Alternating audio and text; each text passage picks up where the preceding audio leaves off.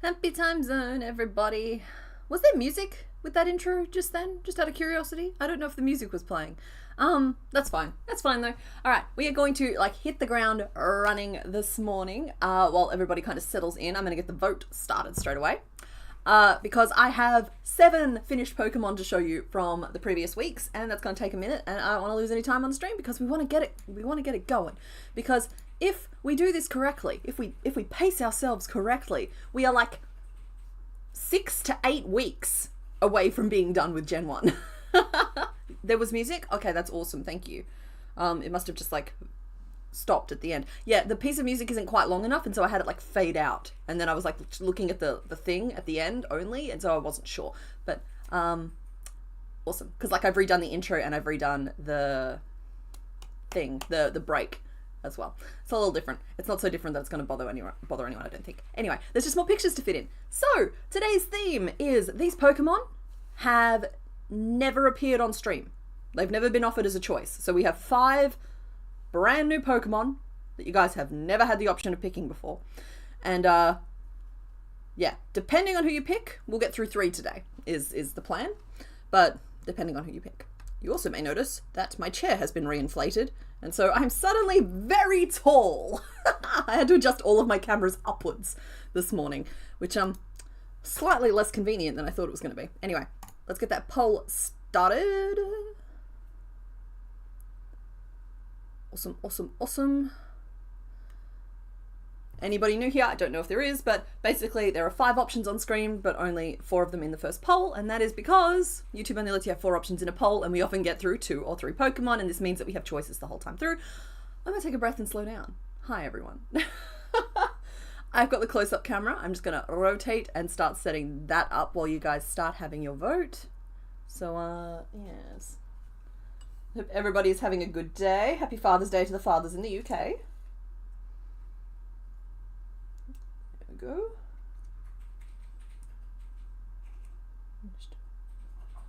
No, why are you set to the wrong setting?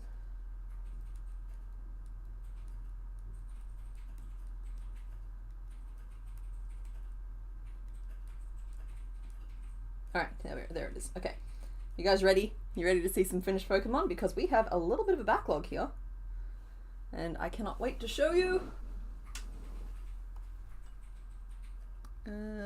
There. Oops, no feed pics, not in this economy. So, I'll leave the little critter thing in the corner of the screen. So, first up we have Pinsir, Sir Bobby.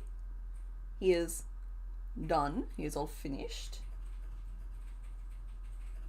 Then, moving right along, we have Starmie, Polaris, who was assembled very much like a puzzle, but we got there. Then I have Little Meatball. These aren't in any kind of particular order. But Little Meatball. Moo. Turned out really cute and kind of cross-eyed. We have Mr. Stones, who still somersaults. Or does his best to, anyway.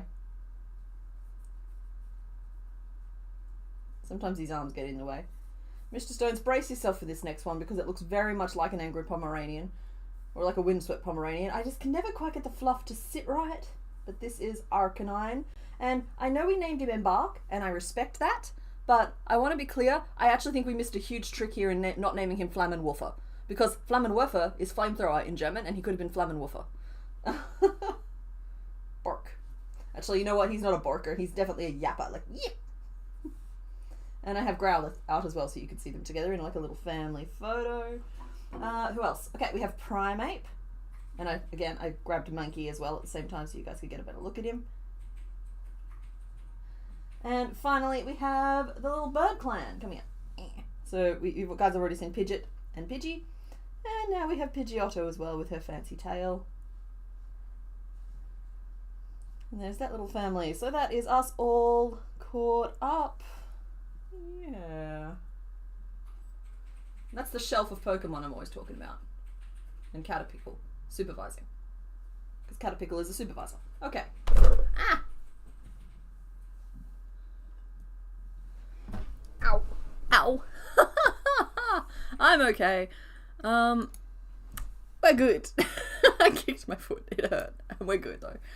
Alrighty. Okay, now I can finally see how you guys actually think. Boof? He's a buffer? I don't think he's a buffer. I think he's definitely a yip. I'm okay. Yeah, Mr. Bones and Mr. Stones. Meatball is super cute. I agree. Everyone came out great. Thank you. I'm just really surprised I managed to get all caught up. Now, I have started making the Soul Silver Pokemon. That said, I'm pretty sure I've cleaned all of the spoilers out of the room. That said, if you go looking for spoilers, there is potential you will find spoilers. I suggest you not look for spoilers. I don't think anyone's going to guess the Pokemon I'm making for that episode anyway. The game has a sense of humor, let's put it that way. There are other fire dogs we can keep that in mind for. Maybe. I don't think there are. I think they're cats. Yeah, I love how chubby the Pidgey clan is as well. Hi Bottega channel. Oh, hello to everybody as well. I don't think I've actually stopped and really engaged with you guys yet. But, yeah. Okay, so I'm assuming that the vote has come in. Oh, wow. Wow, you guys picked number 4. Who do you guys think number 4 is?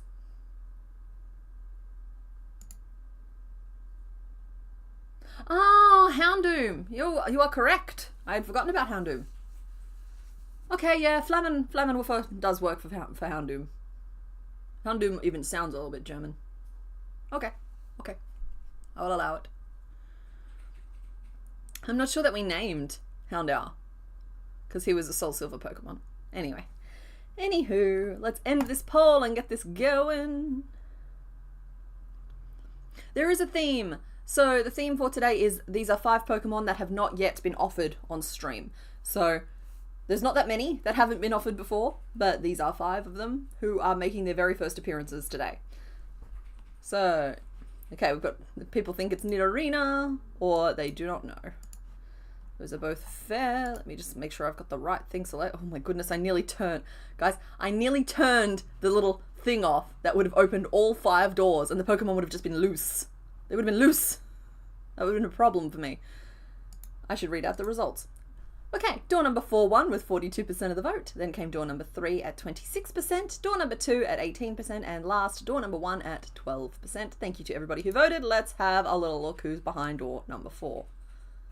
Now, I have a guess as to who you guys are going to pick today, and in what order. And so far, we're on track. I didn't think you'd be able to resist the blue. And it looks like I was right. There we go. So yeah, we're going to start off the day with Nidorina. And just one more thing to go before we get started properly. This is the old Pokédex, right? So you may notice... Oh, sorry. Let me turn on the new one. This is where we are a month later. So you may notice that we have finished a couple of columns, but we actually haven't finished any rows yet. There is not a single finished row yet, and there is a chance that we will finish rows today. But not with Nidorina. Nidorina is far on the far right side, below Beedrill, second row down. And you can see there that Raichu still hasn't been done in that line. But yeah, there is a chance we will finish our first row today. Though it is looking very full at this point. So, yeah, we're gonna make Nidorina.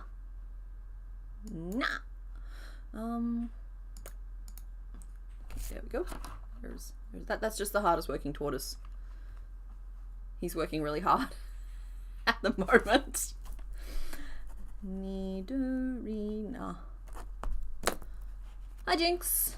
Hello to everybody who's filing in. Let us adjust our Pokédex count. Brings us up to 133. And we need a little sprite on the screen. It's you. So oh, what are you doing over there? So the problem with Nidorina is that she's being presented to me as a biped, and Nidorino is a quadruped, and I don't know whether or not Nidorina is meant to be a quadruped.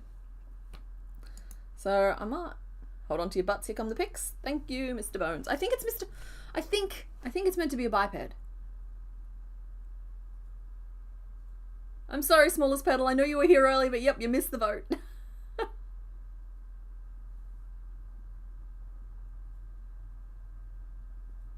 No toe beans? Okay.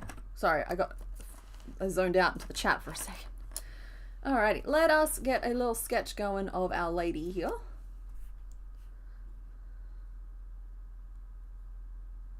Okay, I'm being shown some evidence that they are meant to be down on all fours. It's not going to really change the base shapes, it just might change the way we make the pieces, is all.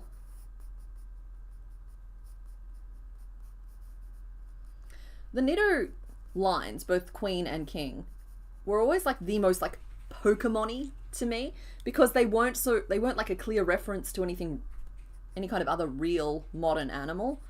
And so they always just felt that little bit more Pokemon-y to me than some of the others.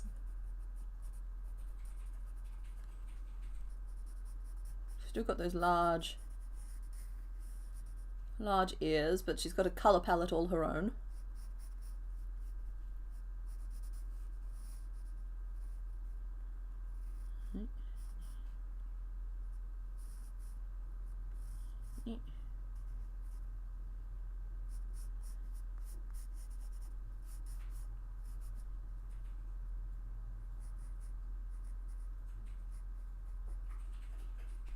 Oh, hey, new head spots.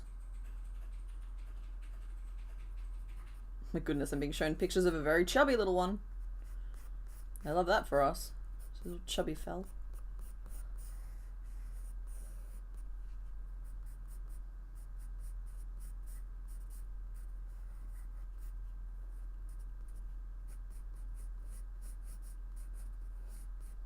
Who needs to obey the laws of gravity, right? Let's put the center of gravity right at the back and still somehow have it balanced. This is fine. Who authorized this Pokemon? Oh, tail? Yes, tail. I fear my sketches have become extremely sketchy recently. But that's okay. We're doing our best. How many back spikes are we talking? Is it just the 2? Or are they kind of a little bit more sporadic? Oh, no, wait, we got 2 on either side. Thank you to everyone helping with the reference images. Mr. Bones, you specifically said no toe beans, but I'm seeing toe beans in one of the pictures you sent. Or are they foot pads? I don't know. Yeah, the head shape was always really dragony to me as well.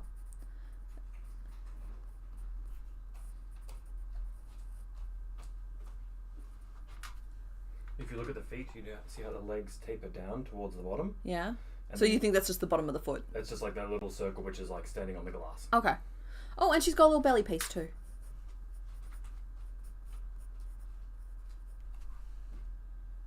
Okay. I've given her a very strange expression. You're all going to have to just bear with me here.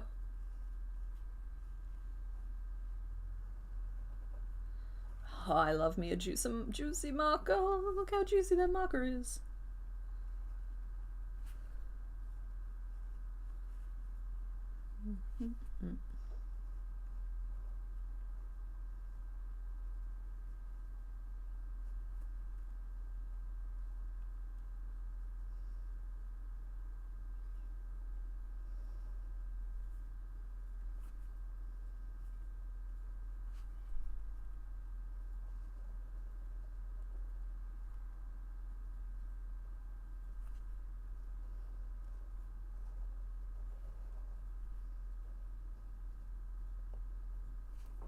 I'm going to move one of these feet out a little, even though I think this is more correct to her actual pose. So I'm going to move one of these feet out here.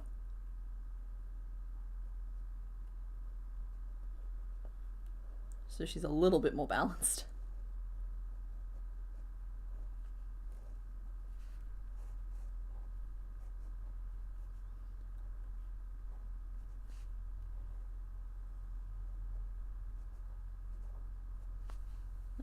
And she has her tummy marking like so.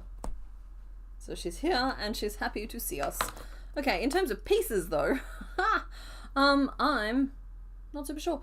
Pink was masculine, and any straight male that says he doesn't like pink things is lying, and that's all I have to say on the matter. Fair enough. It used to be blue for girls and pink for boys. Yeah. She looks like she wants to fight. A little bit. Nah, she looks like a little sweetie pie. Oh, night, Aaron McFrew. And welcome back if you come back for the replay. She does. It looks like they're like sleeves up, ready to get you. Is there a theme today? Yep, today we are doing Pokemon that have not previously appeared on stream. So it's a little bit of a meta theme. We are down to like, I think it's 17 Pokemon now. So, sorry, 18 Pokemon now. And so like, it's a little harder to find connecting threads that aren't a little bit on the nose, such as Pokemon that have never been offered as options on the stream. But I understand the mission, y'all understand the assignment, and we're getting through them together. I'm going to go for like semi-upright like this, and we might have to put a weight in her butt to help her balance. The tail might become a separate piece, but for now I'm going to draw it. This is just a cross section, so like the eyes are facing forwards. How down the head do those eyes go? We are going to use safety eyes because we have for both the smaller incarnation and King and Queen, so that makes sense. So that's kind of the body shape that we're looking for. Then we kind of have two little nubs of legs, and they really are just little nubs. And I don't even think we're going to stitch toenails in. I think we're going to just sew on little white triangles afterwards. The arms can be little tubes. Depending on the size, we may do the little roll-up cuff. It's a size-dependent thing. I know that the King and Queen ended up like fair-sized handfuls, but I don't have either of them out at the moment. And oh, hello! That's convenient. Okay, I do have Nido Queen here. So as you can see, she is a sizable lady, and so as long as we have about this much room to work with. I still think I'm going to just stitch on finger and toenails for her, just to keep them like dainty and little. We might, well, in fact we will, we'll end up doing a separate lip piece, which will just be like a straight piece with a little beak on it. We need a little belly patch, which will just be a circle. And the ears are always the most obnoxious piece on these ones here. Because like, I think I did these as two pieces and then stitched around. We'll have to do a similar thing here. Because I'm not doing that much embroidery, so we'd need like an inner piece, which will start as like one colour, and then we'll have to attach more to the other colour, and then we'll need the outer piece that has the spikies. Except it'll just be created as a flat piece, and then we'll add the spikies as I stitch them together. But I think that's it. Oh no, wait, sorry, back spikes. She also has back spikes. She's got big one, two big, and two little ones. Nothing on top of the head though. She's actually really cute. She might be one of my favorite ones that I've done in a while. She's just very like me. To the point where I almost want to colour her in, but I haven't coloured in any of the other sketches, and like it'd be nice to keep them consistent just in case I decide to turn them into anything. The beak has multiple peaks. Oh, I see. I understand and I see. I don't know how well that's going to translate, but I will add it to my sketch so that I don't forget to at least try. And again, depending on scale, I might opt for a solution that looks correct rather than one that is correct. Sometimes that's just how we do. All right, picking colours is going to be interesting for this little girl because she's an interesting assortment of colours. My yarn bin can come up here now because my chair has been reinflated and there is now room for it. These are just my open ones, so it doesn't necessarily matter if I can't find one specifically in here. We can rummage on the shelves behind me. I just didn't think I would have to. Oh, hello! That's good. That looks like a winner to me. And two colours for inside the ear. That looks like the darker blue. And what else have we got? I have some red on the tortoise already for eyes if I wanted to do that detail. I have this blue, but I think what we need is sacks. It's a very specific colour. I don't think I actually managed to replace it last time I needed to. Sorry, there's a whole box of yarn between me and the microphone, so I'm going to speak slightly louder. I need this, and then I need this colour here, which is, funnily enough, this is sacks. And I think that's the other colour for the inside of the ear. But I'm pretty happy with, I think this is iceberg as our main colour. Like, it's a little bit more blue than she is, but I think it's about as good as we're going to get.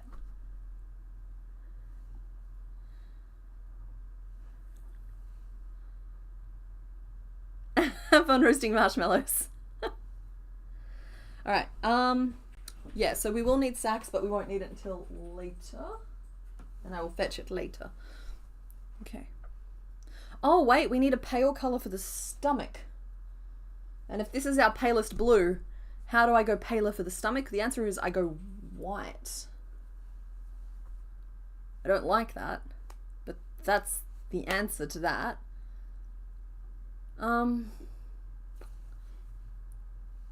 Just so that everyone gets a better idea of what that colour actually is. Oh, even then, it's slightly more green than it looks on that one. That's actually probably closer. I can do it, use white for the belly, or I can use cream for the belly to match the older one.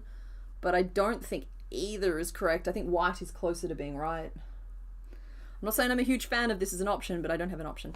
Sax is S-A-X-E, like saxophone without the phone. Yeah. Oh, cream? We're all shouting cream? White works? You'll make up your mind. I might start a poll later, but for now, let's just get going. Because we are 23 minutes in and I haven't picked up my hook yet, which is just embarrassing. Ah!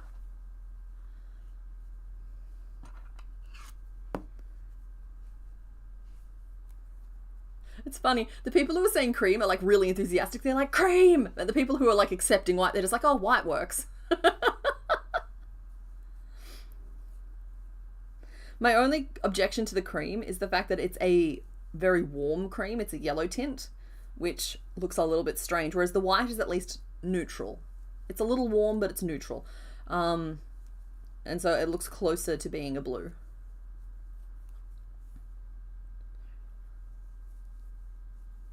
I didn't see Mr. Bones have an opinion, but fair. Yeah, keep all the colours cool. Yep. I think we're all in the same boat there. 1, 2, 3, 4, 5, 6. Okay, we have the magic ring at the start of the head. In terms of direction, I could easily be here in the middle of the face, or I could be here at the top of the head, and I need to make that decision because it's kind of an important one. I could even be here in the middle of the nose, and we could work backwards that way. That might give us a really nice stitch flow, actually, and it increases the chance of being able to build the tail in. So maybe we'll start at the tip of the nose and work backwards.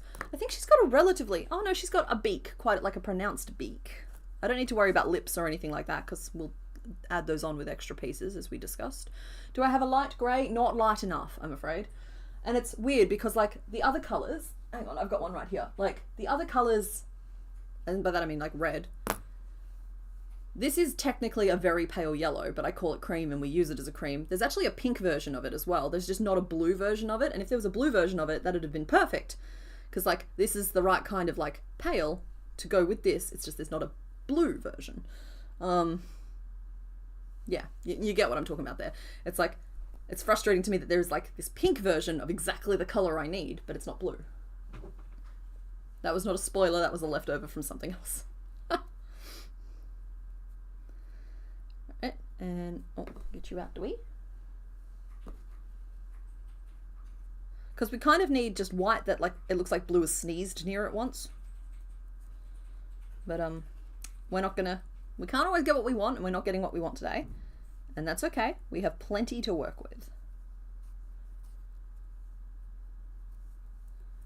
Okay, I'm heading up to 9 stitches here, and I think that'll be, come on, the width of our beak. You think she's a monster chinchilla?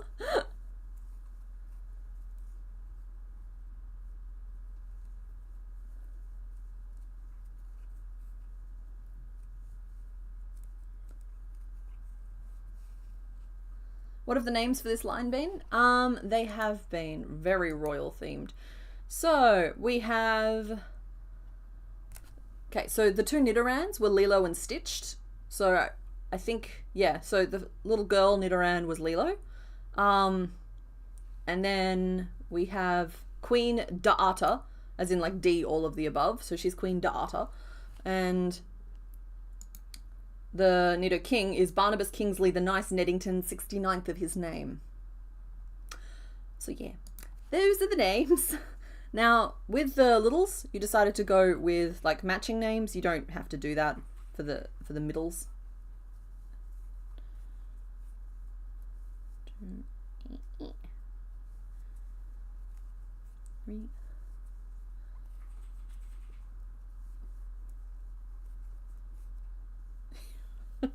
You wish the actual Nidorina had as much personality as my little doodle. Yeah, I quite like some of the little sketches I've done. I'm intending to like scan them all in at some point and like see how they all look together and see how I feel about it. But I've already talked about how there is potential for me, like I'm getting one printed for myself, but there's potential for me to offer it as something you can get as well, a poster when we're done here of like the full Gen 1 Crochetdex, just because it's way more convenient to have, for me to have that on the wall as a reminder of all of this than it is for me to have 151 crocheted items.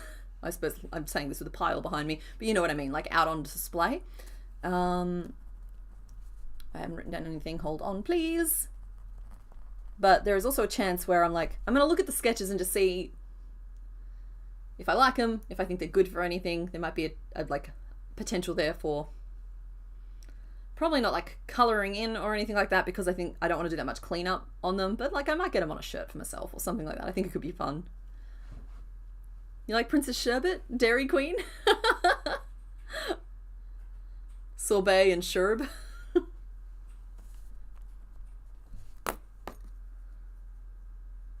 I'm worried that's not beaky enough. But like, depending on the version I'm looking at, she's not necessarily super beaky. She's super beaky. Yeah. Don't know. But I think I might do the weird thing for myself and make this the top of the head, and then we can grow that way. So like, we have 9 stitches at the moment, right? 1, 2, 3, 1, 2, 3. And I kind of want to make the cross section of this head to be almost square now that we have a beak formed. So we're going from triangle to square, and I'd say we're here at the moment going this way. So I'm going to want to put an increase 3 here and here to start building out those corners, and then we can just do straight across the bottom, which should encourage a rectangle. And we might have to do 2 rows of that, but I think that still keeps her within, like, she just has to be smaller than Nido Queen, because like she was just a little tiny bunny in her original form, which I'm not going to try and dig through and find, but I think that's the answer to what I'm trying to do here.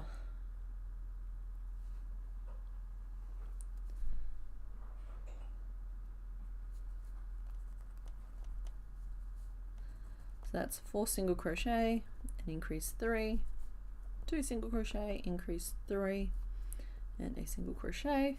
4, 5, 6, 7, 8, 9, 10, 11, 12, 13. Ew! Ew. Took us from 9 to 13. Gross.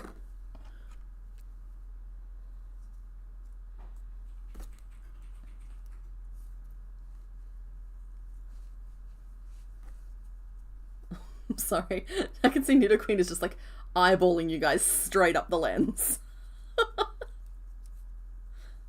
She's supervising.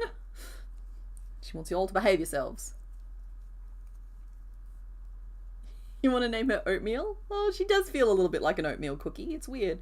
Like a little oatmeal raisin.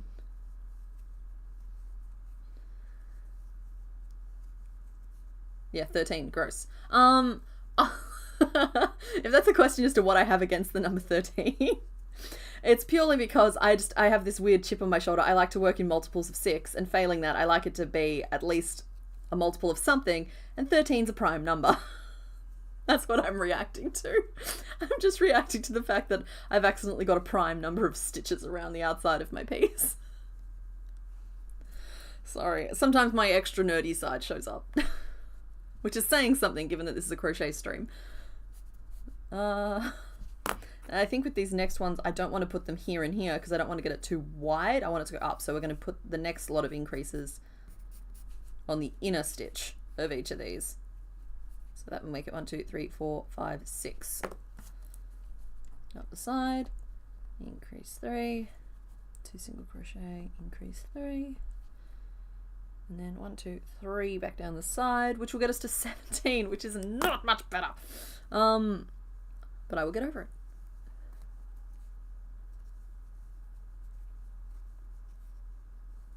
Oh, you remember? That's okay. I was like, sometimes when there's a question mark, I'm not sure if it's like someone playing along or someone actually asking a question, and it's convenient for the stream sometimes if it's an actual question and I can just rattle off an answer. The other day was Friday the 13th. You are correct. And we also had like a pink moon very recently as well, which is kind of cool. It's got me feeling all batty. So I try not to like overwear the bats, but they are my favorite earrings. And I don't know. Sometimes it's nice to feel a little bit batty.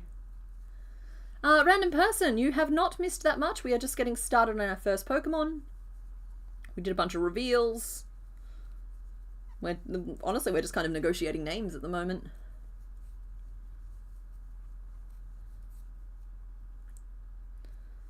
The dang prime numbers are haunting me a little. But like, okay, look, I rail against prime numbers, but they are actually super helpful if you have to position something in the middle of a row, because there is one clearly defined stitch that makes it the middle of the row. It's also helpful if you need to do a lot of aggressive decreasing, because a single crochet 3 together needs 3 stitches, and again, it's easy to center something if there's an odd number of stitches. So they're like, I wouldn't say that my ire at hitting a prime number is performative, but like I am playing it up a little bit. It's just like I am always cranky when I hit one. That doesn't mean it's not helpful. It's like when you magically arrive back at a multiple of 6, it's like, when you haven't done it on purpose. Like obviously I could chuck an increase in here now and hit it and it would be on purpose, and that is different.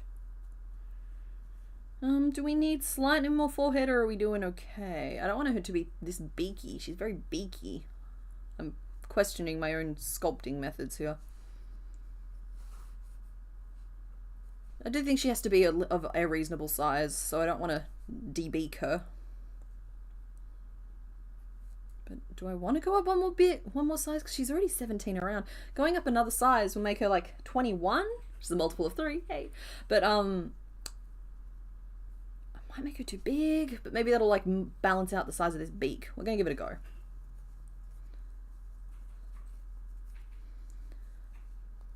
Three, 4, 5,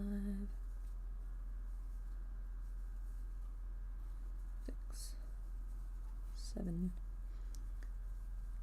8. Yeah, 15 and 21 are great because it's like multiples of 3. They're not prime numbers, they're just odd. It's just nice to have options. But like we can make prime numbers work. It's just on the surface, they're not my favorites.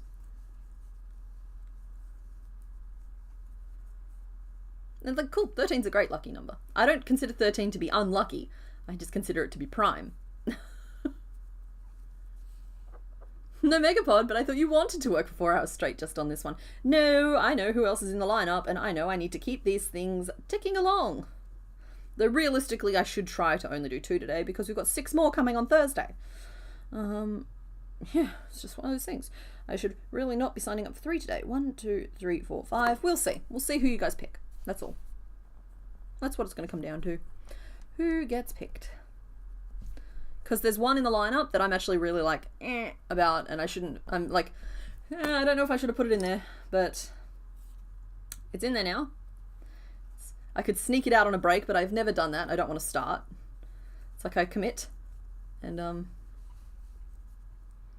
yeah, I don't know. I'm very tense. If you guys pick, if there's a certain one that if you guys pick it, I'm going to like spiral a little bit, but then I'm sure we'll work it out. We worked out all the others so far.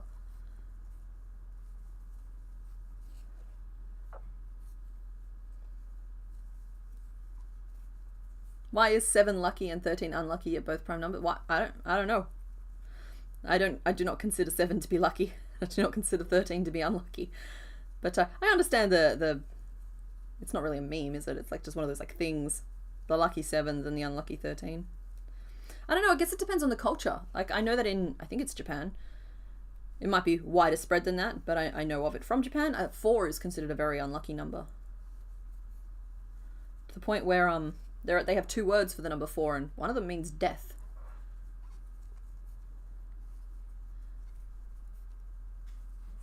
Hi Daiquiri, and good night Breeze. Thanks for hanging out. Yep, that's right, the Chaos Run is continuing. I've only filmed 2 more episodes of the gameplay, but I am expecting it to be a block of 4. I'm hoping to reach the Elite 4. The game is not cooperating. I'm trying to save my tantrums for like on screen because like you'll like to watch me suffer, but that's fine. I like to suffer for my craft, so I guess that makes us even. But yeah, it's the game's not cooperating with me, not very well. Okay, she's too beaky. I feel like I have to go back. That's way too beaky. It's too snoutish. She does not have that much snout. I'm going back. Brace yourselves. If you don't like the look of frogging, this is going to hurt.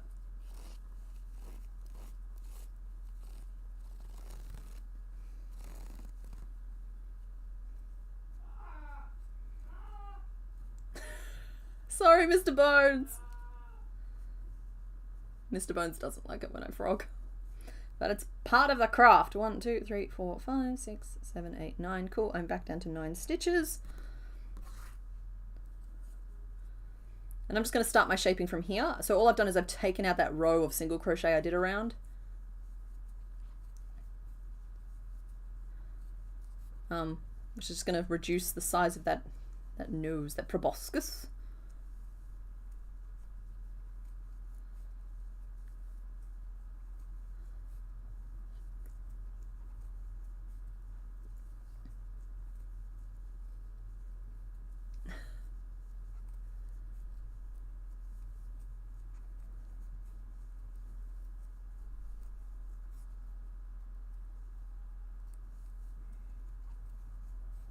You've been frogging all day. Oh no. You don't know if it hurts or if you're just numb to it, Caitlin. No. This isn't that giant blanket again. Or am I misremembering your projects? Or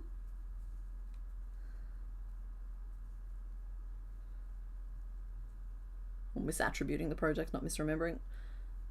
I'm gonna start using a bobby pin like a responsible crafter. There we go.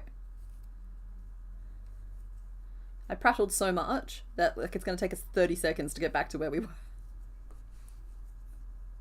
But this is one of those ones where once the base piece is made, the rest of it's just going to basically just be done almost instantly. Soul Silver runs, says CK's Pokemon rival. Yeah, you're not wrong. The game has a sense of humor. It does. It just has an innate sense of humor. And it does. That's all. That's all. I don't want to give anything away. Imagine if she had eyes before getting frogged. It's happened. I have been known to detach safety eyes before. If I think that's likely. Yeah. Or, like, and if I can't get it done, Mr. Bones definitely can. Got a couple of hands like pliers, that dude.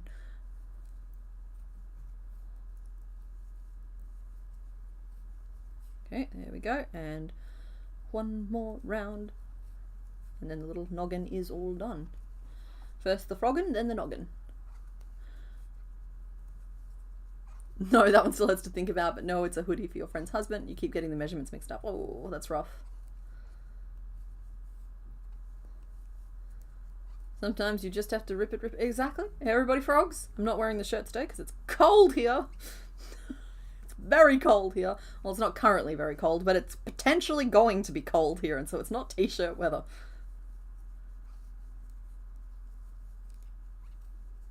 You're convinced it's called frogging because of the noise one makes? Do you mean the noise of the stitches untangling, or the fact that we all go, ah? Because either is a legitimate thing. I'm having a weird time sitting up on the ball again now. Please note how above the desk I am. That's how deflated my ball had apparently gotten.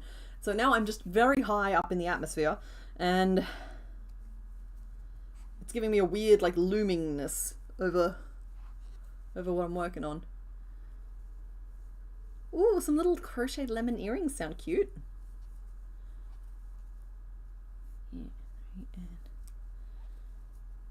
Hopefully that's right. I didn't really count that whole time. I've trusted the stitch marker way more than I potentially should have. 1, 2, 3, 4, 5. No, but we're good though. We are on track. Alright, cool. Well, we're still 21 around, and that is a way more appropriate little snoot for this little lady. So we're just going to crochet around, build up a little bit more head. It's nice and chilly. It is. Mr. Bones enjoys a good bone chilling. You'll be in Perth in October.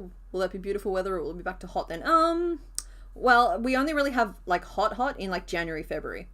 The rest of the time it's honestly pretty mild. Like June, July we might have like the odd week of freezing cold, but most of the time it's just kind of nice. In October there's, I don't know, usually rain, but like the rest of the time it's relatively mild.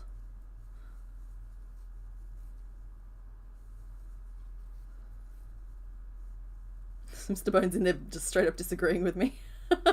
That's true. It does depend on where you're from and what you're used to. Because, like, yesterday, like, he and I had this conversation where I was just like, oh, it's warmer today. Or it's, like, warmish today. It's, like, 18. And he was disagreeing and saying 18 was cold. I'm just like, no. Disagree. 18 is the temperature to be if you have to be one. It's the frustration of frogging. Yeah, that's part of it. I do, like, okay, so I play frogging off as a bit of a joke, but, like, it does actually come with, like, kind of a bit of homework as well every time, because, like, never, ever, ever frog out of frustration, right? Frog because you know what you need to do differently. And, like, a lot of the time that comes down to, you know you've missed a stitch somewhere, and so you have to go back and put that stitch in because it's going to bother you, or it's a structurally important stitch. And so, like, you know what you're doing then. You're going back to a certain point and you are adding in the stitch that you missed. But, like, when you're designing something, sometimes that can be a little bit more vague as to why you're frogging. It's just like, the shape doesn't look right, isn't reason to frog. The shape doesn't look right, and this is how I'm going to try it to make it different. That's a reason to frog. So just then, my snout was too long, so I frogged back to remove a row to make the snout shorter. I didn't just, like, don't like the shape, gonna frog it and try again. Like, no, that's just, you're asking for, like, you're entering a task of Sisyphean proportions there. Like, stop pushing that boulder uphill. Take a really good look at it. You don't like the shape. Why? What's wrong with it? Like, this is potentially coming out a little bit square, but I've decided I'm going to live with it because we've gone very square-headed on Nidoqueen here. So I think we can get away with having Nidorina's head be a little bit squarish, even though I've drawn her very mousy there. I think she looks relatively squarish here, even if it does look a little bit smaller there. Her body is going to be roughly the same size as her head, so it's going to be a little bit more out of proportion than what you're seeing in the sprite. Yeah, 18 degrees is nice.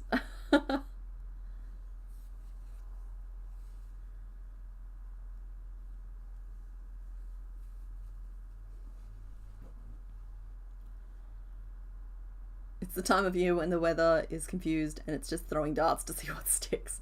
Yeah, well, here it's like, oh no, it's going to be hot soon. That's what I think of, like, October through December. It's like, oh no, it's going to get hot soon. But it does, like, January, February is the hot time of year here. June, July is kind of the wet time of year. Sometimes cold, sometimes just wet. The rest of the time is kind of just, like, weather happening. We live in a very nice part of the world. Okay, so I'm currently, I'd say I'm here-ish. I really should probably start growing out the tummy if I'm going to do it as the same piece, or I could easily do it as a separate piece and just sew it on. My goodness, would that make this easier? I'm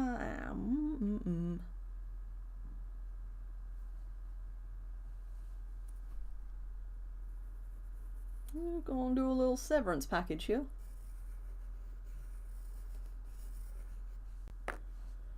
Oh no, they're separate things. How did that happen?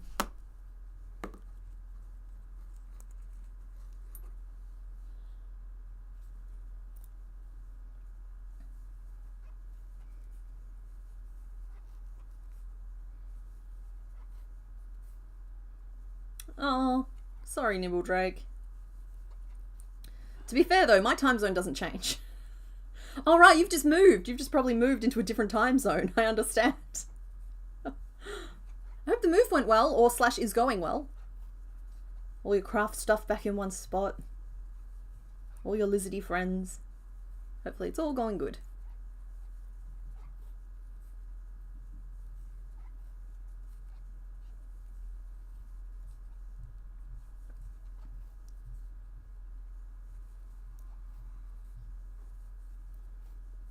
Yeah, being hot, but the new house has AC. Yeah, okay, cool. I am a huge fan, ironically, of ceiling fans. Pedestal fans. I like fans. I like the air to be moving. I find that sometimes you don't need the air to be chilled, you just need it to be moving.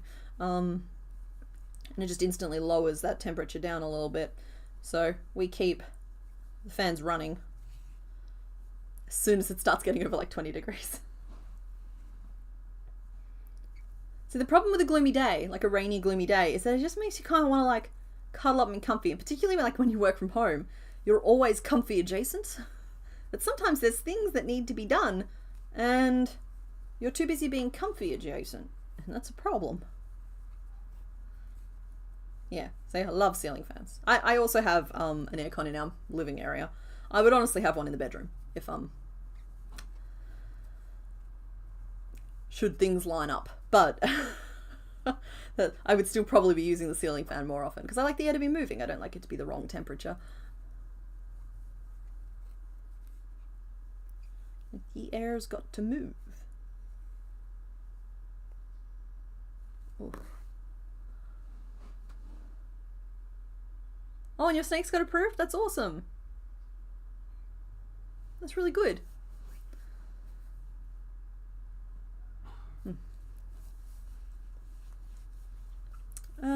Okay, so I've done 3 rows of 21 single crochet. I'm just calibrating.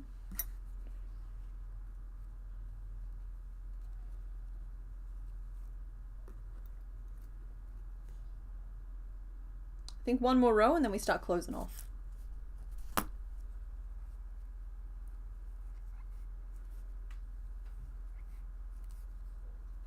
Yeah, see, I like sleeping under a ceiling fan, but then I always have.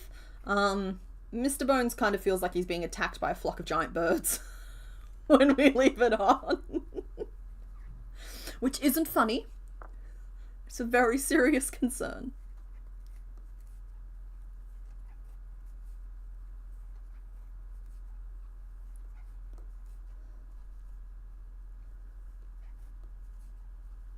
Yeah. One of those things. I'm gonna stop and I'm gonna hydrate. Let's have a little hydration, everybody. Hydrate or dihydrate.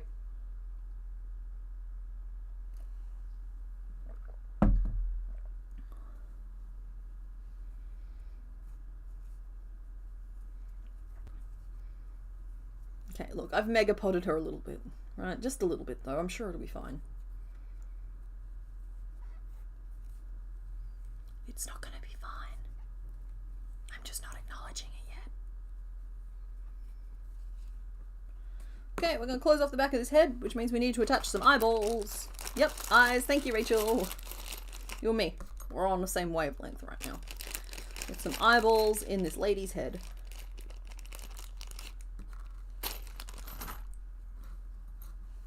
Okay. I'm worried these are going to be too small. I've mega potted the head so much.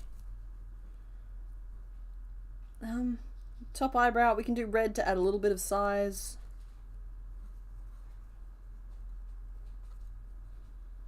Just worried that, like, I don't know, sometimes I get like, tense and overthinky.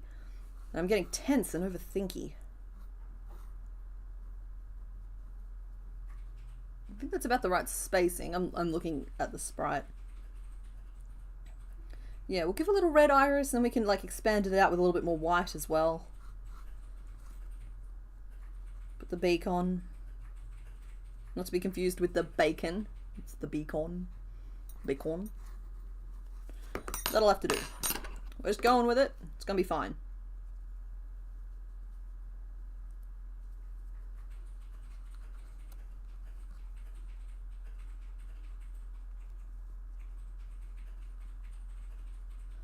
We also have a pedestal fan. Sometimes we, in fact, during the hottest time of the year, we have both going. One directly above and one blowing across. You gotta have that cross breeze going.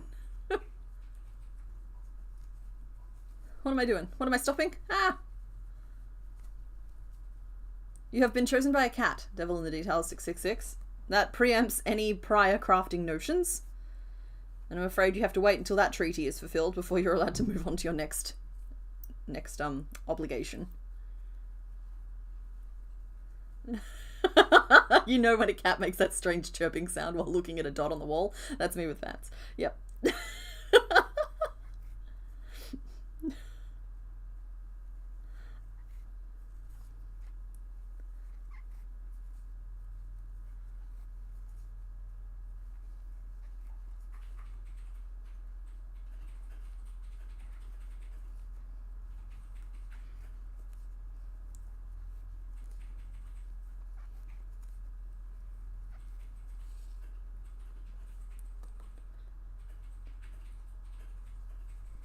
I also insist on sleeping with the window open at all times of year.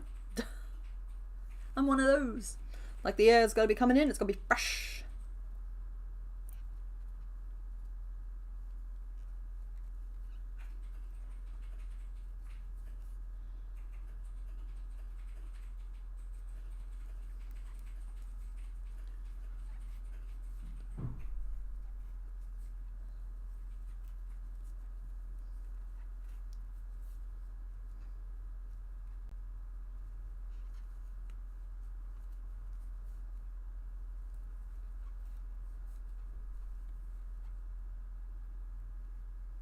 I need to pay slightly less attention to chat. I'm getting all caught up with the conversations that are going on. I need to pay slightly more attention to what my hands are doing because we're not really warmed up yet. 1, 2, 3, 4, 5. Once we're all warmed up, I don't have to look at what I'm doing. But right now, I'm not warmed up yet.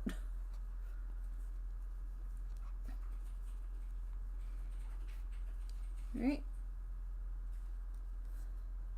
Oh, Craig and NC, I saw the photos you posted of your chicken legs for your cat toys in the Discord. I think they're looking really cute. Or at least I saw a photo of some crochet chicken legs and I've associated them with the story you were telling last week on stream. So maybe, again, I might be misassociating, but I'm pretty sure they were yours. Close off the back of this head and we're just gonna do our best.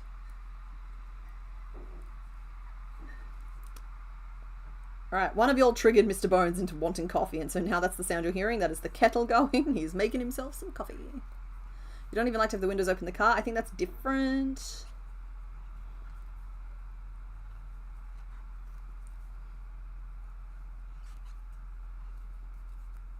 Only reason to have windows shut is if you've got bugs. And even then, that's what fly screens are for.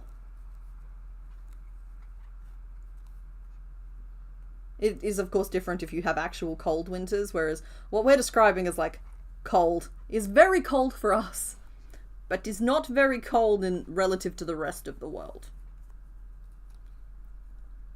Every time is coffee time.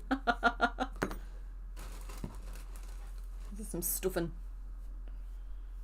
I might have to break my own stream rules here, and we might have to do the face on this thing early, because, right now she's not it.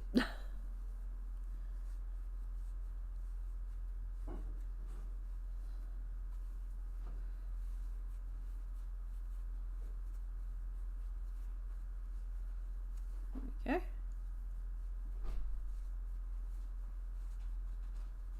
Ooh. Sorry folks, I'm holding a lot of tension in my jaw today and it's just making everything a little bit harder. -30 to -40 here, no window, open windows in winter. Yeah, that's the kind of like leave the taps dripping sort of temperatures. Not at all what we're referring to here.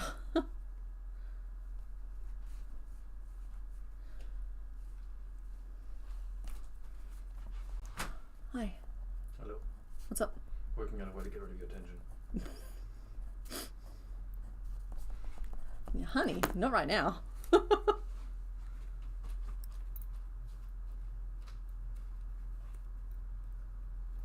Skeleton flexing at me in the doorway. What's cold for WA? When I used to catch the bus at like 6 AM, it was pretty frequently -1, 0. But that is Celsius. Snow doesn't really happen here. We got hail the other day though. That gives you some indication of like the fact that it has been cold, but we're not like walking around in heavy duty cold weather gear, you know. Our jacket gets the job done.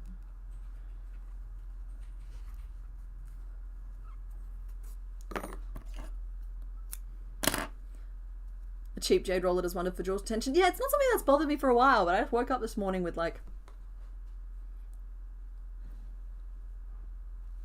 yeah, sorry.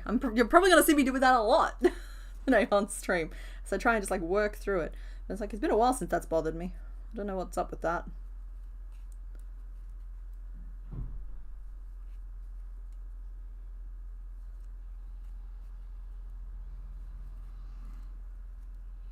Every time is coffee time.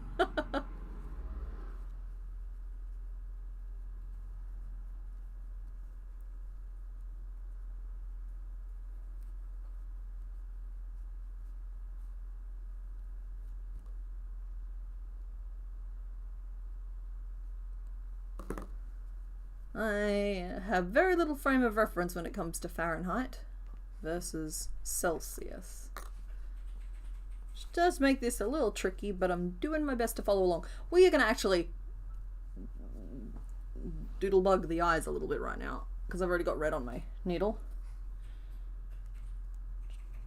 See if we can't make them a little bit more neato burrito.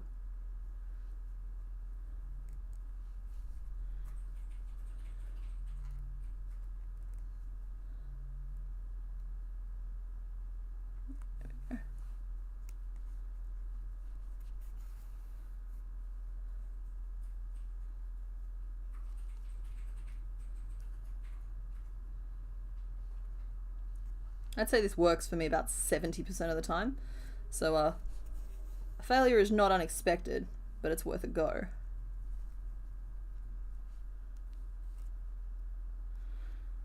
It's worth trying. Because I do think these safety eyes are too small for what we're trying to do here. But the 20mm would have been way too big. Ooh, we may as well do the thing.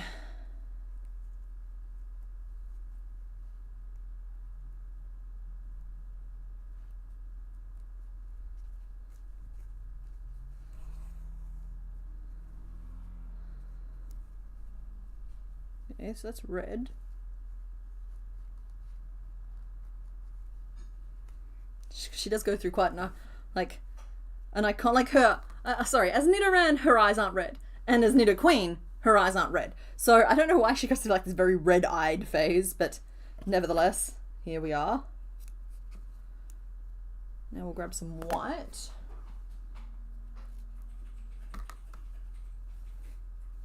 Am I wasting time that I should be using stitching? Yeah. But if I'm happy with the head, it's going to make the rest of the project feel a little bit more hopeful. This is necessary for team morale.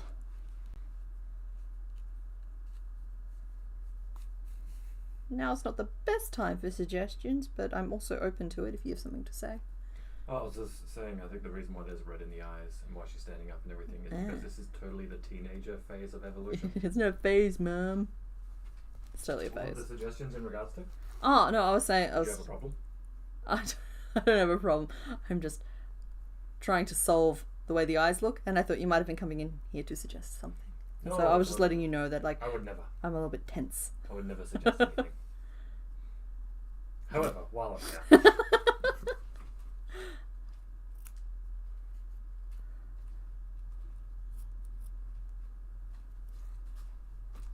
Oh, actually do have a suggestion. Yeah, your local control freak is a little bit tense.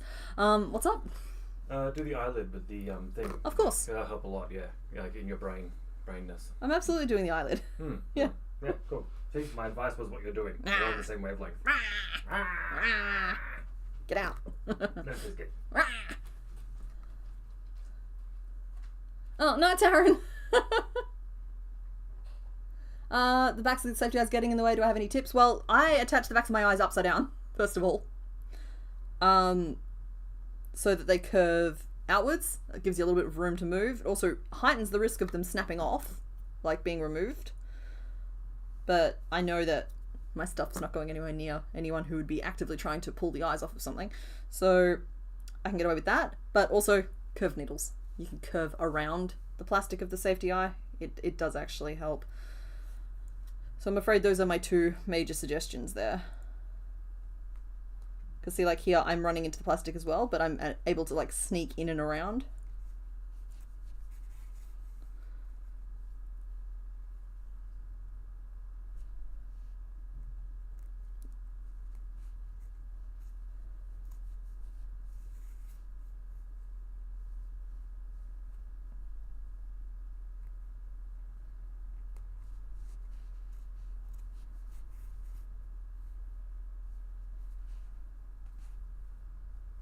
Okay, I think we're looking okay. I think we're doing the do. We're doing the thing.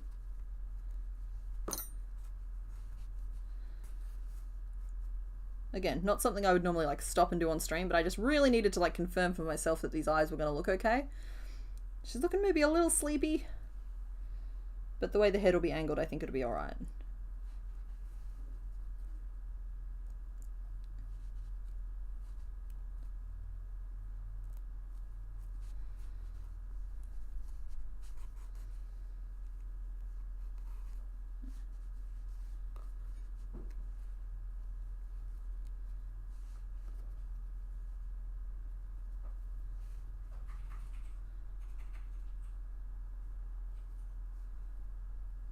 go.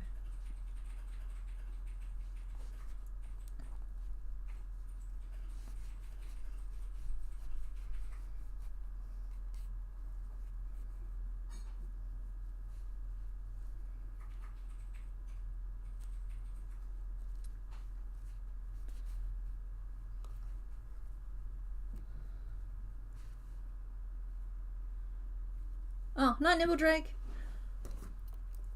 Have fun in your new house.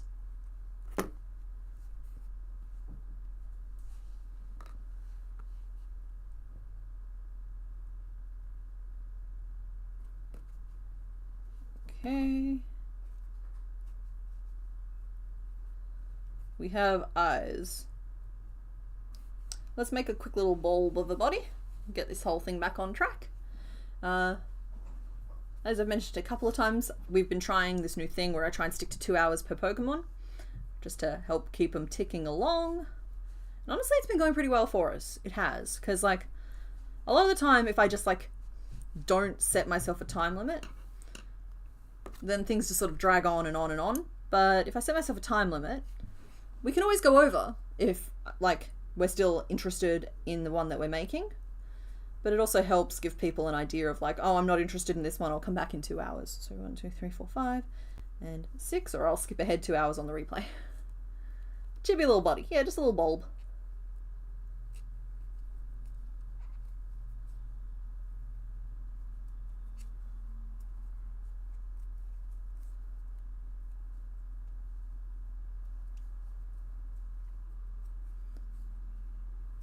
Yeah, she's just a cranky little miss. Who thankfully has no spots or horns on her head. Like, we appreciate that. We appreciate the restraint. It's been the least convenient thing about all of these Nidos. And you know what? I'm including Rhydon in that, and I'll include the future Kangaskhan, though we have not made Kangaskhan yet. In that, it's just like they always have all of these spikes and horns, just nonsense all over themselves. Like, stop it. Be smooth. Round is the name of the game here. 1, 2, 3, 9, 10, 11, 12. Am I gonna put a weight in her butt? Yeah. But if I forget, I can always do it with the tail as well. We have options, and I can also put it in the back feet too. There are always solutions. 1, 2, 3.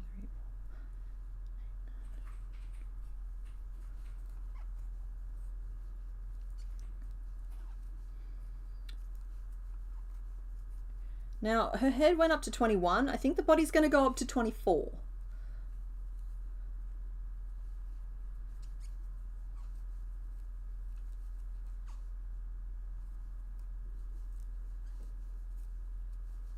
I'm not counting at all. I'm just sort of winging it. This row is supposed to bring us up to 18. And I have every faith that it will. Current name list is Sherbet, Icy, Princess, Nunny, and Gale. Wait, wasn't Dairy Queen one of the names before?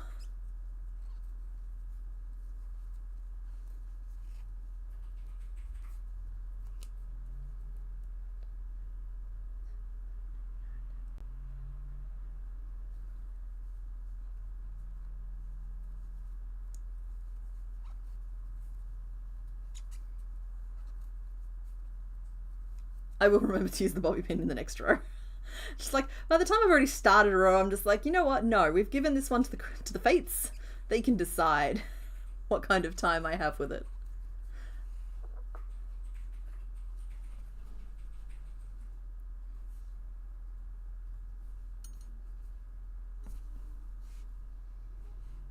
This head is literally the same size as Nido Queen's. It's just going to be on a stumpier body, which is low-key kind of hilarious to me. But it's fine. Right, rather than going straight from 18 to 24, I think we're going to do a little stop off at 21. So we'll do 3 increases for the next 2 rows, just to give it a little bit more smooth, a little bit less block. It becomes a little bit blocky, which would mean we are doing 5 single crochet and an increase, and then we'll be doing 3 increase 3, and that should get us up to 24. which is the plan. There's my bobby pin.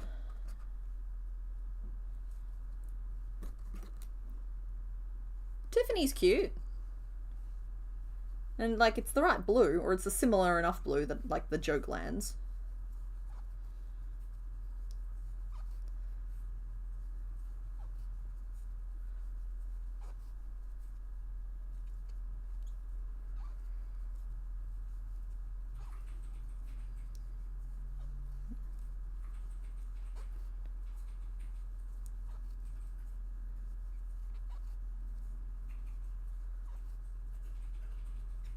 Go.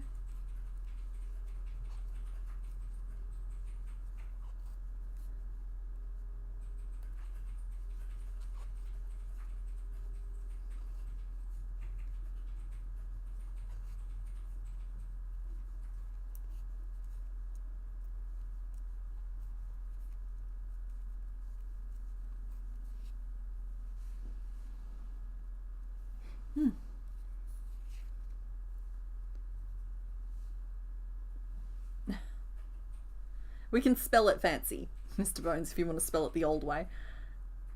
And here we go. This one here will get us up to 24, which will be the widest part around.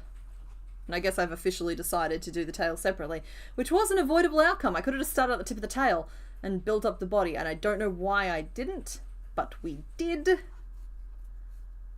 So here we are, and that's fine.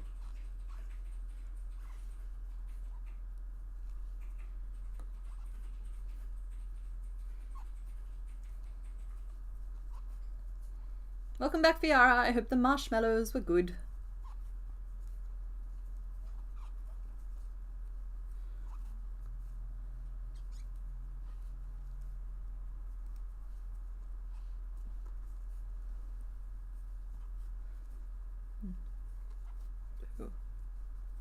Three. If you guys will just excuse me for 1 second, I will be back. I'm gonna throw the break screen up, but we're not gonna watch the whole thing. It's just gonna be like, I just need a minute to run out and grab something. I just don't want to leave you guys unattended.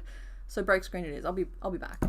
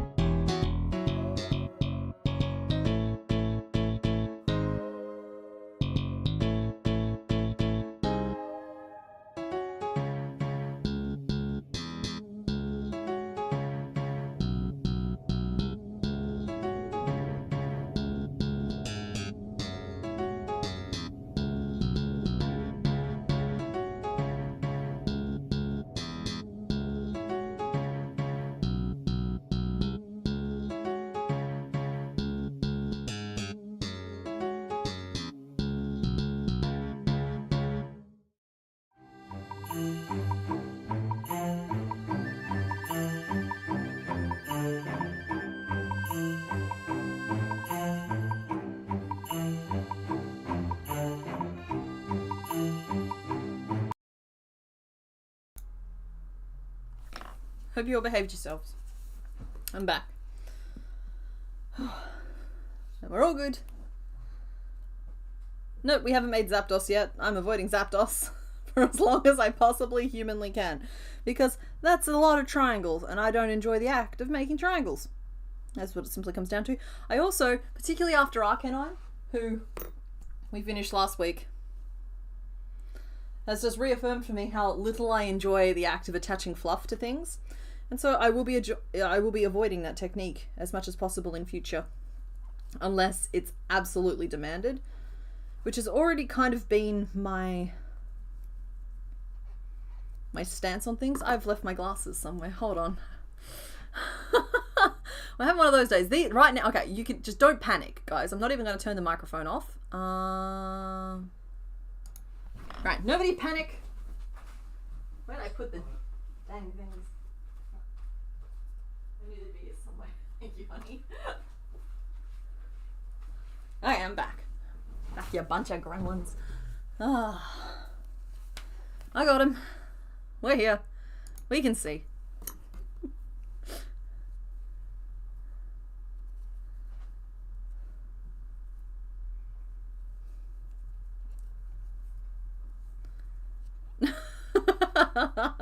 Guys, the sign says specifically don't panic.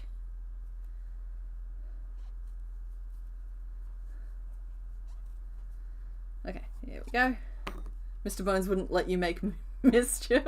That's good. It's good. He's here keeping an eye on things for me as I rummage through our cupboards. We panic anyways. That's fair. That's right. Like, the CK official stance on this is to not panic. I cannot actually control whether or not you actually do panic.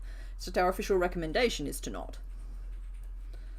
Alright, I'm going to do a whole bunch of rows of 24 single crochet until I feel like we've got enough body yoddy yoddy. That's what they say exactly when you should. True.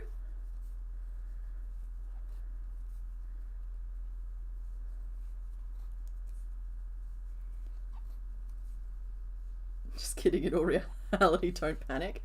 Yeah, true. Stay calm. Take calm and decisive action. Plan ahead. Contingencies. Chicory is a really cute name. Plus, like, Chicky is, like, really cute as, like, a little nickname for her. You need a don't panic t-shirt. Can you imagine walking down the street with just don't panic written on your like, written across your chest? Like...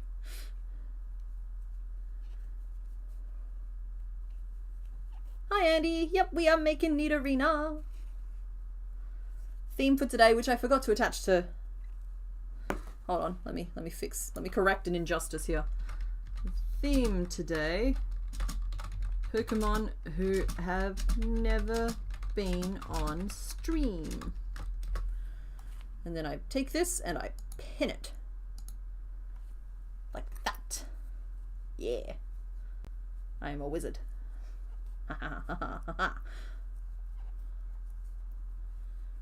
I'm sorry, Tiffany of Chicory, just like, Tiffany Chicory talk. The mouse ran up the clock. Chicory is very much like Chikorita, that's true. And Chikorita has to be coming up soon, right? She's first 4 gens. I get the Hitchhiker's Guide reference. Always take a towel. Yeah, honestly, I am overdue to look at the shop and refresh, remove, redesign something.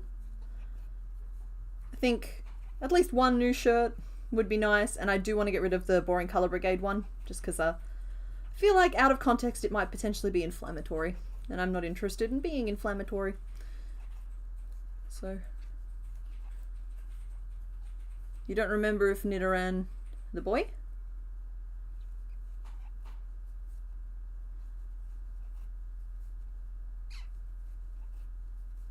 Wait, what's happening? Okay, someone's panicking.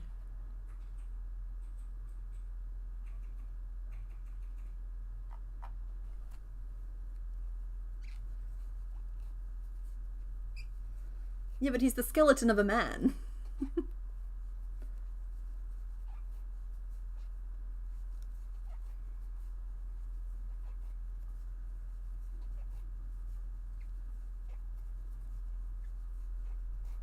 I like how I was like, oh, I'll make it all in one piece. No, I'll split it into separate pieces to make it easier. And I've actually just complicated it terrifically. Well, it's not complicated, it's just going to take longer. Because like I should have started at the tip of the tail and then worked up the body. And I don't want to like start where I started because I want it to be narrower where it joins into the head. So that's just like, it's really obnoxious that I've now locked myself into 3 pieces for what arguably could have just been 1. You vote for a Purple Menace t-shirt? That's very stream specific. Also, I wouldn't be able to wear it because like I can't play favorites between like the Boring Color Brigade. Oh, I suppose we've already got a Boring Color Brigade shirt. That's true. That's true. Alright, that's valid. To be fair, I don't wear it, but like, we do have one.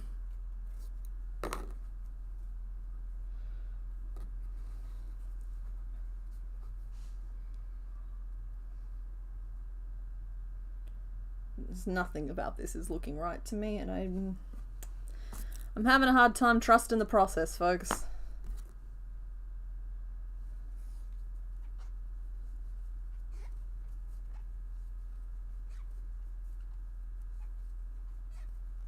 Complicated, you say? Sounds on brand. Yeah, fair. That's fair.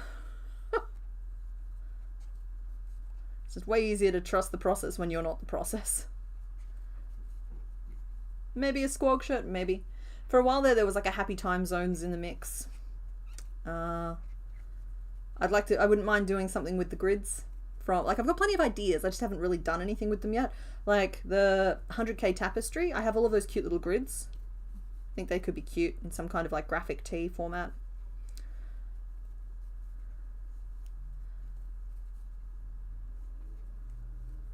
Still waiting for the squagon? Well, to be fair, the wheat pack was kind of the squagon. Yes, I am the process. Which is like, I don't find myself trustworthy, and therefore trusting the process can be really hard when you are the process.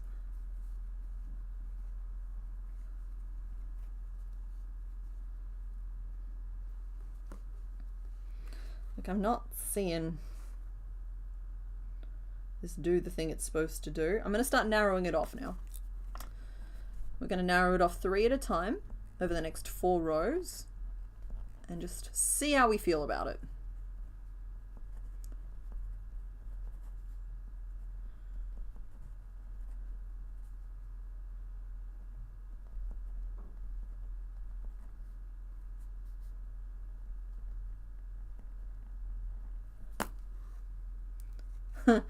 You like wheat. I like wheat. I have not put him in the microwave, though there is much pressure to do so. I know technically, on a technical level, he is microwave safe. I just don't know if I have it in me to close the door on the little guy and hit go. He did have little toothies. He brushes them every night, and he would floss, but his little hands don't reach his mouth.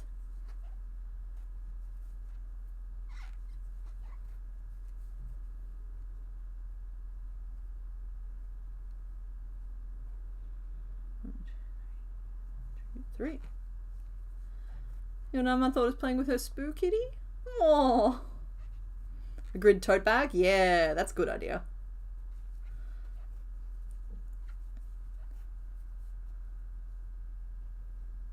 I'm actually afraid that I've made it too thick. Marvelous Moolicious. But, we'll find out together.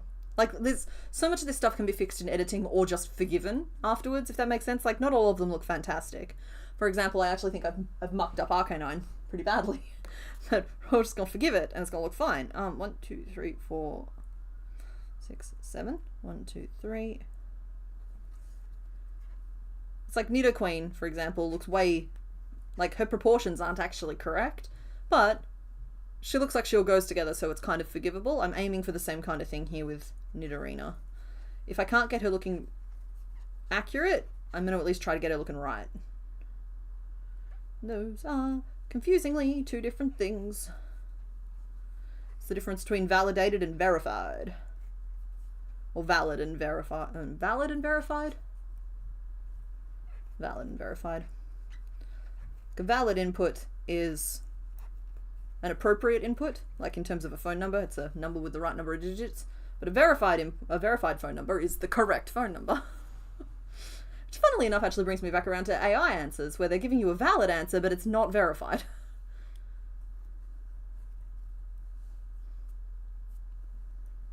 CK, the sound of the microwave would drown out the screaming. How is that better? How is that possibly better?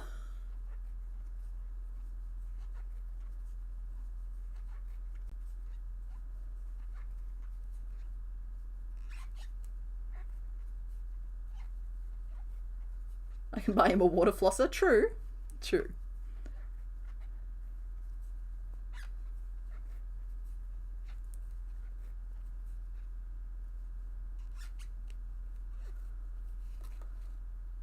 The silver thread is shiny, but it is, yeah, that's part of one of my concerns. It's more of a sheen than an actual shine. And the other thing to note is that the packaging does specifically say 100% cotton on it, but I think I mentioned it in the video. I'm not convinced that like there isn't some sort of metal in the dyes used or in the coating they put on afterwards. Like, just because the fiber itself was 100% cotton doesn't mean they haven't treated it with something not safe. So, yeah. The only way I can guarantee my microwave's not going to blow up is by not doing anything stupid with it. Just don't put him in a ferro microwave. Yeah, no, I've got a domesticated microwave. Ferro microwaves don't do well in the city, particularly in small apartments. So, that said, it'd be nice to have a ferro microwave someday. Wouldn't mind a few feral appliances.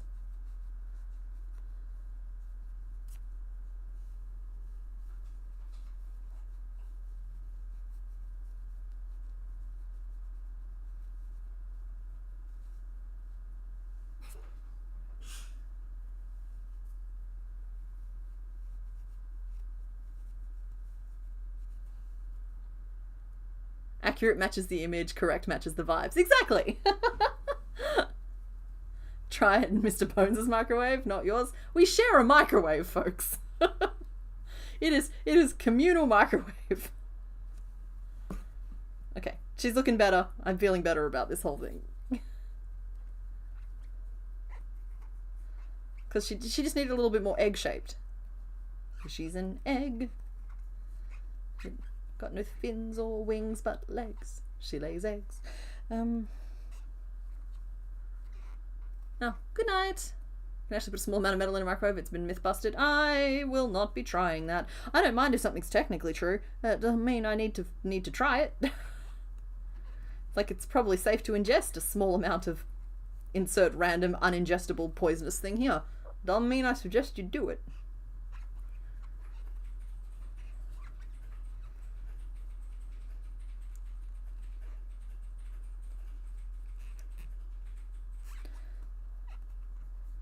I can't put ferro microwave on a shirt because the only way I can think of to do it in a way that truly captures the vibe is I identify as a ferro microwave and I don't.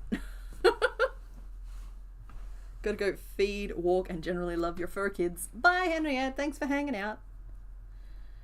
So this is 15 around, and that might actually be narrow enough. Oh my goodness, she's just a tiny little blob. I think we might give her a little bit more neck than that. Didn't put a rock in her butt. Someone remind me to put a rock in her butt.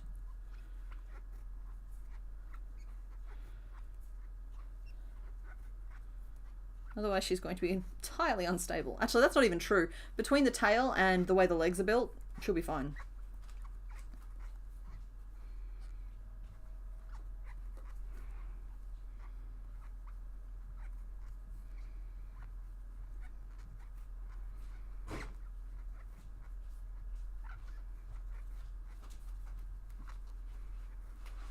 Oh, thank you, honey. He came and gave me a rock. Ah! Which I subsequently dropped. I've got it. Don't you worry about that. Just stay.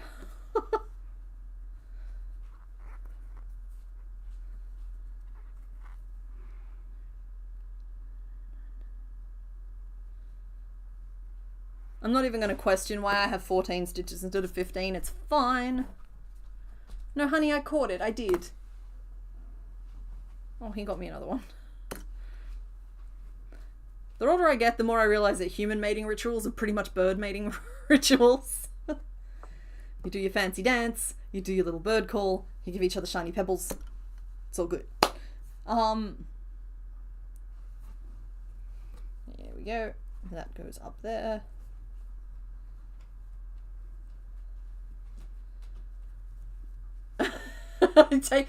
Sir, you take your mating dance out. Shoot.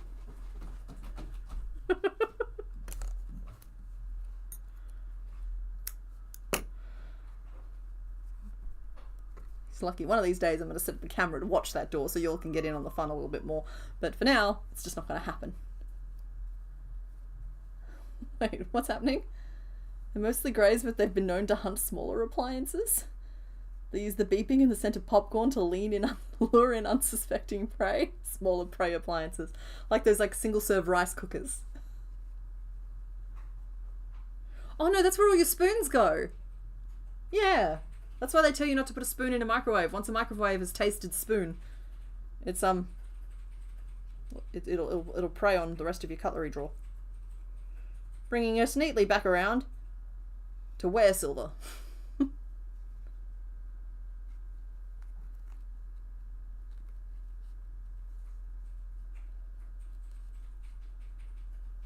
Out of curiosity, where do I get the little weights from? Bunnings. Bunnings, yes, absolutely. I have... You get them in big bags, or like...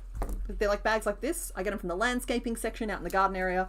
You got these ones here, which are just like little glass landscaping rocks. And then I got the big ones in a jar behind me. You can kind of see them here on the screen.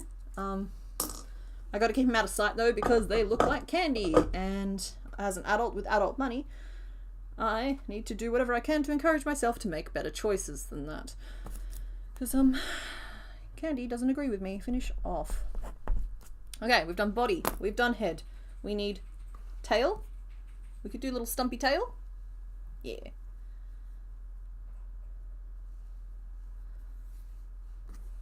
Hey, the ferro microwaves are just doing what they have to get by.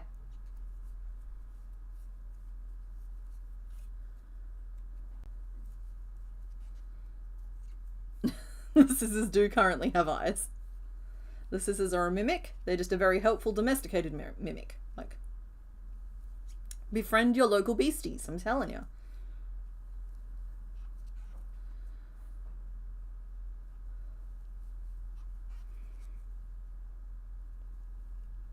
You're imagining Mr. Bones' booty dropping to the floor as he's mating dance.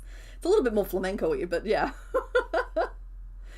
Includes some hops. He's watched some nature documentaries to help give him some ideas. And I adore it, and he's never allowed to stop. It's me just talking directly to him through stream. Candy is a delicious food group, but then you sort of realise that after a certain point that it makes you feel yucky afterwards.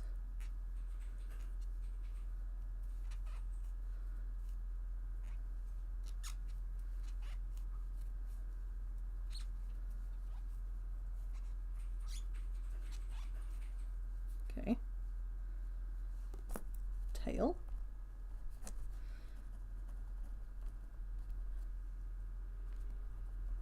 And we'll go up to 9 on the tail. We're just going to play this tail by ear. That's a sentence. We'll see how we go with it.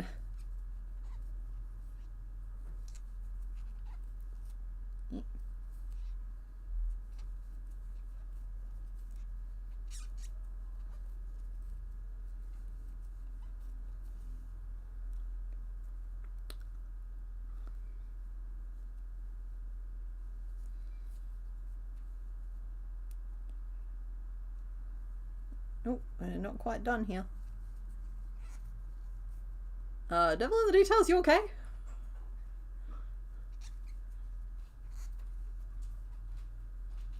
Yeah, I used to use, in terms of the weights, I used to use something called fairy stones over here, which you used to be able to get for like a couple of cents each. Not that you would go in and buy one for a couple of cents, but you'd go in and buy like a handful of them and they'd weigh them and they'd tally it up that way. From like gift stores or whatever. Fairy stones, but I ran out of fairy stones, and it turns out that landscaping rocks from like pet stores, aquariums, it's like aquarium stores, or like Bunnings, work great. They work really well, particularly as a lot of them these days are like powder coated. So like, I like the white ones because they blend in with my stuffing. But if you're really hard up, and I don't advocate for this, but like say you know someone with some like landscaping in their front driveway, just like casually grab a handful and like, yeah, share the love across the neighborhood.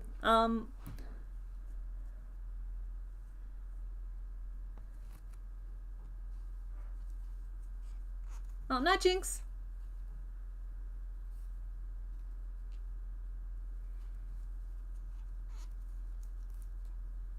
A very helpful small creature just walked his crying feet across your keyboard on his way to bite your arm. Yay! Okay, hi Devil in the Details Kitty. Thank you for saying hello to the stream. We have been blessed. We have been blessed by the kitty cat. It's exciting. That's the closest I'm going to get to an animal anytime soon. Okay, that's an increase there, so we're not quite done with this row yet. My goodness. My goodness. Yeah, you call them dragon droppings? That's so fun. Take the landscaping gravel and return as a fish. I'm just saying, like, don't take as much as anyone would notice, and I'm not advocating for taking anything from anyone. I'm not advocating that. I'm just saying that, like, the rocks in the park are free. That's all.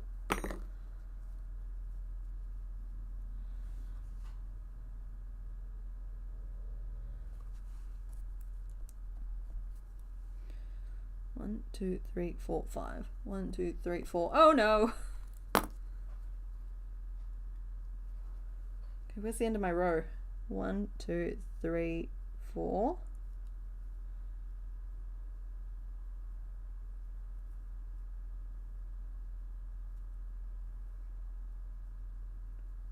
Okay, there's the end of my row. I need 3 more stitches. And then I'm going to start using my bobby pin like a responsible crafter. Because what am I doing?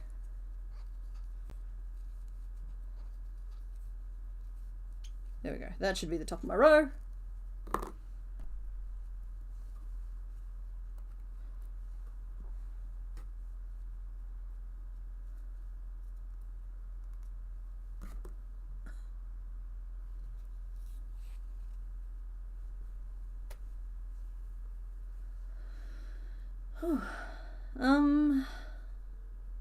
I don't want to grow this evenly again, but I do want to grow it on one side a little bit more. So, no, we don't want 9 rows, we want 2 rows. Let's go with single crochet, increase, and then 7 single crochet to get us up to 10.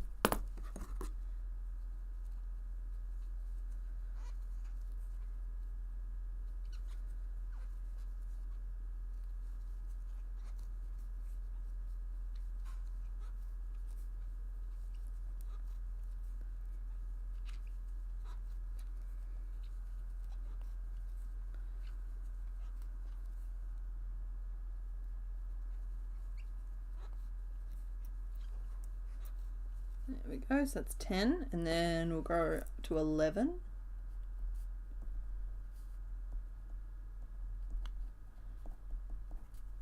And then up to 12.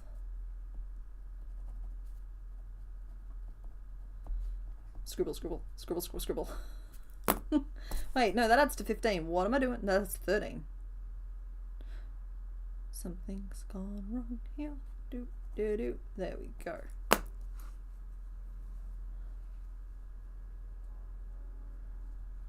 Sounds like you're failing your feline overlord. Oh, your cat likes to headbutt the phone screen and occupy your hands away from typing. He's in the other room, but was here earlier doing that. No.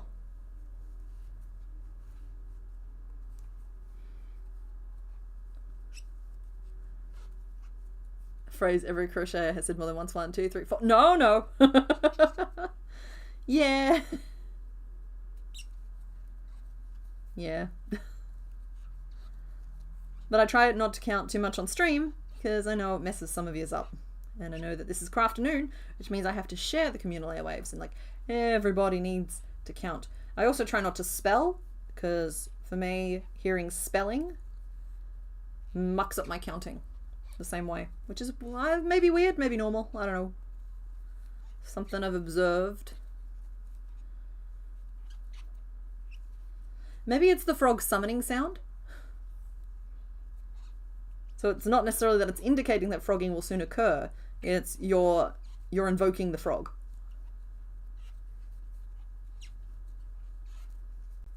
One of the things you do is collect worry stones from the local museum to make independence. Maybe that would be an idea for a project.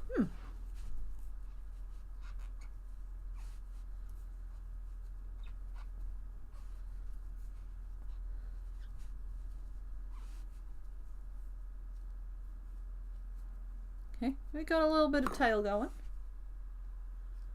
She doesn't have much of tail. She just got a little tail. I think that's enough tail for her. And there's enough room for this to like plonk. And then attach. Though of course the body is also open at the top, so I can sneak a weight in there anytime. That is a non-issue. Finish off. Tail done, body done, head done. Alright, legs next? Oh no, let's do the little belly next. Okay, y'all have to go. They're in quarantine, they're in a little timeout off in the corner.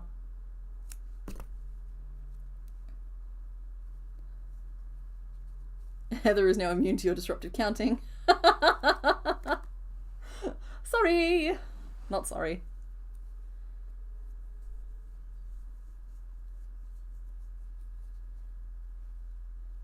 Don't try and be disruptive when someone else is counting. It's rude. Now, if you can make it look like an accident, that's the fun. But yeah, don't try and ruin things. Don't be a ruiner.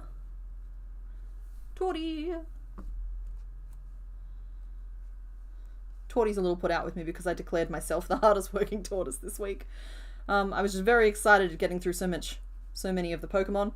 It's like, I am the hardest working tortoise, and this is the look. The look of utter tortoisey judgment. Let's do a little white belly piece for you, mate.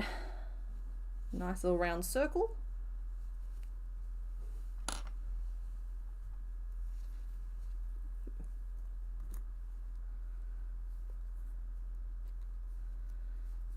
The edges of which I think will end up mostly covered up by like arms and legs and whatnots.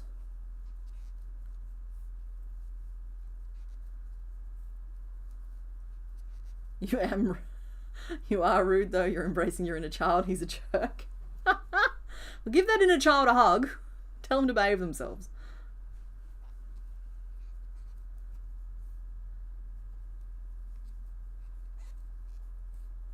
Okay, the crochet cardigan you wear sometimes. The blue purple granny stitch, did I follow a pattern? It is based pretty heavily on the Passionates one. I think there's a YouTube tutorial, or there was one when I made mine. I adjusted the sleeve slightly because I liked a little bit more balloon with the cuff, but that was free-handed.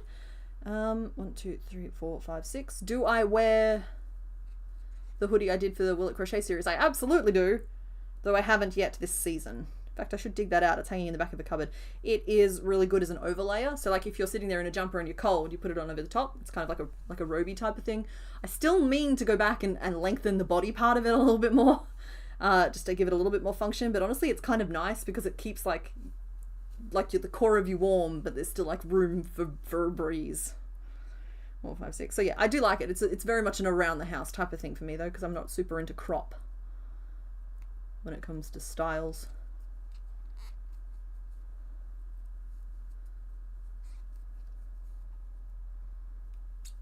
You got your hubby the other day when he was counting his magic cards because he loves to shout randoms out when you're counting stitches. Yes, got him. That's fair. That's turnabout. Turnabout's fair play. That said, you have now turned it into a game you're playing together, and so you don't get to be mad if he does it back to you because you've turned it into a form of communication.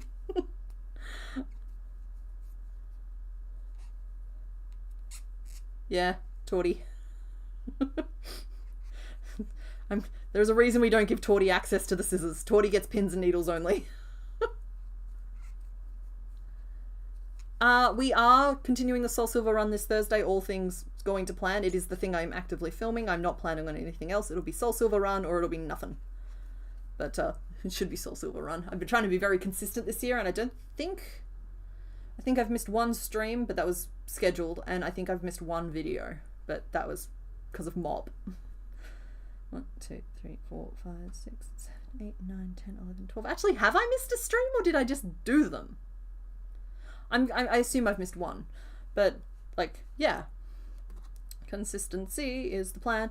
I've already filmed the gameplay for Soul Silver for the first 2 episodes, and I made the first Pokemon last night, which is why I'm encouraging you to not actively look for spoilers in the room behind me, though I do think I cleaned them all up. It's one of those things where if you search for spoilers, there is a chance you will find some. But I think they're all out of frame, but then I had to adjust my camera because my ball got reinflated, and now I'm all the way up here, which means I'm having to like scooch on down to see screens and stuff. It's kind of a fun experience. It's become part of your hubby's and yours love language. Perfect. That's fine then.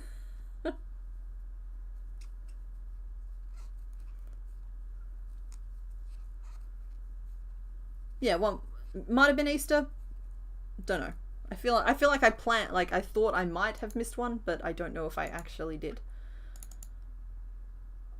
I have a thing to keep track of this. Yeah, it looks like I only did 3 in April. Which sucks. It sucks that I didn't get to 6 months without having to miss something, but you know, missing one isn't too bad. And I kind of reached a point, and I have reached a point where I'm just like, if I can't put out something good, I'm not sure I want to put it out at all. So, skipping a week was the lesser of 2 evils there. I haven't eaten Andy. Has anybody eaten Andy?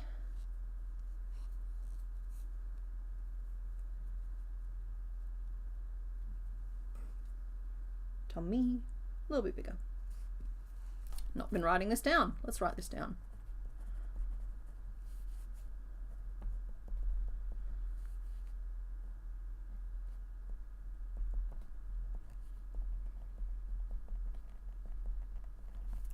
Look, we don't have to be properly worried until reinforcements show up.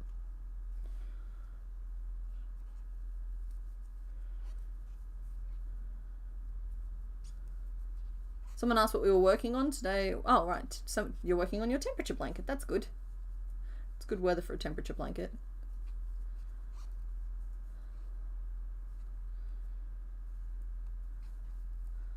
Like, I'm low-key guilty of waiting to work on the tapestry until the weather cooled off a little bit. Like, I mentioned earlier in the stream that sort of January, February is... the air is on fire 100% of the time. It's like... it's not the time to be working on big, heavy, blankety type projects, even if you are, like, at a desk. Please, I have a family. Hey, I'm not advocating for anybody to eat Andy. I'm just saying, somebody was asking if anybody had eaten Andy. It was meant to be a comma. Yeah, well, that commas save lives, mate. Be careful.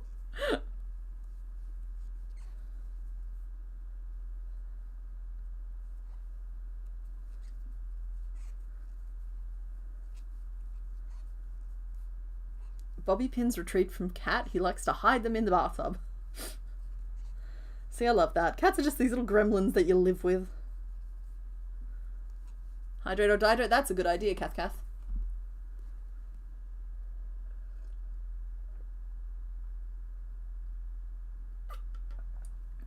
Oh yeah, that was necessary. Thank you. Thank you for the reminder.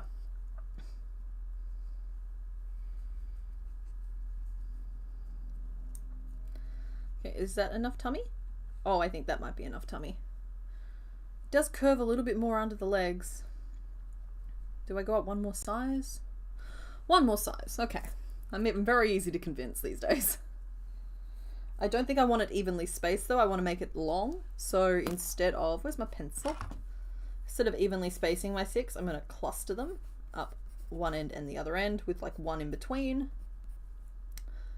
Exact rotation doesn't super matter, so that uses 1, 2, 3, 4, 5, 6, 7, 8, 9, 10 of my currently 24 stitches, leaving me 14 stitches remaining. It'll be 7 and 7. And yeah, that's just where's the best place for me to hide the end of this? Probably halfway through one of these sides. So we'll go 3 and 4. Ink 1, ink 1, ink 1. And then 6. And 1, ink 1, ink 1. And 3.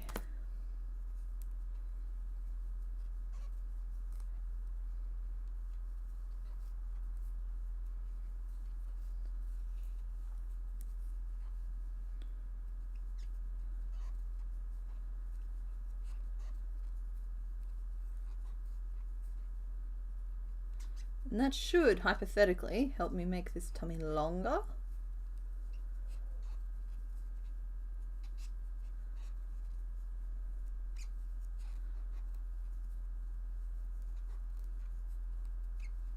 But then that should be long enough. It'll also, funnily enough, smooth out some of these corners.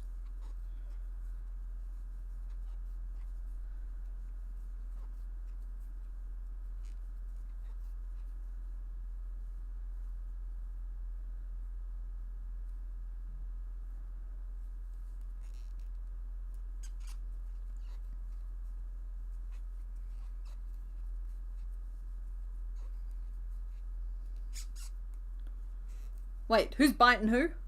I looked away for 5 seconds.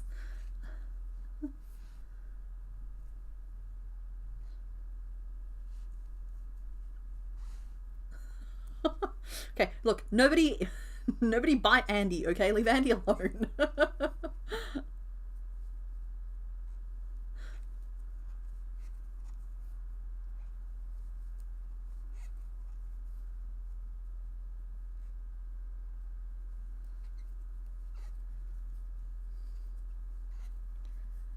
There we go, 3 and 4. You're waiting until after stream, but your dad loved the moth from Bugsmas. Oh, I love that. That is a very tricky one, and yes, I fully support the idea of not trying to do that while listening to a stream.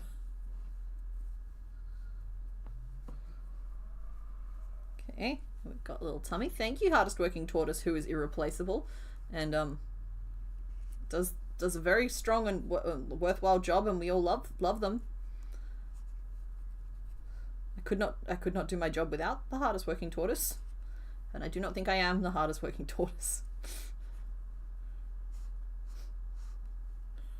Guys, I don't think she's buying it. Why are we biting Andy? No, the whole point is we're not biting Andy. Nobody's allowed to eat Andy.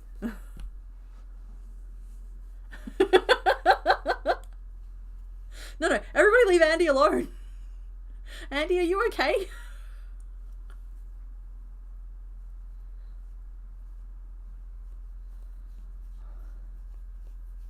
We do love the hardest working tortoise. That's right. We do. Let's make us some tiny arms, shall we?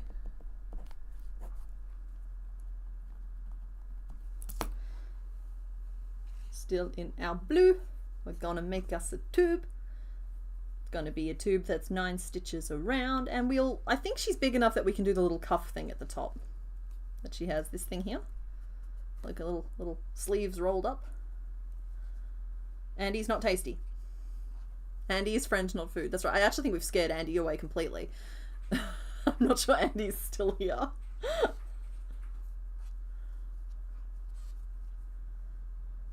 Oh, happy time zone, Gem.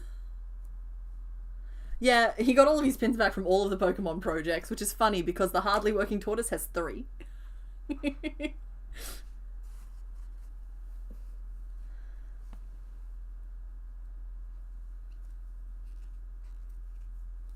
But we still love him, and he's still doing a good job.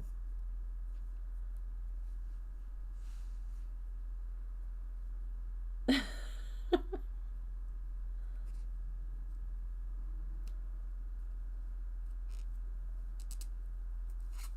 we go. We're making us a blue tube. Which hopefully isn't anything else. Oh, hey. Okay, cool. Andy's here and Andy's okay. Andy, if this is genuinely making you uncomfortable, please just say so and I will absolutely nix it and it will no longer be a joke. But until then, it's funny to me. Look, okay, for anybody who's been left behind by this whole eating Andy talk, Angry Bear Ironworks forgot a comma somewhere and it was kind of a crucial comma. And I unfortunately saw it and decided to make it a thing. Exactly. Andy is friend, not food. Mr. Bones, why do I feel like you're saying that to Andy, not me?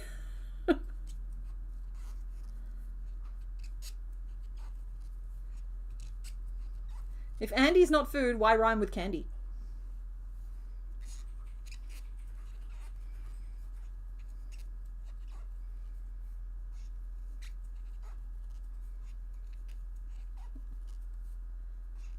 because you are.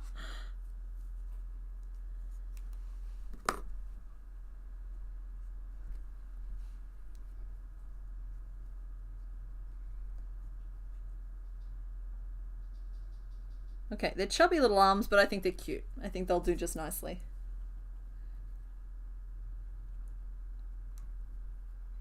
You're just laughing. Okay, we're good then. Cool. Say, jokes are only funny if the person that they're pointed at is laughing as well. That's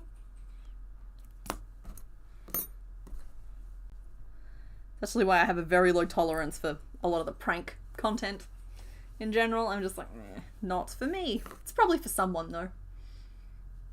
People probably put a lot of work into it, so I probably shouldn't disparage. But still, I'm just like, these jokes are only funny if everyone is laughing. Mr. Bones, that is your smiling face. Do we need to get the whiteboard markers out again? And you'll make the letter very... Yeah, I saw this from a missing comma. Yeah, commas save lives, I'm telling you.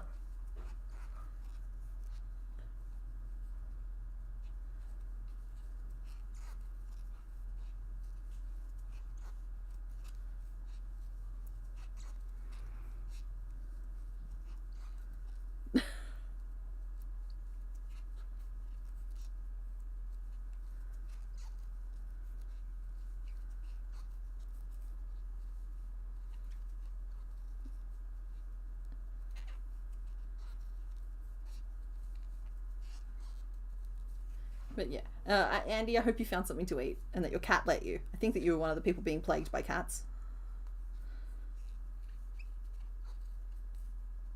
Ready? Making a little tube. It's a little arm. Yes. Andy was the kid in Toy Story, that is correct. The lemon pattern is done. Yay! Time to start on the actual earrings. Okay, cool. Yeah, it's the difference between like 5 foot tall man eating chicken and the 5 foot tall man eating chicken.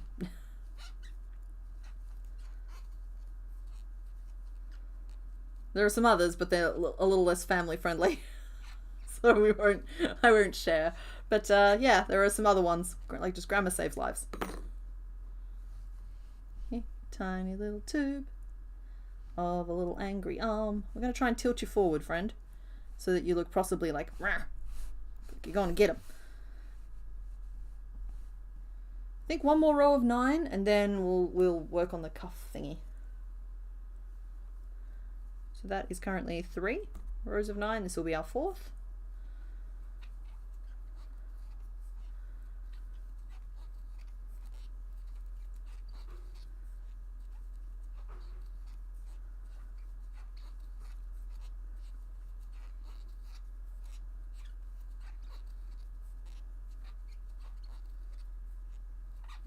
Okay, there we go. So that's 4 of those. 1, 2, 3, 4. And now we will go up to 12. And then we'll do 12 front post single crochet to get us that cuff effect. And then probably 12 single crochet to finish off. So cool, 3 more rows of this arm. 1, 2, 3.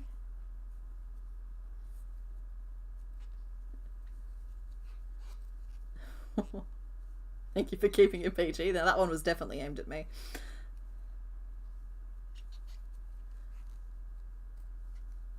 No. Hey, Jay. No, we're not eating Andy. Just like I need to get like a roll-up newspaper or something. Bonk.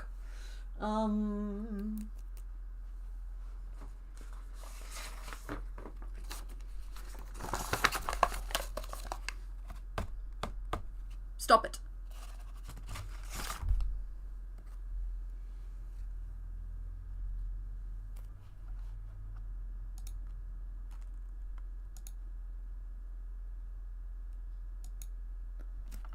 You finally have your measurements right. Hooray!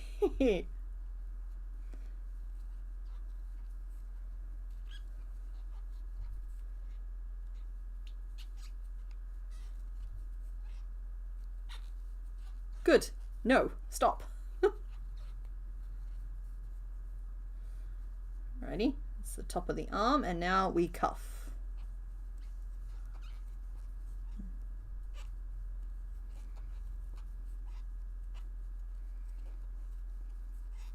Maybe could have done the increases after cuffing. Might have worked better.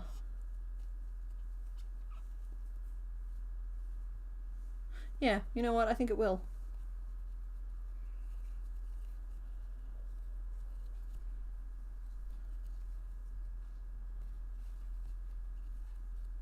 There we go. So we're just changing the slight order of our pieces here.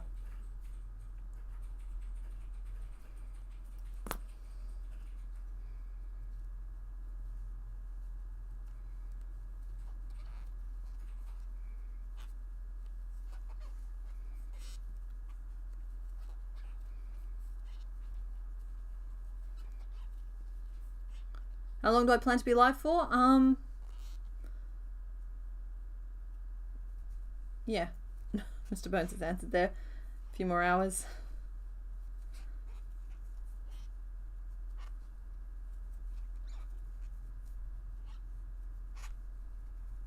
Hi, Sharky's Crochet.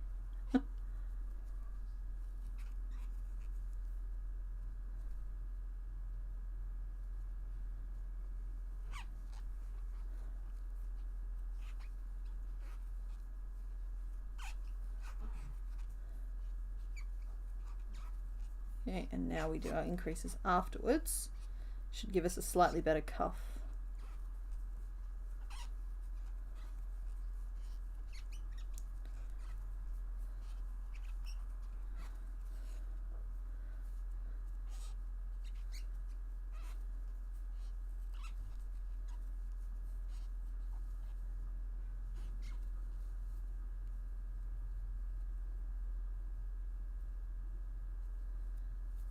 Now 12 around. 1, 2.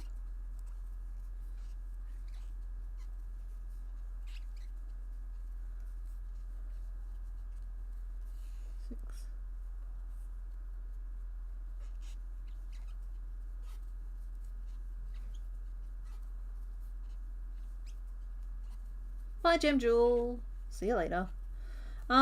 Yeah, let's we only have feet and ears to go. And the ears I might actually even leave until off stream, depending. Yeah, we've just ticked over 2 hours. So we might do legs and then call this one potentially. But in the meantime, let's get that name list going.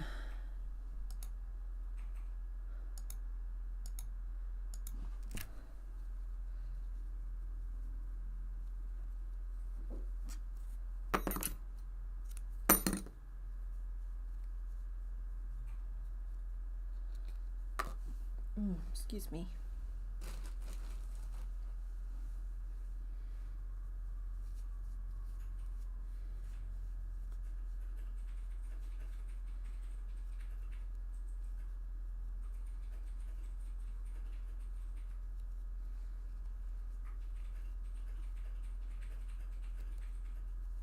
Stuffing made that way too chubby.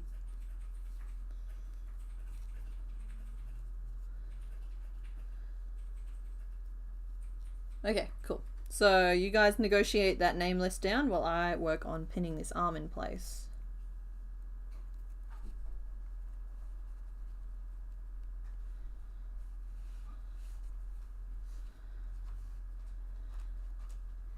While we're getting the name list down, do you want to put up a poll for whether it's just the name or Princess the name? Oh, because there's a lot of people saying like the same name but with Princess. So like Princess Sorbet, Princess Dairy Queen. Princess? Yay, nay.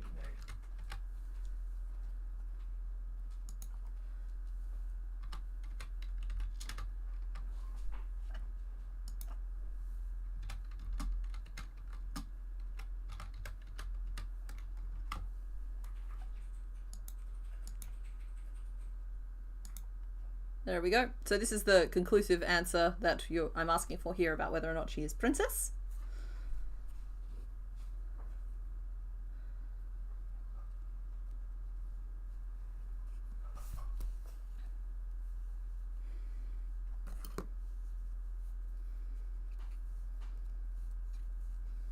While I make us a little egg.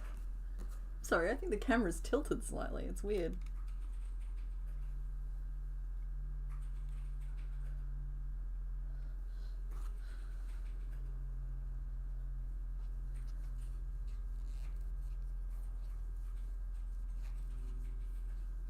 Okay, it looks like y'all want it to be Princess whatever.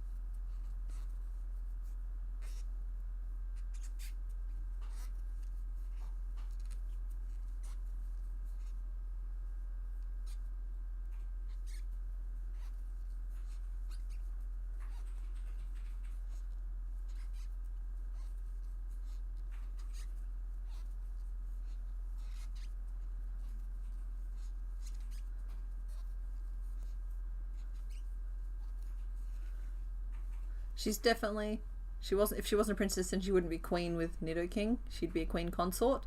Princess Dairy Queen just doesn't make sense. It might. Remove Princess Dairy Queen. Princess Dairy Queen for the win.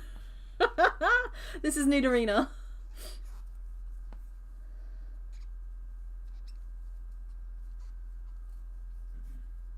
Okay, we've got a final list sorted. Let me close off the princess vote. Princess Sorbet, Princess Nani, Princess Gale. Gale? And Princess Tiffany. Okay. Okay. Yeah, I thought, sorry. I understand that Nani is probably being used as like Lilo's older sister. But yeah, Nani, I keep reading it as like Nani? Huh? Alrighty though, you guys have where yeah, mutter. Okay. The P stands for princess. I don't want to type it out 4 times. P. Nani?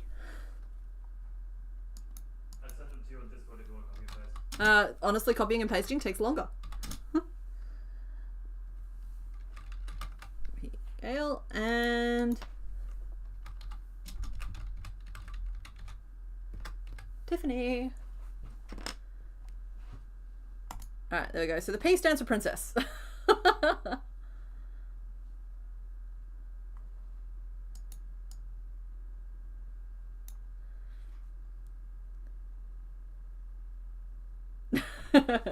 Well, technically it's Princess Donut. What is it? Like Grand Champion, Queen, and Chonk or something?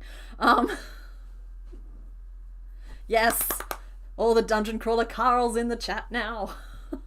Mongo would not be appalled. That's exciting. I love it. My books are arriving soon. I've only ever consumed most of them in the audiobook version because Jeff Hayes is a legend, but I'm very excited to have physical copies and to be able to support the author that way. So, yee! Magic Ring 6. And I do consider it my mission to convince any of you who are readers to read those books. Because they are, you should read them, they're awesome.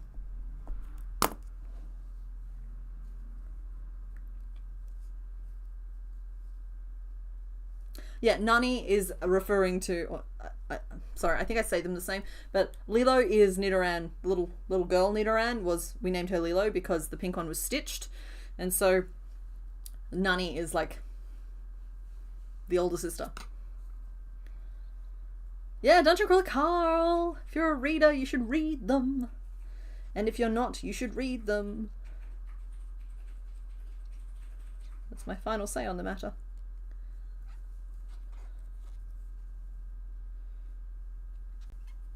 He's working on book 8 now. He puts out like 1 a year. Honestly, it used to be like 3 a year. They only started in 2020 and there's like 7 of them already. It's amazing. You're waiting for it to come into your local library? Yes. You love Prepotente? Ah! DCC stands for Dungeon Crawler Carl. It is a book series by Matt Dinnerman. And we love it. We love it a great deal. Mr. Bones is frantically searching for something.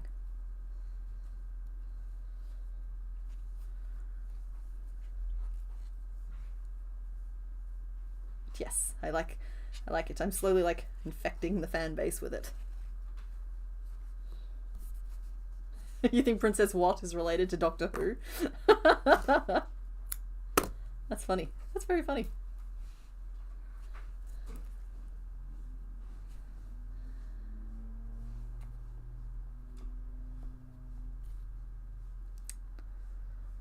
Five single crochet back to the start. I don't think we can just do like 12 around for a little bit.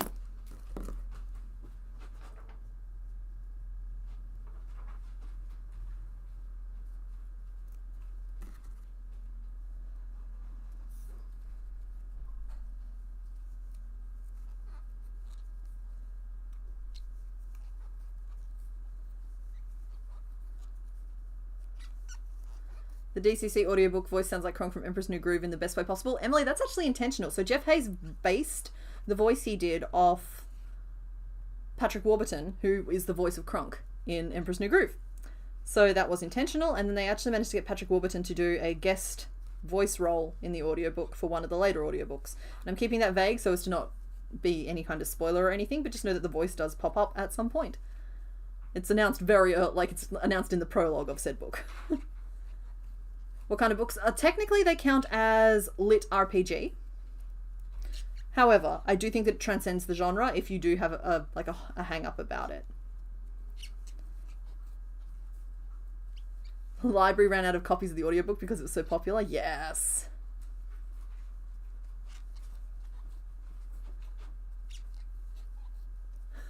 Mr. Bones is frantically trying to communicate something to me in writing, and I just want him to know that I am aware. I'm aware of what happened, but there's nothing I can do about it at this junction. But no, they're very, very good. It's about a dude and his cat gets sucked into like a dungeon. Very loosely here, but you're not prepared based on that description for how good these books are. They are funny. They will make you make laughing noises out loud, not just snort or exhale slightly, but you will laugh with your actual laughing sounds, and you will cry with real tears. Like this, you will be angry and you will be happy and you will be laughing, and it's amazing.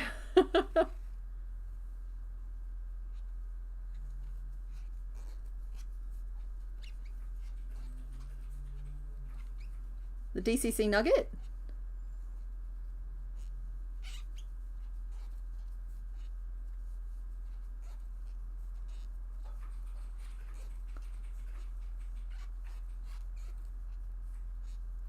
I can write the name of the series.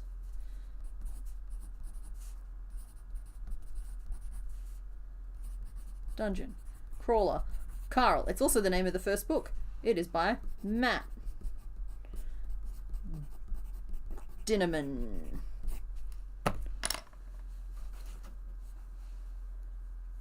Sorry, I know my hands are going to be over it now, but like pause here if you need to write it down. And now I'm going to go back to working.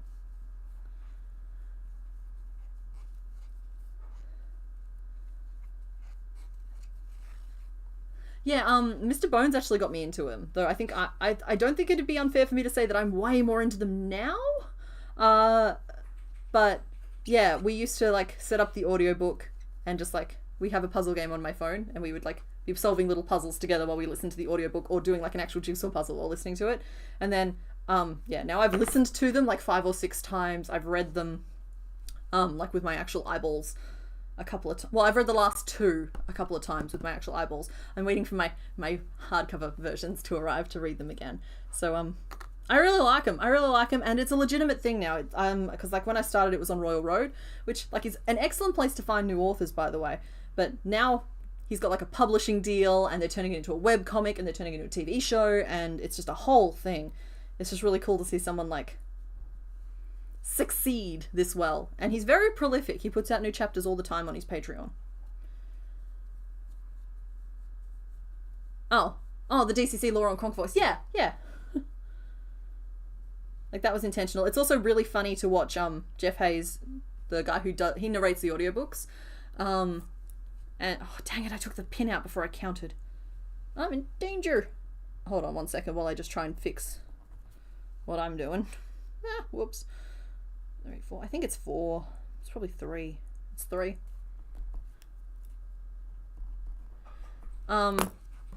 because Matt Dinnerman specifically tries to describe character voices in a way that Jeff Hayes won't be able to do them, which is always funny to watch him encounter in the cold reads, which he does on YouTube.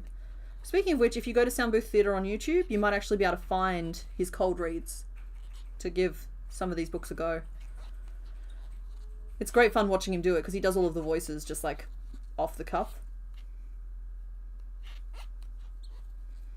2, 3, 4, 5, 6. I don't know if he leaves them up though. And he doesn't do the whole book. He does most, like, okay, if you're watching at the right times, you can watch him start narrating the book on YouTube, and then you can go watch him do the rest of it on his Discord, but you have to show up on time. They're not like saved replays. And I've done that a couple of times because it's just a great little communal exercise of just getting like your favorite new book read out to you by a very talented like audio book reader with a group of other people who are all just really excited to be there. And sometimes it'll be a matter of like, hey, have we met this character before? Have we done his voice before? And we all have to put our heads together and solve it and be like, oh yeah, that character, we met them back in book 4 in chapter whatever. And so he has to go back and look up the voice he used then, and just like, it's just a fun little activity, you know? What is Royal Road? It is a place where people can publish books and stories and such. If you are from the like fan fiction days, it's that, but not with fan fiction. I don't know. The internet is the Wild West. Browse at your own risk. Leg. Your library doesn't have it? Well, that is a gross oversight and you should request it. Oh, goodness, little stompy feet. Stomp, stomp, stomp. Alrighty, we have a name for the little lady. It looks like her name is Princess Sorbet.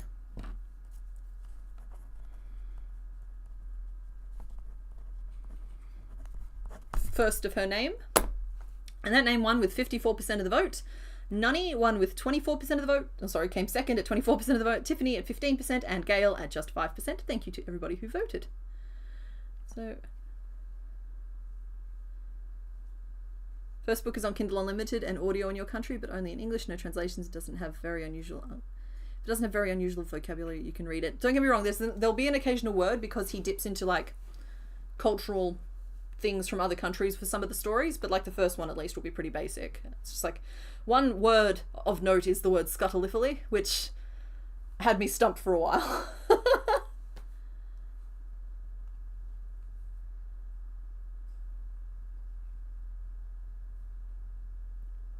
Yeah, excellent, cool. I've done my little pitch for the stream. By the way, not sponsored or anything. I'm just very enthusiastic about this particular series of books, and I want to make sure that my audience has access to the good things, and this is a good thing.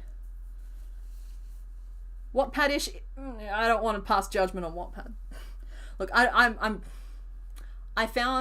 was on Royal Road because Dungeon Crawler Carl was there. I wasn't on Royal Road and then found Dungeon Crawler Carl, if that makes sense. So I'm not vastly aware of the overall quality of Royal Road. I just know that it is a place for people to self-publish their works in like a, what's the word I'm looking for? Periodic format? Yeah. So, yeah. Alrighty, cool. So there is our little lady, where we are probably going to leave her for now because it's 2 hours and 15 minutes in.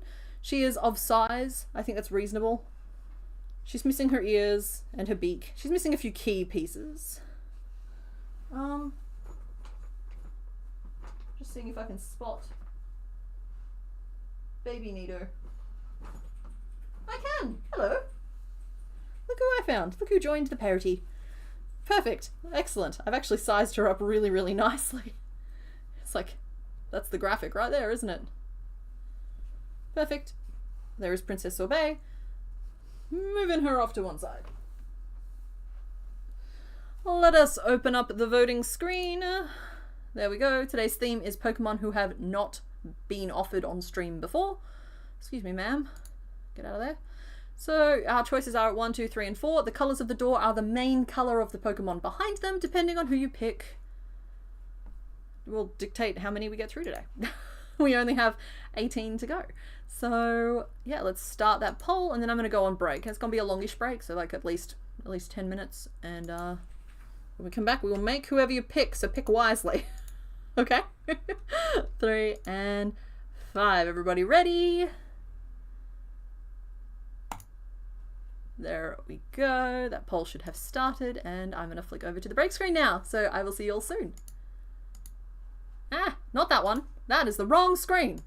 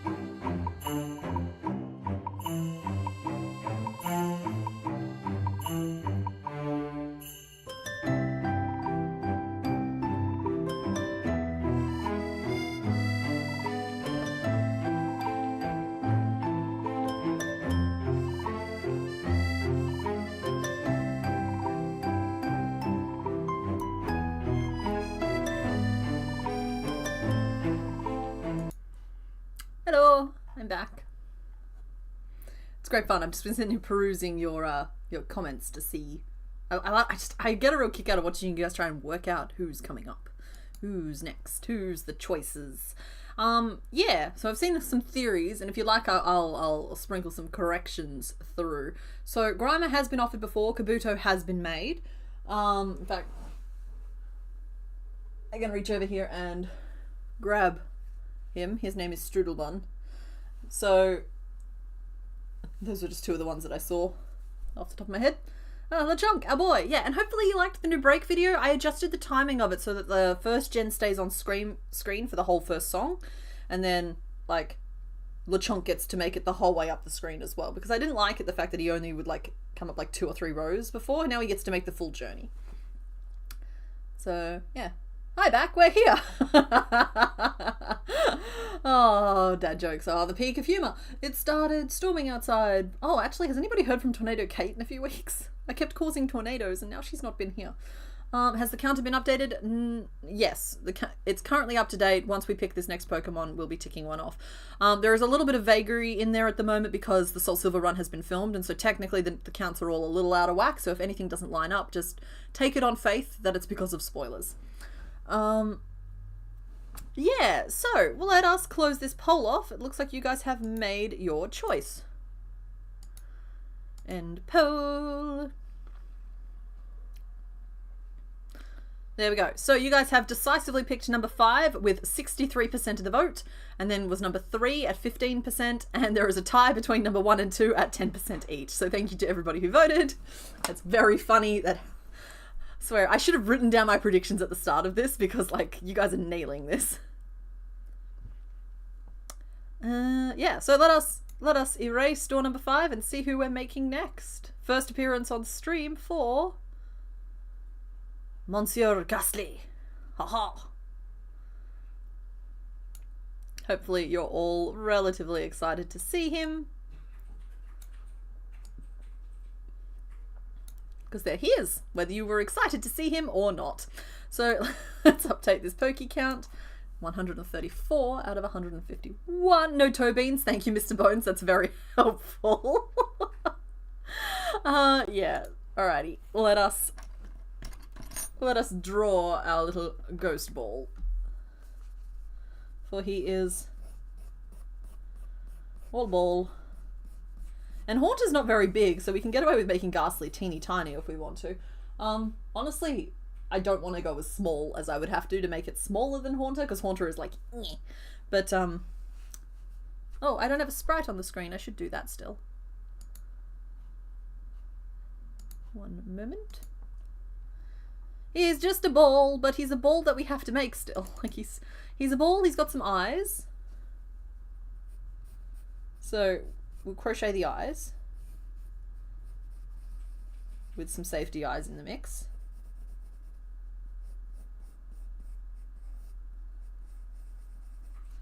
And we'll stitch on some mischief and stitch on some little teeth. Right? We've got plans. Now for the fluff, or like for the ghosty bit,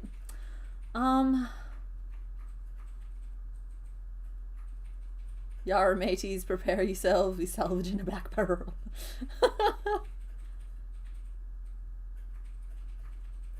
Excited to see how I do the smoke? Yeah, so am I. I don't know yet. Let's ink this while I think about it. Because, like, transparency is not the friend of crochet.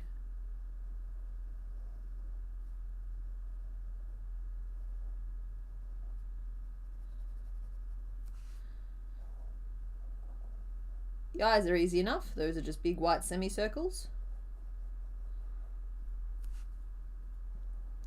Body I'm just going to make as a giant black ball.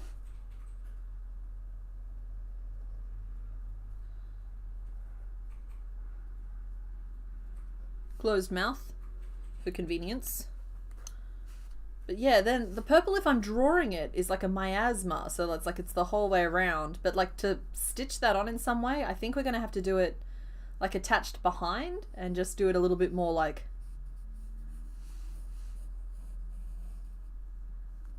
you know, a little bit less directional. I do not like working with fluff. I've made that very clear, but I think we might make an exception for this today. Maybe like having some sprout from like in here. Give it some depth. I don't know, but that's our boy. That's our boy.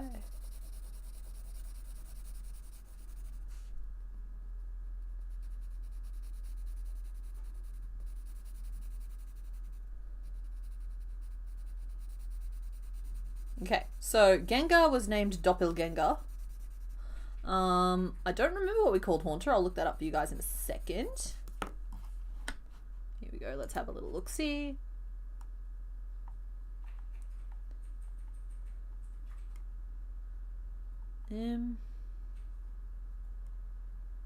Oh. Haunter was called Menace. It must have been during the Purple Menace week. So there we go. Haunter is named Menace. And then we have Doppelganger.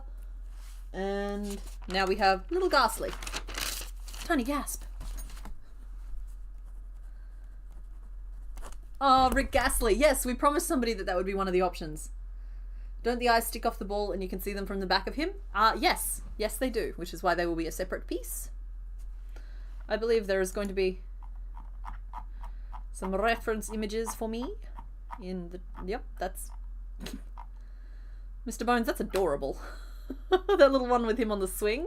So cute.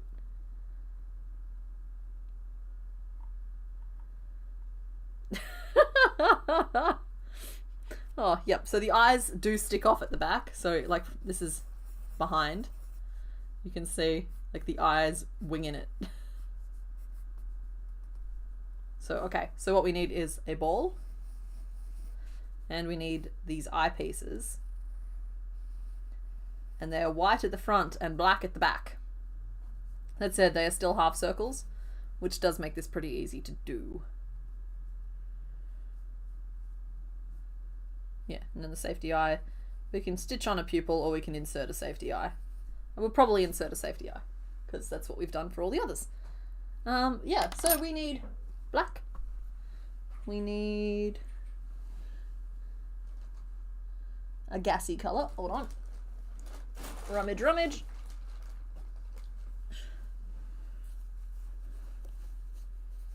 And we need white. Alrighty, let's make ourselves a little ball.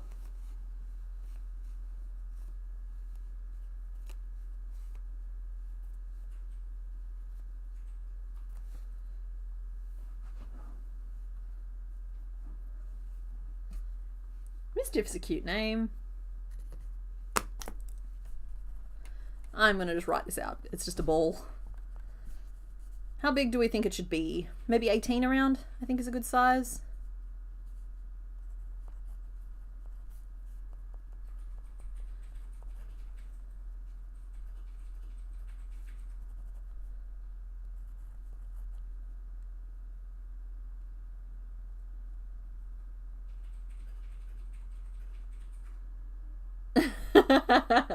Loot, those reference images are great, and I actually like the little light that's keeping him friends.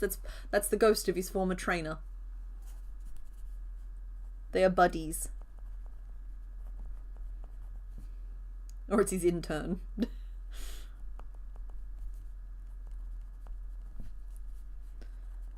Sorry, I'm literally just writing out the pattern for a ball. And then I will adjust it as needed as we go, but this is probably going to be pretty correct. And he's going to be like this big. He's going to be about this big. Just a little fella.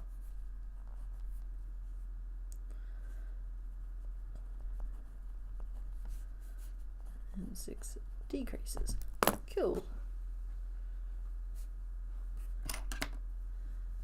Sparingly tuft the ball like Rainbow Cat and all the bits that come off his base. Yeah, that's kind of loosely what I'm thinking.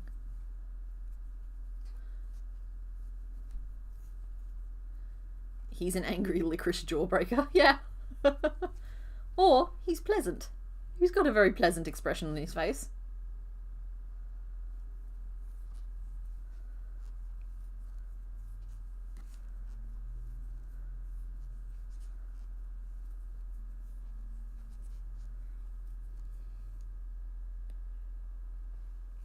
Well, I mean, if you don't like Mischief, you could just call him, like, he could be Miss Elizabeth Chiff.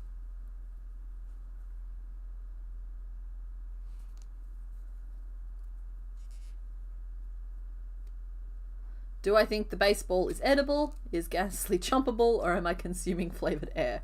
I do think he has density. I'm guessing it'd be similar to gummy. I don't think it'd be solid.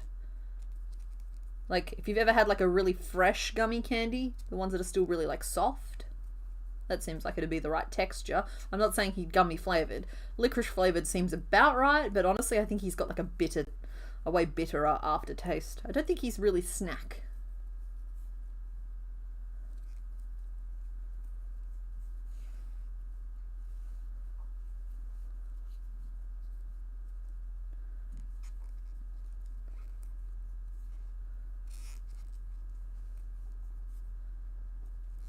Oh, he'd be a deliciously sour fruit candy or black licorice. Yeah.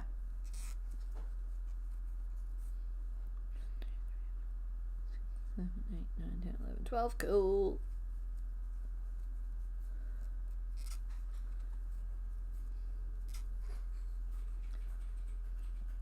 He's gonna be so teeny tiny, it's gonna be cute.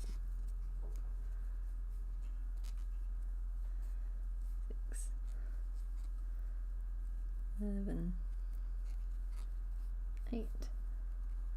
Yeah, maybe like a little stale Malteser, but I feel like that's too much crunch. I feel like he is without crunch.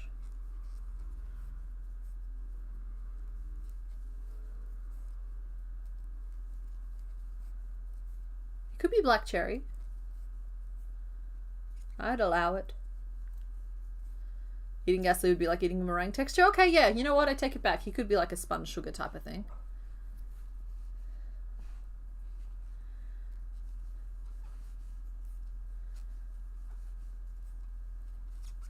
Sorry, with black yarn comes a little bit of extra focus. Everyone in chat is hungry right now. Yeah, well, we reached that time in the stream where everybody kind of gets very snacky because instead of using the breaks to get snacks or use the facilities or get a drink or whatever else, you'll spend the whole break arguing with one another what the options are, which is fun for me to observe, but I'm also out there getting snacks at the same time. Oh, you think he's a tapioca ball? I very much enjoyed Delicious in Dungeon, but I did not watch the final episode. I don't remember why. Very fun.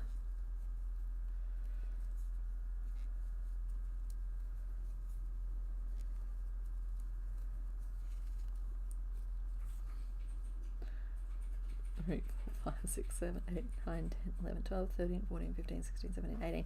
Well, look, for anybody who did miss the opportunity to go and do things away from stream that need to be done, I'm just telling you now, I'm going to be crocheting this black ball for the next 5 minutes. It's not going to be super interesting viewing. If you have anything you need to go do to make yourselves more comfortable, now is an excellent time to do that.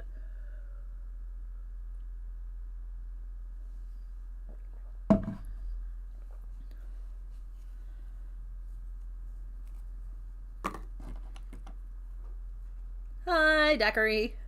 And hi, Mitch. Happy time zone to excuse me, happy time zone to both of y'all and the ferals.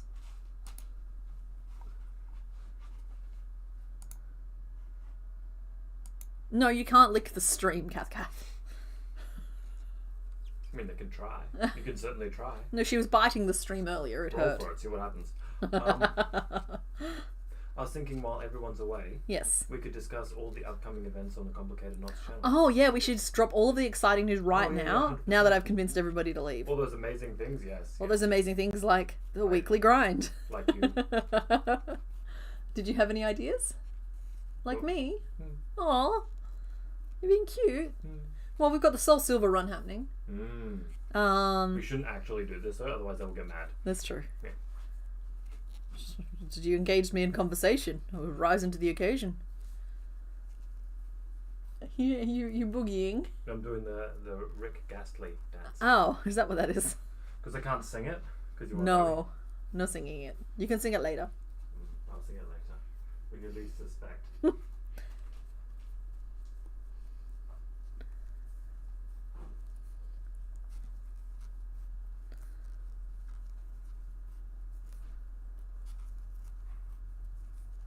Yeah, that's what I mean. It's just like the black has to happen, so you may as well go. You guys may as well just like go get drinks, snacks, bathroom breaks, go for a stretch, grab that extra ball of yarn, get that laundry out the dryer, do whatever it is you got to do, and then I will just whiz through this bit as quickly as I can, because like, yeah, that I'm just crocheting a void.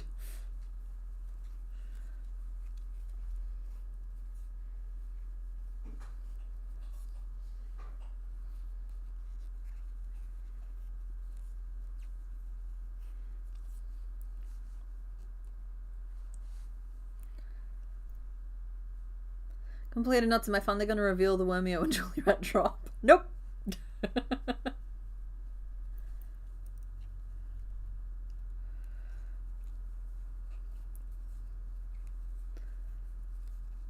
But we are going to make a little Gastly.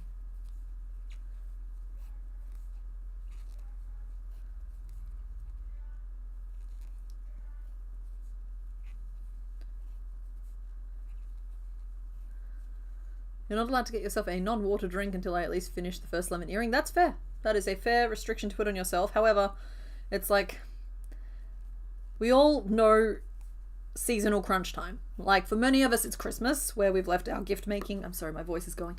Where we've left our gift making too late, and we're desperately trying to get it done. And so we start negotiating things like, I can take a bathroom break after I finish this row. And the answer is, stop that. Use the bathroom, hydrate. It is not dependent on when your project gets done. You are more important than the product of your hands.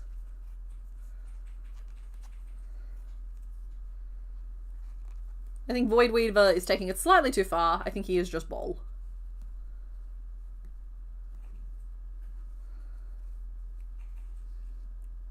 Right, one more row, I think, of this, and then we'll be closing it off. Not Martini, I can answer that. So it changed to Daiquiri because Mr. Bones made a typo at one point and then doubled down. Yep, we made Nidorina and now we're making Gastly. And that's it. That's all you missed.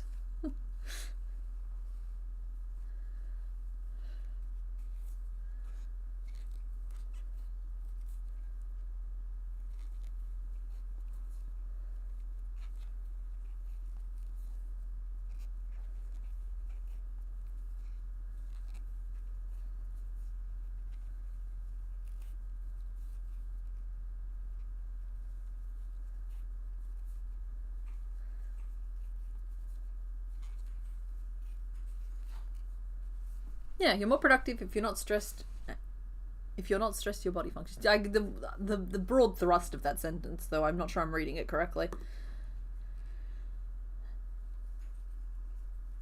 Nidorina was named Princess Sorbet.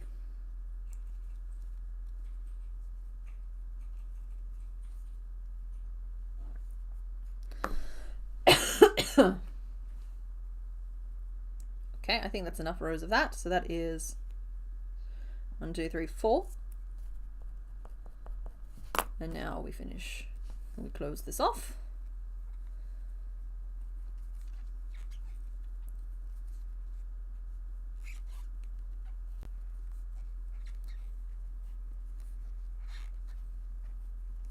Have I ever thought about making a crocheted pool or snooker set? I can honestly tell you I have not.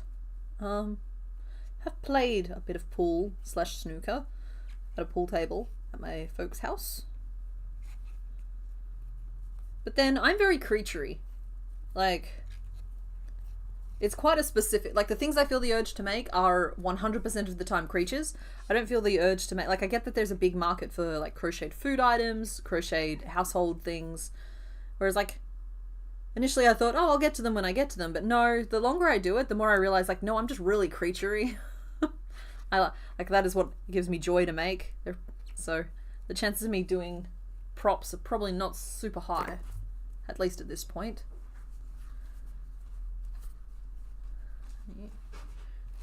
Don't put rocking Gastly. No rocking Gastly. Then how will he fly? And also he needs to sit on the stand with Haunter.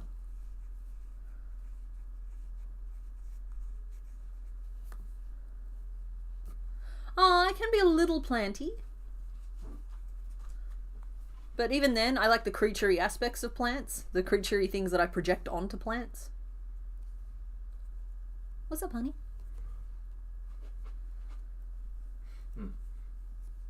You asked how he would fly? Okay. He would clap and chant, I do believe in fairies. He does believe in And then fairies. he would think about sunrises. How does he clap? He has no hands.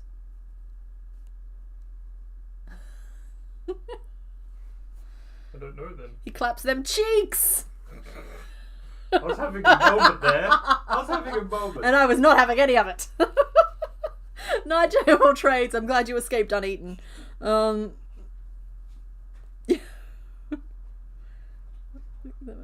9, 10, 11, 12, 15. Okay, cool. I haven't done a Venus flytrap, but I very much would like to. Yeah, that definitely falls under the umbrella of creaturey plants to me.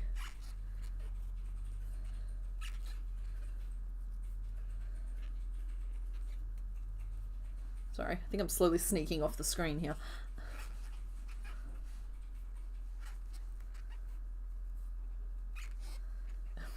We could absolutely name Gastly Shenanigans.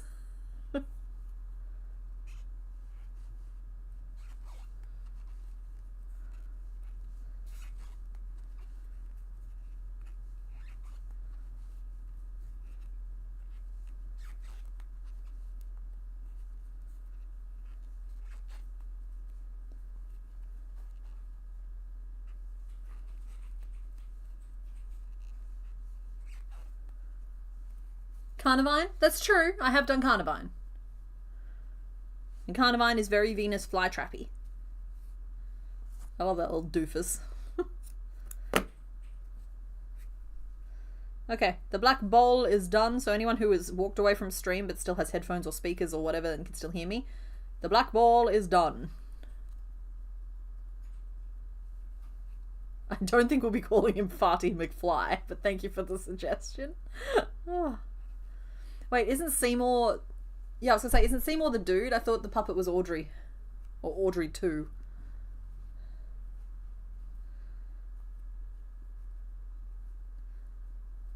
I did make a tractor for my dad. I don't recall doing any other objects since then. Like, not as like major things, but there's possibly been one or two along the way. Just like I have made dolls before. I just don't enjoy the process. Oh, good. Great, no one's in trouble. This is so hard. Unless I look at it at just the right angle, I can't even tell if the ends have been tucked in properly. Voila! Here's Gastly. We are done. No, he needs eyes. He needs all eyes. And funnily enough, I can use a technique that I was literally using to make the Soul Silver Pokemon. I will not be elaborating further on that, but it's something I was doing just last night, so therefore I am equipped to do it today.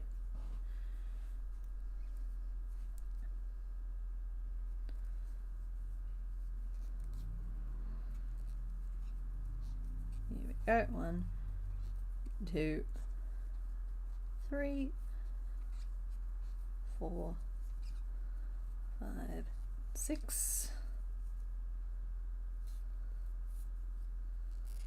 So these eyes just need to be a semicircle that need to be white on the front and black on the back.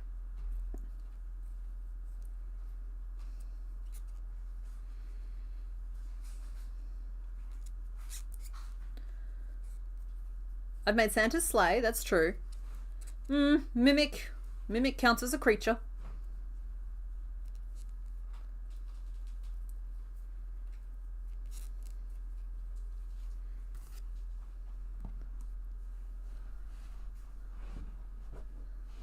He's currently, it's a napping Gastly.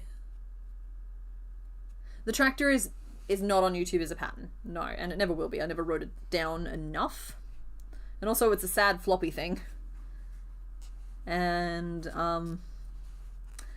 honestly, I look at it now and I'm just like, I forgot how tractors work.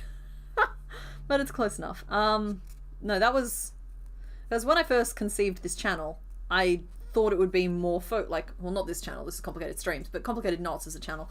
I thought it would be more me focusing on like the design process. I thought that's what I had to offer. But it very quickly refocused itself on the patterns themselves. So there's just a little bit at the start from the before times where I was focusing more on the design. So we've wandered a little bit. We've found what makes us happy.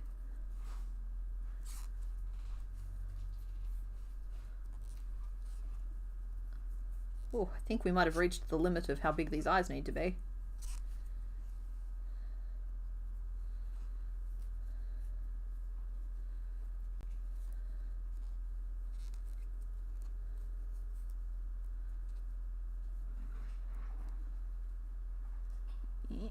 Come on, let me... This black yarn is putting up a fight at every turn. Ooh, Ozone's a fun name.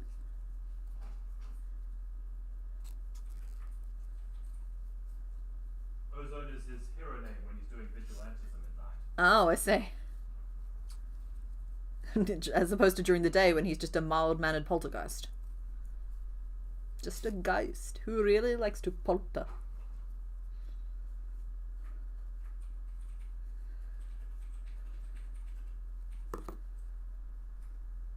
Okay. Eh? Sorry, I've been watching Jenna Phipps again. Eh? I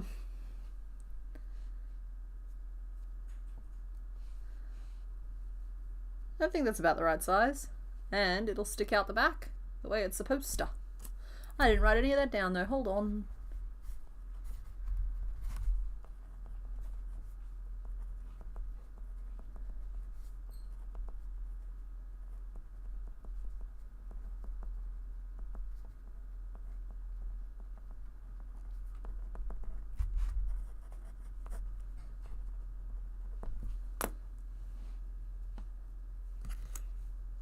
I get that song stuck in my head all the time. Admittedly, it tends to circle around Halloween, but yeah, it's a good one.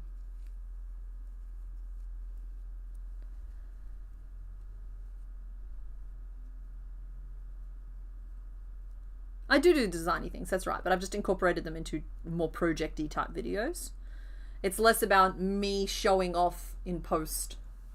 Maybe it's just that my process of making the videos has changed, because these days I design in real time and I film that process, whereas like I used to have things pretty well thought out ahead of time. It's like I wasn't as good. I have 5 additional years of practice under my belt now. I know how to make more complex shapes. I didn't even know about short rows when I was first starting out. I was crocheting like around the wrong way. Like we learned by doing. Okay, so we have an eye. It's a large kind of eye, but yeah, let's make a second eye. He has no pieces to him, so let's just make the second eye. Which one is wheat? That is the wheat bag that we made last Thursday. Which, just for the record, does not mean I'm out of ideas by a long shot. I actually thought he was a good idea. Kind of want silhouette as a name, but might be a reach. Maybe. I don't know.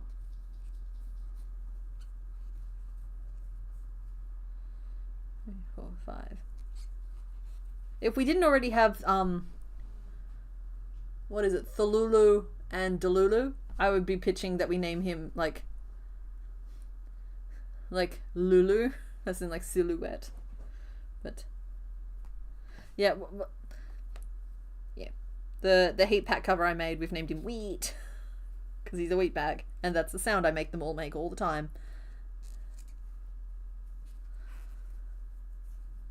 Was there a hamster? There was a giant like Squishmallow makeover thing that I wanted to do a more transformative makeover for, but I could not bring myself to do it in the end.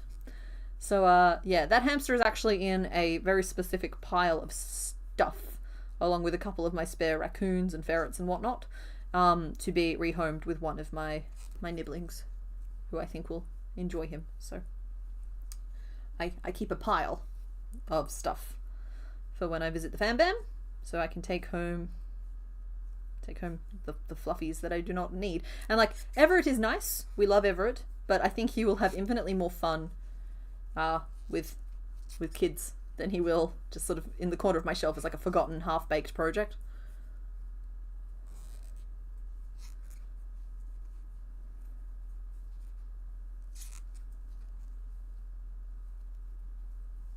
I formally request that cat keep biting your yarn as much as it likes, because the cat is in charge. Also, who are you formally requesting that of? Because I don't think the cat can read.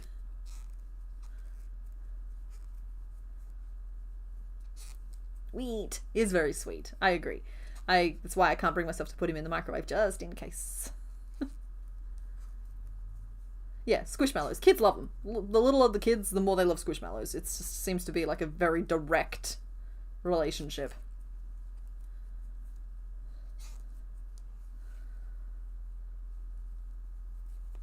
Sorry, I'm loving the idea of having to trying to resolve disputes with your pets by speaking to the pet's manager.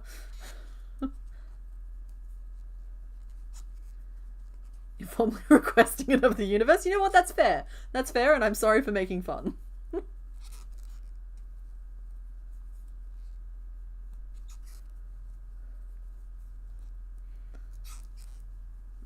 Filing a formal complaint on the kitty.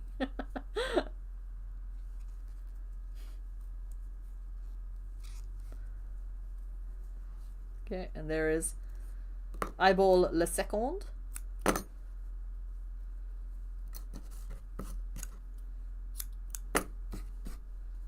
And we fold. And voila, it is done. Looks like he's wearing a very fancy pair of glasses.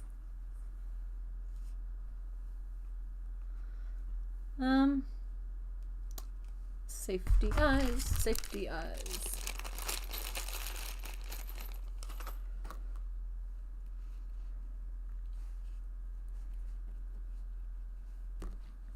I'll have to wrangle the safety eyes a little bit, work them through a couple of layers, and make sure that they stick into the head properly. So this is not the final facial expression. And then if I have a couple of white pins here, his little teeth will go like here. And here. Oh yeah. Gastly. Done.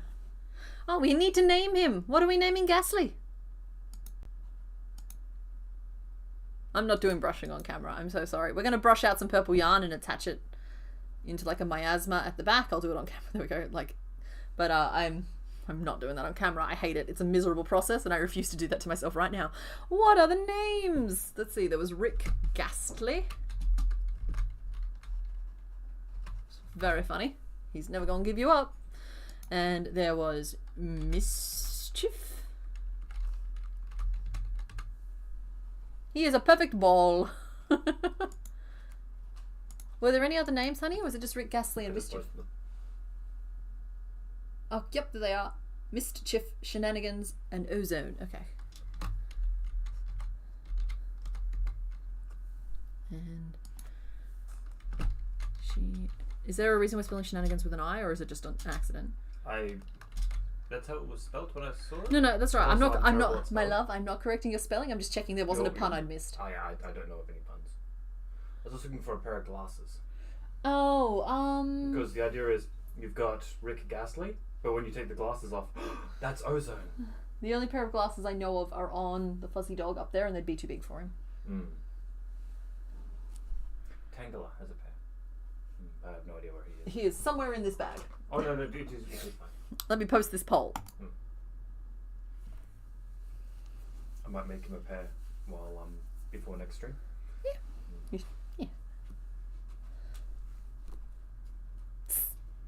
Yeah. What's funny is that he is the perfect size to fit directly into the mouth of Doppelganger. Buddies. Alright, this is who we're naming. Ooh. Oh, we're not going to focus. We're not going to focus. Oh, he's totally equipped to take over this stream. Look at him. Yeah. Cool. Just going to clean up a little bit while you guys name him. Nope, we picked that colour. It needs to come with us.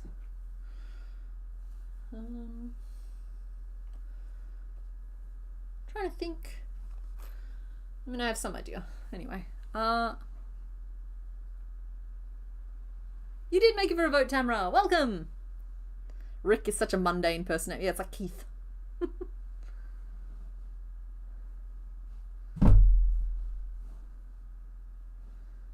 That was quick? Yeah, I mean, well, he's just a ball.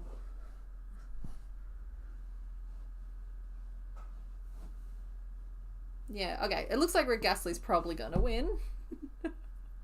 Just trying not to tilt backwards on my ball. My chair has been reinflated. It's so like I'm literally sitting here with my feet off the ground, just like balancing. And yeah.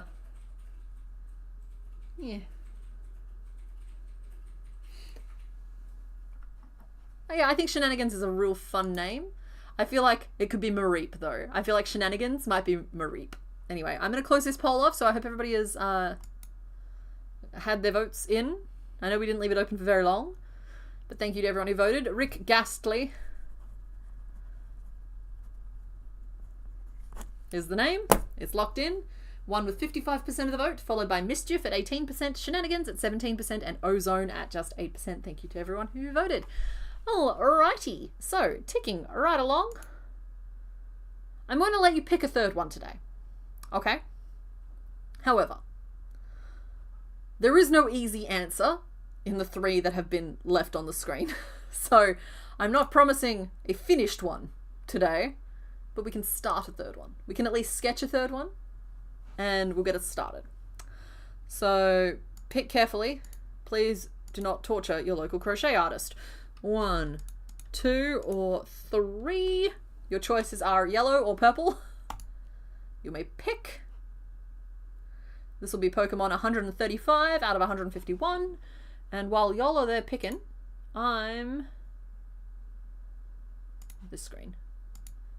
I'm going to be marking stuff off in the Pokédex so I can give you some actual numbers.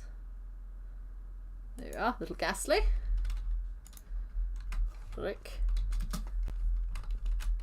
Gastly. And who was the other one we made today? Nidorina. No, no, no, no. No, no, no, no, no, no. There you are. And we named you Princess Sorbet. No hurry on making the choice, folks. You just take your time. We have not very many Pokemon left at all. In fact, we're basically 90% of the way through. 21% of the way through all Pokemon ever. So, like, why would we stop now? We are making progress. Oh, sorry, that's, those stats include the ones from the Soul Silver run that I've already started. So, sorry, they might be a little off compared to what you are used to, what you're expecting.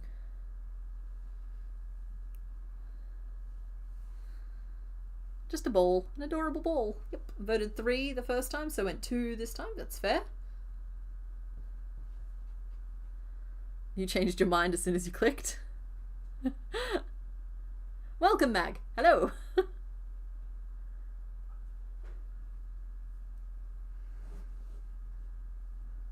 Oh, yes, as a reminder, the theme today are Pokemon that have not appeared on stream before. Like, they've never been given as an option. So far we've picked off Nidorina and we've picked off Gastly. And something like 70%, I think it was like 75% of Pokemon get picked their first time shown on stream. Which is a really fun stat, honestly. It probably speaks more to my process of selecting who I give you options of, but yeah. We are nearly done with Gen 1. We'll be done by the end of July, I reckon.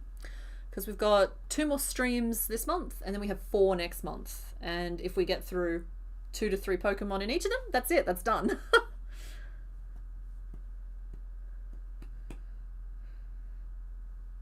Alrighty, it looks like the Purple Menaces might have struck again. Let's close this off. Thank you to everybody who voted.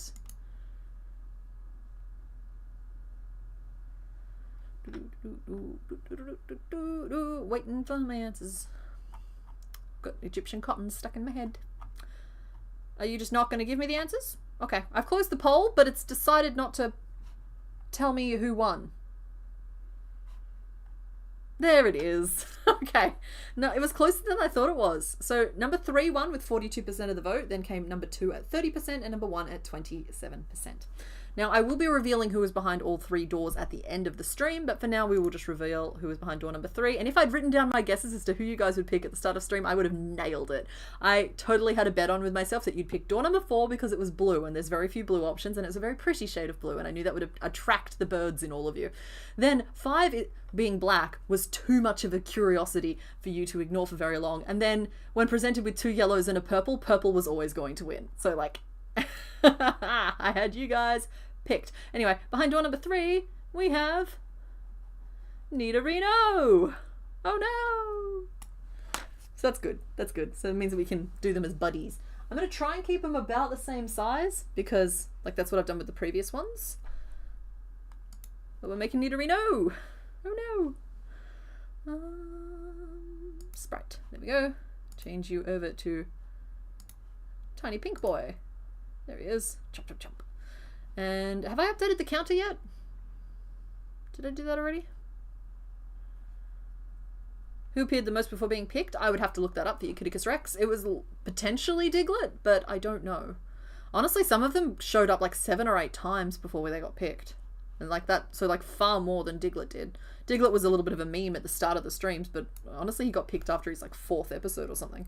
That said, he got to appear a lot. Is this 135? Yeah, okay, this is 135. I hadn't updated it yet. Cool, cool, cool, cool, cool, cool. Surely we've run some lines in Pokédex Bingo now. I think with Nidorino being selected, I think that's our first completed line. Hold, please. Excuse me, sir. Yeah, okay, so Nidorina did not complete a line. Gastly definitely didn't complete a line, but Nidorino completes our first row. So we have a couple of completed columns. I'm only counting down to the end of Gen 1 here, so Gen 2 is kind of peeking its nose in at the bottom there. But yeah, that's actually really exciting because Nidorino completes our first line. It is the third row down. So yeah, we have just gotten our first line of Crochet Bingo. Very exciting. Let us switch that off. I'm going to have her in the corner of the screen so I can keep them about the same size. That's a little sketchy sketch.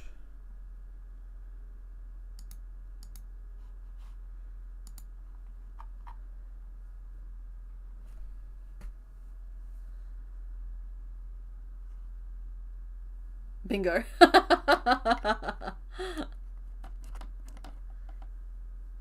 My pencil was there a second ago. There we go. It's rolled under the book. Okay. So I need to be able to see her. So that's our little Nidorina. And then the Nidorino is definitely a quadruped, right? He's definitely a down on all fours dude. He's even more like reptilian. More triangle. More crocodilian. More of a tube, if we're honest. I'm going to be able to reuse the same arms, I think, just in purple. He has more spots on him, and his spikes are different. He'll need different ears. And he'll need different back legs. Having a hard time viewing the tail on him from the sprite I'm working on, so hopefully I get a few more reference images, some butt pics turn up soon.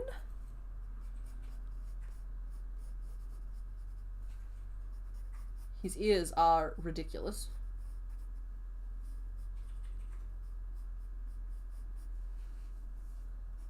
Soon? Yep, thank you, Mr. Bones. Horn.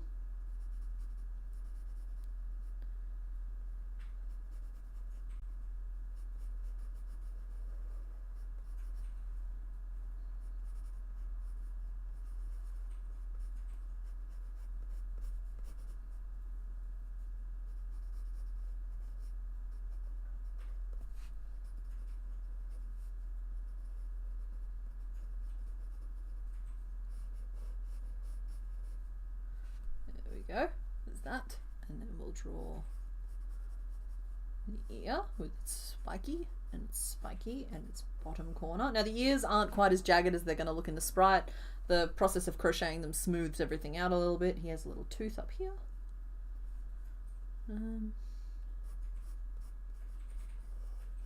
All one colour on the inside of the ear, so that's a fun change. No tail, confirmed. My goodness. Okay, he's almost warthog shaped. A little bit more of a high shoulder, low butt. 1, 2, 3, and then 4 and 5.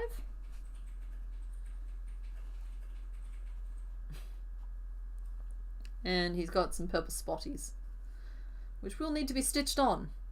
So we'll have to do that.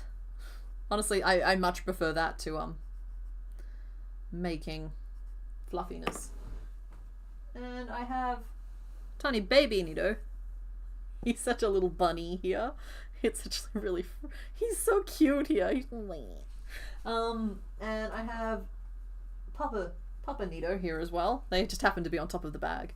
Oh, he's still got his little flower. Come here. They love one another. They do. He brought her a flower. Adore. Adore. Oh my goodness. This is adorable. Just, ugh. It's just a little bunny. Like, don't get me wrong. This is cute. But this is adorable. I just can't. I can't with this. So yeah, we'll make... I'll lay this one down in the middle. The middle one still has to be about the same size, just not as upright. That makes sense. Oh, Night Apocalypse Faye, thanks for hanging out. You want to name him Prince Gelato? You little bun? Yeah. Okay, he's not quite as hunchy as I drew him. That's interesting. The horn on the front of his head, though, is quite prominent. So I don't think I'll be able to get away with just stitching that. I'm going to have to make a piece for it, I think. Let's ink this and then get it started.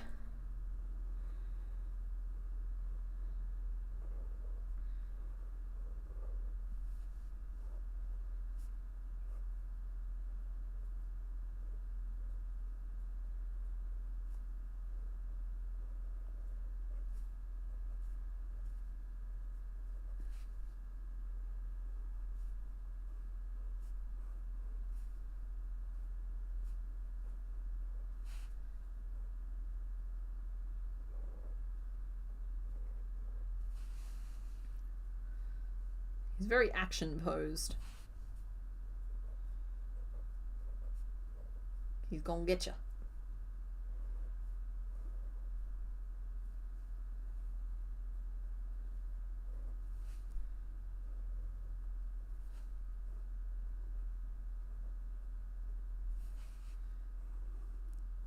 Honestly, I think these ears might literally be the same ears I put on the little one. It's just his body has kind of grown into them a little bit more. Oh, sorry, you didn't see that. I think these ears are like literally the same ones.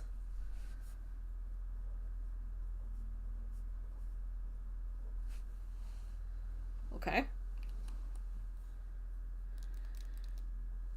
I'm sorry, I'm laughing at something in the Discord from Zenaris von Schlottenstein. The sprite looks like he's a texture where you can poke your finger in the dent stays. Yeah, he does look like memory foam. Ready to charge that horn? Maybe. So in terms of shape, let's try and like think of him in from the side here.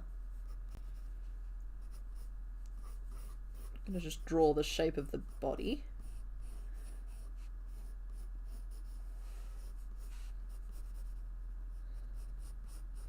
The head kind of scoops underneath.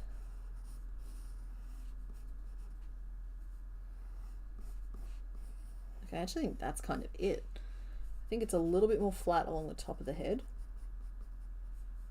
And we'll do like the overlapping lip piece, the same way we are planning on for Princess Sorbet.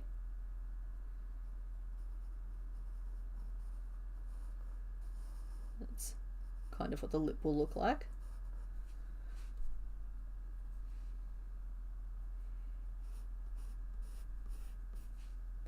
Oh, rawr. Yeah, I think I'm giving him slightly too much of a hump. I think that's pretty close. And then we can use literally the same arm pieces. But we'll need, honestly, and the same, we'll use the arm pieces for the legs as well. He needs more spikies than the girl does. So he needs a big face spike and he needs some back spikes in different sizes. But honestly, I think that having just made Nidorino is actually way simpler than I thought he was going to be. As long as we nail this body shape, we should be okay. Now for that body shape, we want it to be about as long as she is from head to tail. So I can roughly count the rows here. For like 1, 2, 3, 4, 10, 11, 12, 13, 14, 15, 16, 17, 18, maybe 18 rows approximately. And let's see, her body is 24 around at its widest point, so let's do the same thing for him. Head goes up to 21. I don't know if that necessarily applies because his is almost a different cross section. Like he is way wider in the face. As I said, it's almost more reptilian. I think we're going to want to encourage like the base 5 when it comes to his face. Because it's like that with like downward facing lip. And this is like the 5th corner coming out here. It's just me acquainting myself with the shape. Sorry guys. 3 nails on the front but 2 on the back. Oh, is it really only 2 on the back? Okay, cool. I'm sewing those on anyway, but thank you for pointing that out. Looks like I drew it correctly. I just assumed that it wasn't on screen.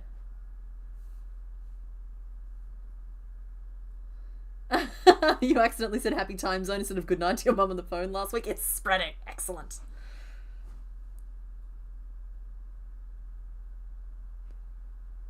That's so odd. Okay, from certain angles it looks like he might have a different coloured belly, but we're going to ignore that because it's only subtle. And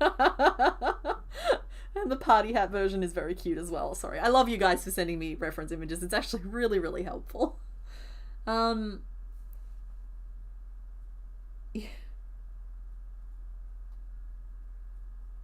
Okay, here we go. Let us start the show. So we already know what purple we have to use because it's the same one we've used for King and Ran. So no also has to be, I think this is either lilac or wisteria. I forget which one's which. It's a little bit tangled though, so I'm just going to keep on pulling it out of the box until we reach the end. There we go. So there's that. And then, honestly, the ears I probably won't make on stream anyway, but I will use the same green as I have in the middle here because I think it's the same one. I have crocheted in toenails, I'm noticing now, but I am going to stitch them on. Toenails are getting stitched on. We've already made that decision. So really, this is the only colour we need. It looks like on the little guy, I stitched on his spots using, okay, if one of them's lilac, then the other one's wisteria, using the alternate one. I also have a little bit of this purple left, which I could use and would be perfect, because of course it would. I've looked in my local store, by the way, and I've been told that just because it's not available online, some people are finding it in stores. I'm not seeing it there, but then I also haven't been able to get duck egg for a really long time. So I know that it's a very store-specific thing, and I just need to do like a little bit of a tour of the local spotlights to try and find the thing. Bulbapedia says 3 toes for each foot. Noted. Okay, we'll have to just like make a decision when we get there, I think. Okay, Mr. Bones, if you're going to draw him like that, he needs a little whistle around his neck because he's giving me high school football coach vibes. Diamond head shape? Maybe from like certain angles, but I do think it's very pentagonal from others.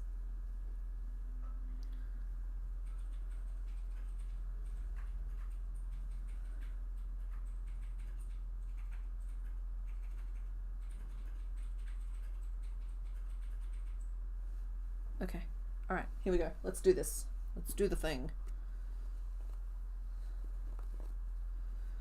So the first step is we make the head. I'm starting from the tip of the nose and we're working backwards.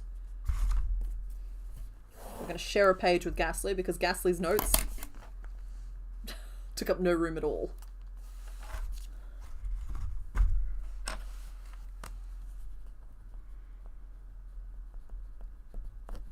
Nidorino means no. Here we go.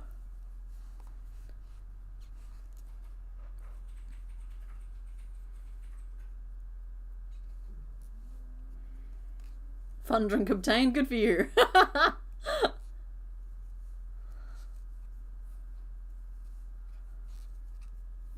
2, 3, 4, 5, and 6. At least we know he doesn't just have a blinking pupil. Right?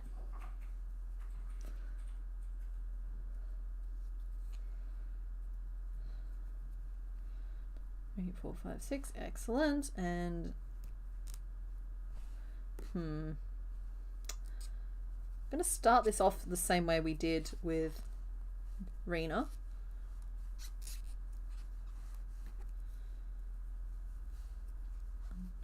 Two.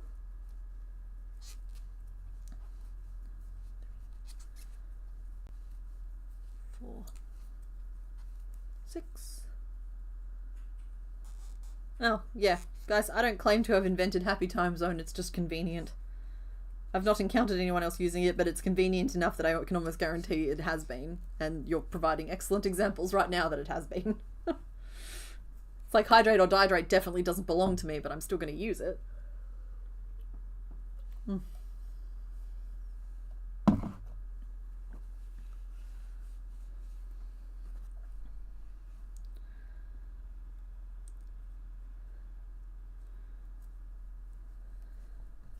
Okay, that's 9 around, giving us a slight triangle to what we're doing.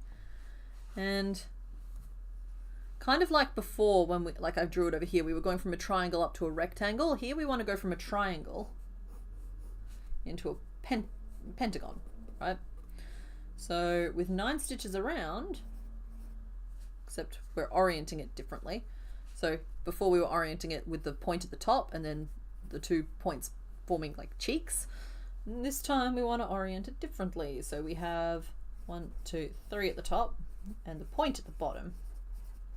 Doesn't make a huge difference at this size, but like it's just something I try and keep in mind as I'm working. So let's start by going across the head. So that'll just be 3 normal stitches. We might put an increase here just to help grow the head out a little bit. Maybe. And then we'll do this. And we'll do this. It's just this time when we go up a level, we'll be using the middle stitch because we want to grow wider, whereas like we were using the inner middle stitches before because we wanted it to grow taller. It's kind of like something like, yeah, sometimes you can be very specific with stitch placement. I don't know, it just feels like the right thing to do. I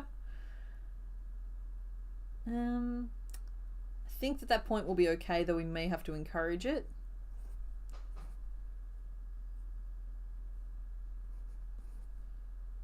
And kind of want that to be an increase. Is that going to unbalance me? It is going to unbalance me. So if I was going to do an increase, I would have to increase there instead. And that keeps us balanced. Okay. I haven't started writing down these notes yet, so just please bear with me 1 second.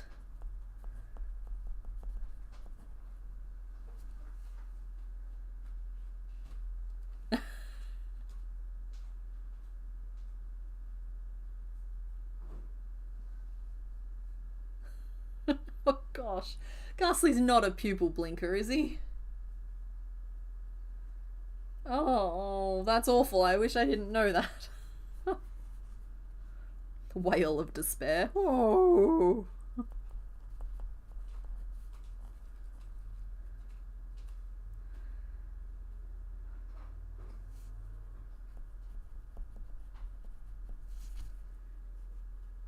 Four single crochet and an ink 3. And then 2 single crochet back to the starting point. Now that should take us from 9, 1, 2, 3, 4, 5, 6, up to 15. I'm going to use a stitch marker for this so that nothing goes haywire. This feels like way too many stitches. 7, 8, 9, 10, 11, 12, 13. Yeah, this uses 13 stitches. What?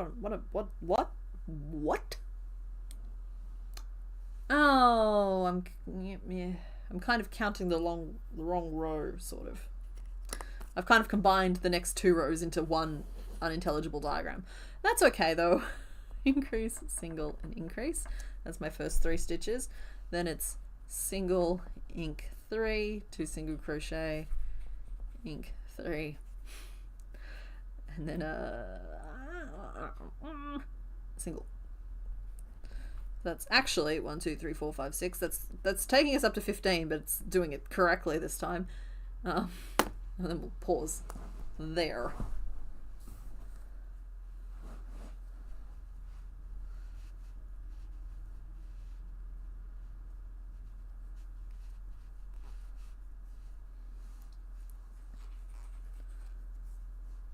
Ghosts do spooky things. That's true. If I was going to accept a pupil blink from anyone, I suppose the ghosts are fine. It's not nearly as upsetting as it is with Onyx. Because to be perfectly frank, the whole Onyx thing is very upsetting.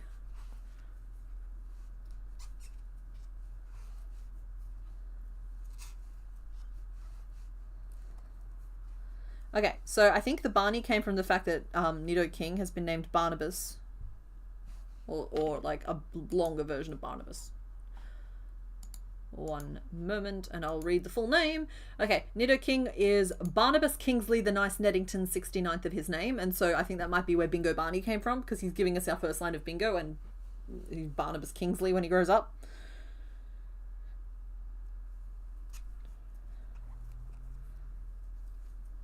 Did we lose a comma again? I have no idea.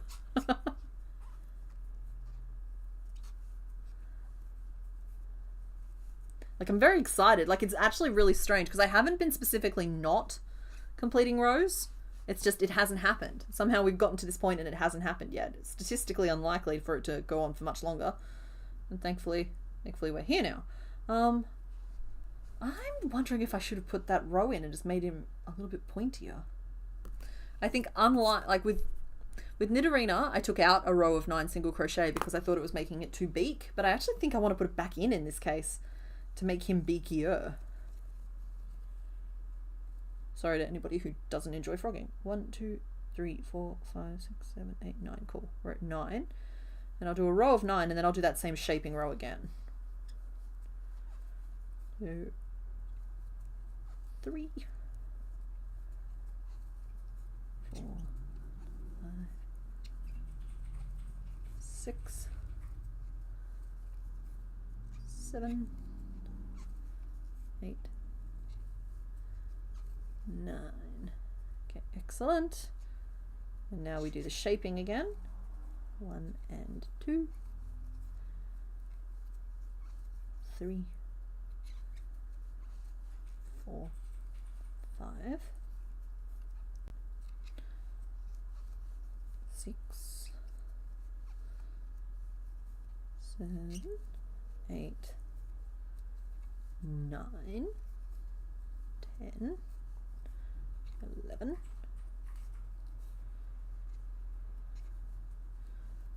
12, 13, 14, and 15. Okay, yeah, that's better.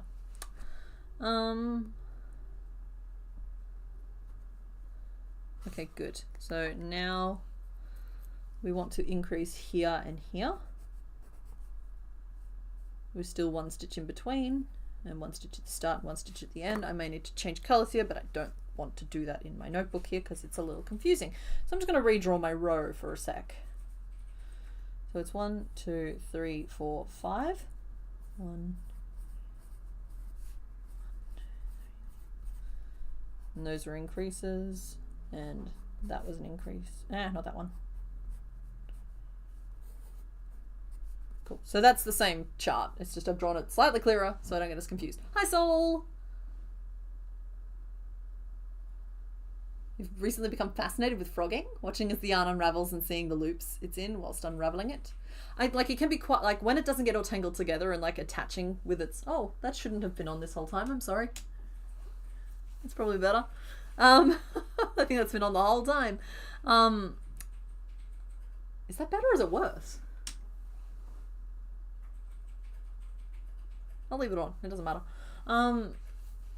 Yeah, like when it does like really cleanly, it can be quite enjoyable. It's not something I like to play with too much because it's a lot of work. To get frogging shots, it's a lot of work. Plus, you can do that whole reverse footage thing of like if you frog it carefully enough, you can make it look like you're just assembling something and it looks cool. But my goodness, is that a lot of work when you have a finished product to try and make. Anyway, let's do a little increase here, where this is our starting point. And we'll do a little increase here. And we'll do an increase 3 here. And increase 3 here. Sometimes it's so much easier to just like graphically represent what you're thinking of instead of trying to like math it out. 2, 3, 4. 1, 2, 3. Cool. All right, excellent. So this is what we're going to be doing. So we have single ink, and then 3 singles, and ink 3, 4 singles, and ink 3, and then 2 singles back to the start.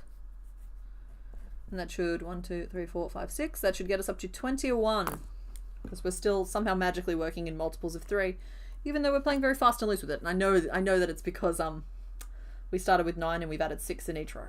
So like I know why it's working. It's just like also magic. It can be magic if we say it is.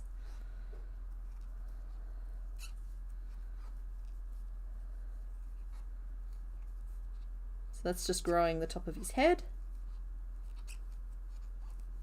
And then 1, 2, 3, and now we're growing out the cheeks.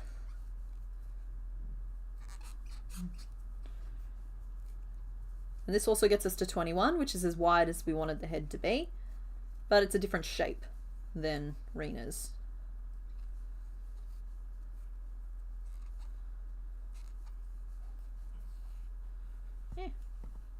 Attack of the killer yarn ball. It's coming to get us all. Everybody, protect your families.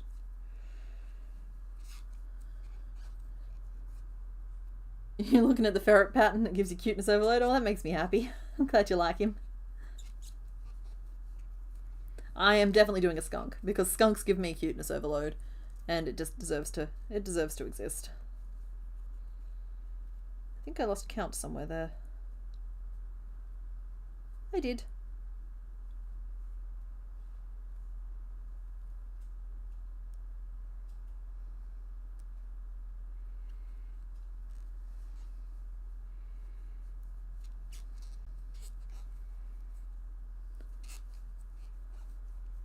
Oh, you made a skunk with an S-shaped tail. Had to move the start of the row, every row, to keep everything lined up.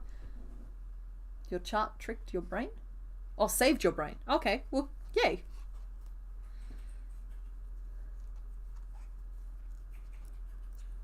You would like to find a badger pattern? Badger is on my shortlist. Although I wonder if there's too much crossover between a skunk and a badger in terms of shapes and coloration. Because they both kind of have that blunt, sniffy nose and the black and white stripiness.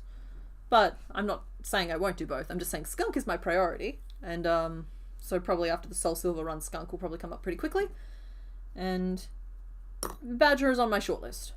I don't have as much of an emotional connection to badger, but badger's pretty cute.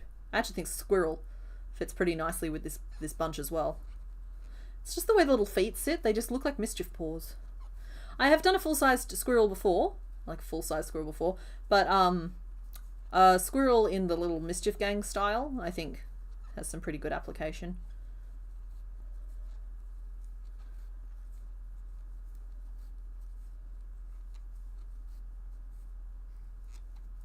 This is more than magic, it's mathemagic. I like that. I'm keeping it.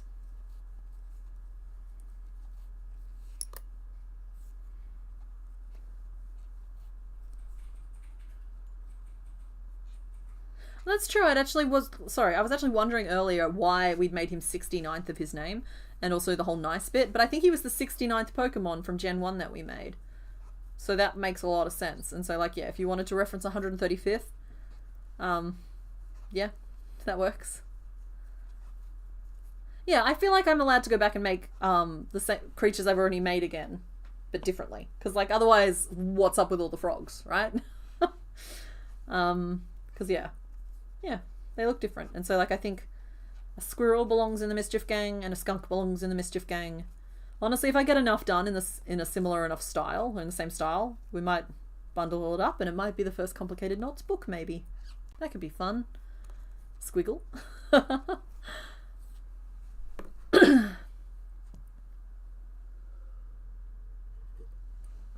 Probably European badger is the one I'm thinking of.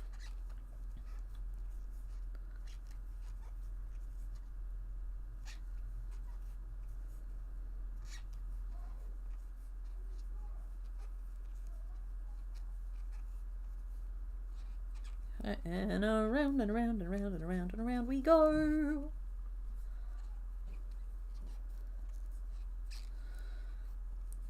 3 rows should probably be plenty.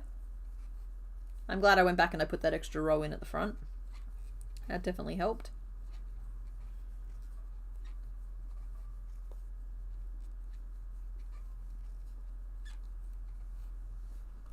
Yeah.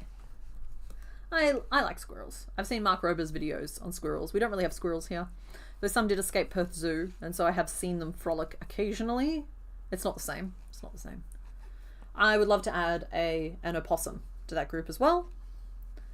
And I've talked about adding maybe a quokka to it. Sorry. Talked about maybe adding a quokka to it as well. I can just see a few different applications, but like people are going to get bored with that body shape, so I have to just be like sparing with it. Much like wombats, what, badgers are way bigger than you think they are? Yeah, I can imagine that. I think of them as kind of like tiny bulldozers, like not so tiny. And platypuses, for the record, are way smaller than you think they are. We're talking like, they weigh like 5 kilos. Like, no, that's so small. Actually, I think it might even be less than that. But yeah, platypi are way smaller than you think they are. Wombats are way bigger than you think they are.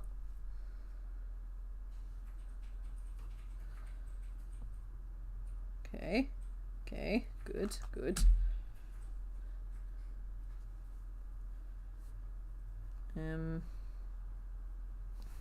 I'd say I'm currently here. Having done 3 rows of 21. So we'll do 1 more row. And then we're going to start increasing at the top. So we'll do 2 increases at the top and then 1 on either side.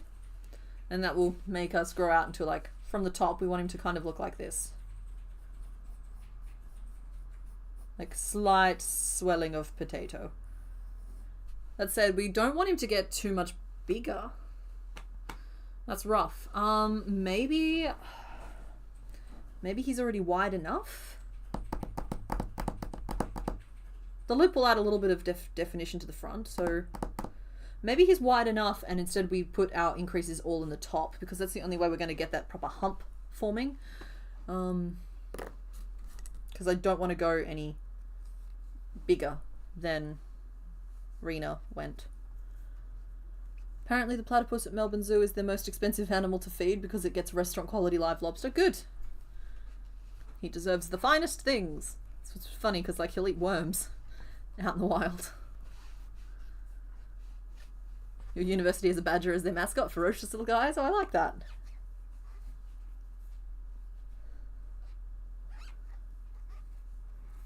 You'll never get bored with that body shape. Good.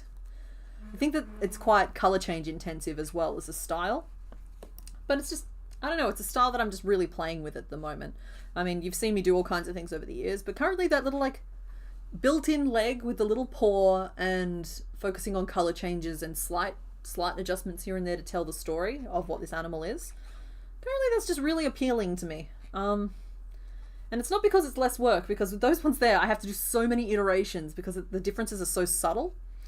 They're honestly way harder to develop than just like the ones that I do where it's just like, make these legs, they're this shape, sew these legs on. It's like, no, it's way more intense when it's all in one piece and we're doing color changes as well. Like I ended up with so many leftover furts. And sorry, I call them furts because they're shorter than the way, like the one that we ended up finishing off with was long, and so he's a ferret. the original is definitely a furt, because he's too short. So he's just a furt. And I imagine the same thing will happen with the others as well. Okay. Let's chuck some eyes in so I have some frame of reference here. I know I had, there was my baggie of eyes. And we'll do this. Oh. Stream quality might have dipped there for a second. Anyone let me know if something's gone wrong. Hi Kim Pokey Trainer. Hope you're having a good day. Let's see, the eyes on these ones here are kind of odd positioning. Well, that eyeball's gone. I'm just going to get another one out. I'll go fishing for that one later.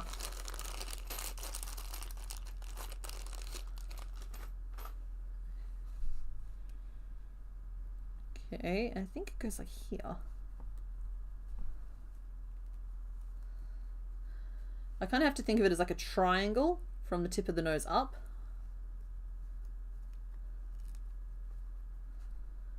And it's definitely off the jawbone and we need to leave room for the lip. So I think that's about right.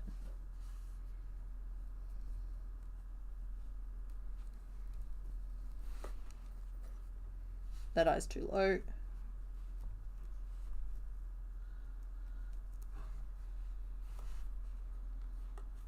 Now they're too close together. These dang stitches getting in the way. Right, I think that's about right, and keeping in mind that we need like angry eyebrow over the top and the lip with the teeth. The teeth are very close to the eyes on this one here, so I think that's about right. To the point where I'm tempted to snap the backs on, but because I don't have to, I'm going to leave it a little bit longer. The Dutch word for ferret is fret. Oh, that's fun.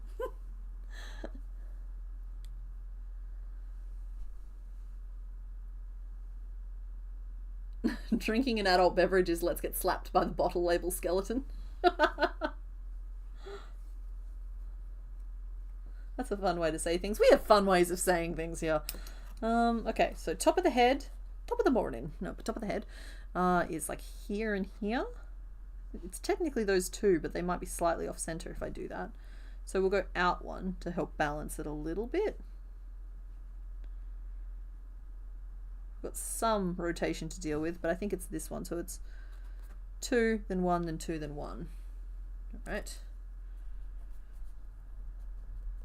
Increase 2 and then increase, and then that uses up 6 of my stitches, leaving me with 15. Back to the starting point. We'll move this to this point. Point, point, point, point, point. That's the project.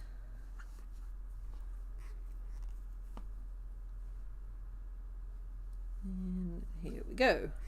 Oh no, that should have been a 1. This is just me growing up the hump of the back.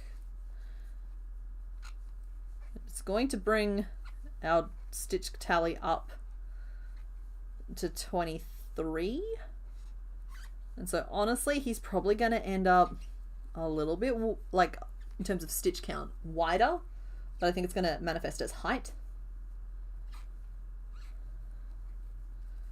Because otherwise I think he's pretty much a consistent width from the jaw back.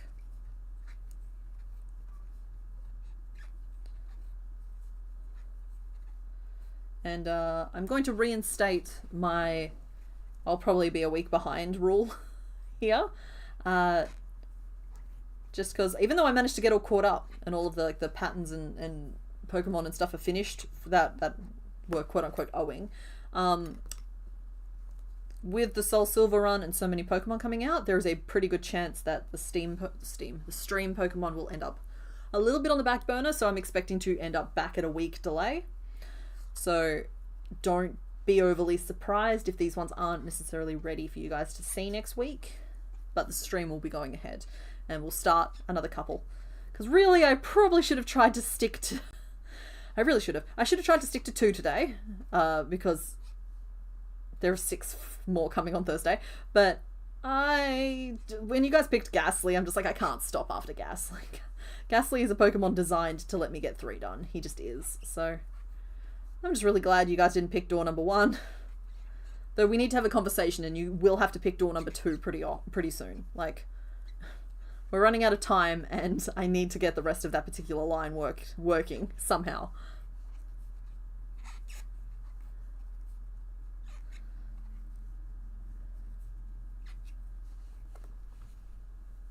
Been back in theatre working on Legally Blonde the musical. That is my favourite musical. Okay, you can't possibly have known this. I adore that musical. That is my workout musical. There is an MTV Pro filmed version available on YouTube, and I used to put that on and just hop on the treadmill, and I would do it like half one day, half the next, because I'm not a lunatic. But like, I love that musical so much. And then it came to Perth, and I saw it in Perth, and it was done great. I love that musical. That musical is great.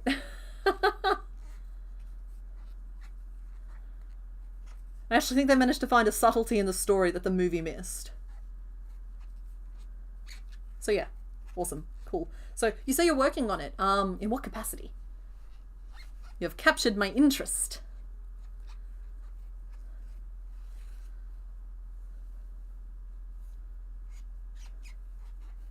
Yeah, no, there's been a musical around for a while, and it's a good one.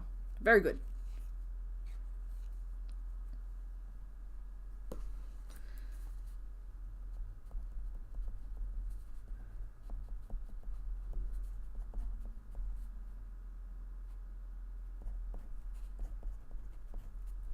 We are talking about Legally Blonde, the musical. As mentioned, it is available on YouTube at the moment. It is the MTV Pro Shop version, and I'm pretty sure I've seen it on the MTV channel, so I think it might... I don't think it's a pirated or whatever, but don't quote me on that. Yeah.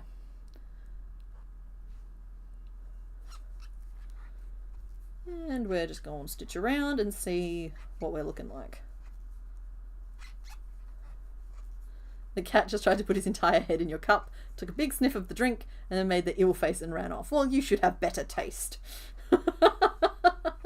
You have been judged and found wanting.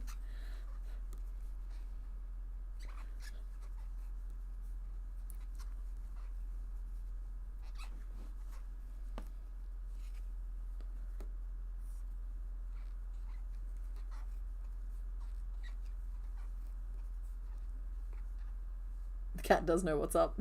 Absolutely. Don't you know cats can see spirits?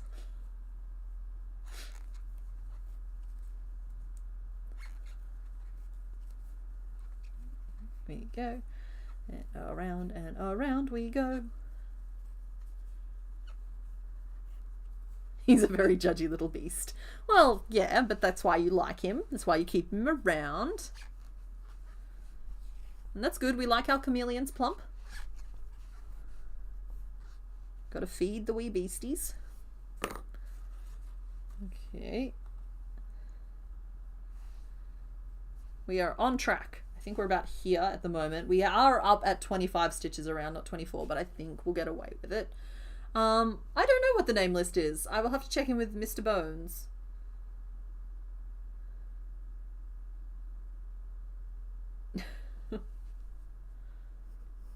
There we go. So I think we'll do maybe 2 more rows at 25 around. And then we'll start narrowing off. And then at a certain point, I think when we're at 21, we're just going to like close off kind of aggressively. No, not at 21. We'll close off aggressively at 18, because then we can do a 3 decrease round and then a couple of 6 decrease rounds, and it'll get that job done.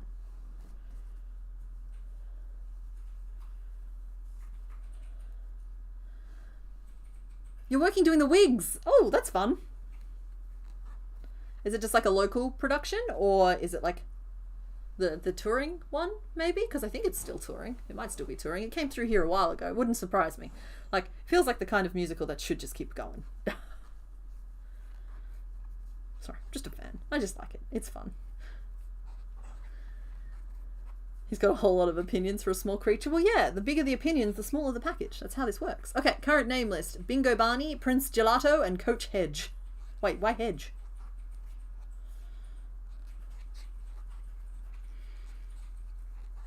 Okay, all of the is he European stuck in your head? Well, I've got oh my god, you guys. Mr. Bones came and saw it with me.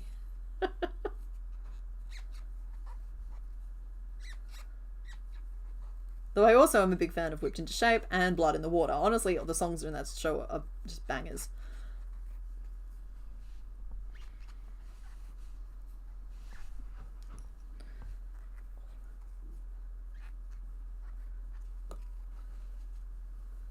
Okay, guys, I just want to mentally prepare you for this is not going to be a super long stream. At most, we'll go for another hour at this point. So sometimes we make it to like the 5.5, 6 hour point. Today, I'm kind of aiming for about for about 4 hours. We will probably stop shy of about 5 hours, maybe 4.5, 4:45 in time. But we're going to get most of the pieces for this guy made. Not his ears, because I want to use the same pattern as I used for these ones here so they match. But we'll get his limbs made, his body made. And then we'll do the reveals.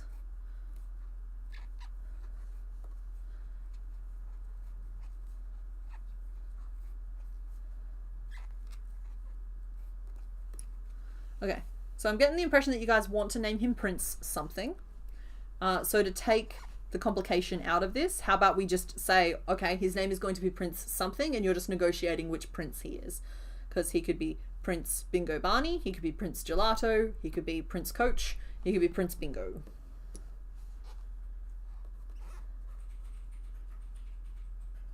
Oh yeah, so much better is a great choice too. Sorry, now we're just talking about our very niche interest of Legally Blonde the musical. It's a drama school production, their end of degree show. Oh, cool! Very cool. I'm scooching down on my chair to sit at a different angle. I'm in shot still though. I didn't know Percy Jackson was a musical. How late are you? Rena? Pretty late. We're on our 3rd Pokemon, and I've just announced that we'll probably finish it within the next hour.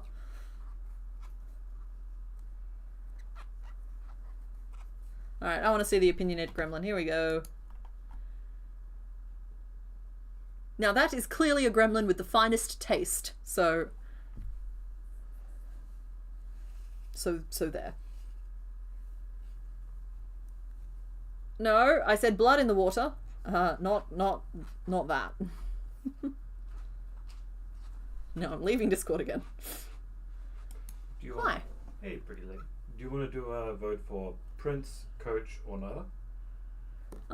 Is there a lot of pushback on making him Prince something? Just because it matches them up, and I thought that was kind of the thing.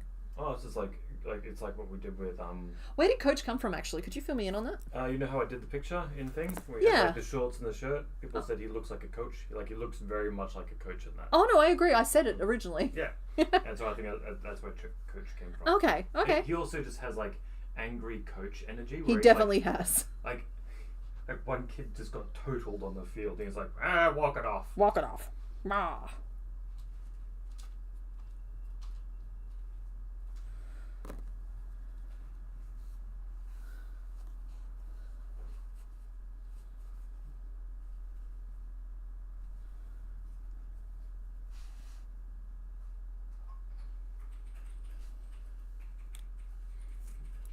Yeah. That's alright, Rena. The replay will be up. And we're happy to have you here now. You haven't really missed out. We're still here. We're still live. In person. In the flesh. Doing as we do. I'm going to start my decreases. And how gradual are these decreases? Not that gradual. Decrease 2. Decrease 15 to get us back down to 21. And then we'll do, might even do 21 around. Okay, I have my plans.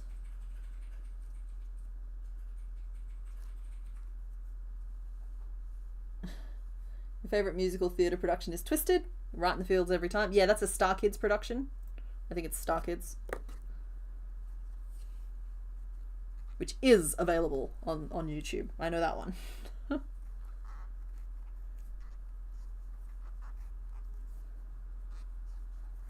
You can dodge a horn attack. Can you dodge a ball?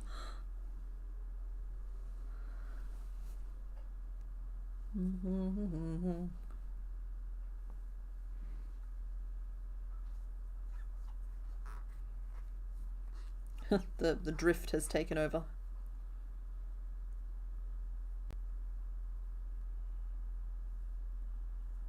Yeah, cool. So it's actually 5. Wow, that's a lot of drift. It's 2 full stitches of it, but that does make sense. It's a little... Honestly, I don't want 5 stitches. It's more like 1.5, but I want to try and like even it out a little bit. So you kind of have to just go with it. That'll make that 4. And that 13. Yeah.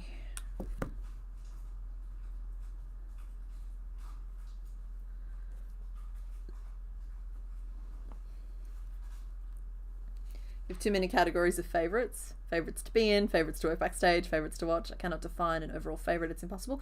That's fair. You don't have to have a favourite. It's like, it's kind of like when I'm talking about books. It's like, I might be like, oh, my favourite thing. But like, honestly, my favourite thing is more of a bucket than it is a numbered list. It's like, this is the bucket where I keep all of my favourite books. Slash, you know what I mean? Or like, this is the bucket where I keep all of my favourite musicals. And so I'll pull one out and be like, this is my favourite musical. Thank you, honey.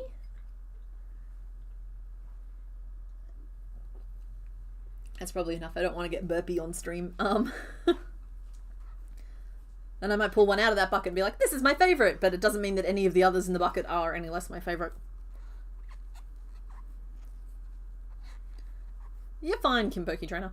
Like, honestly, this is just a crafternoon. We're all hanging out. We're all having a chat. You brought an interesting subject to the table, and now we're looking at it. I have to be careful with the whole bucket thing, though, because it's also how I'm going to use the word learn very loosely here. Learn languages. And I'm very aware that I have 2 buckets in my brain when it comes to languages. I have the English bucket, which is my first language. And then I have the all other languages bucket, which makes it really confusing when I'm trying or when I used to be trying to speak a specific language. Like, there's just nothing quite so bizarre as like producing a sentence in Japanese, but there's some Spanish sprinkled in there. It's just not ideal when trying to communicate. Because like the brain would go, okay, we're going to be grabbing things from the not English bucket right now. So there we go. We did the thing. Just like, no, close, but not quite.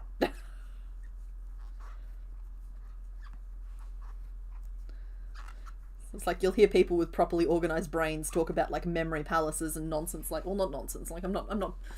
That was a condescending way to put it, and not what I meant. But like, you know, like stuff like that. And it's like then if you've got me and I've just got like this room, right? It's not even a room. It's just a series of buckets. And everything is either in a bucket or not in a bucket, and there's just buckets everywhere.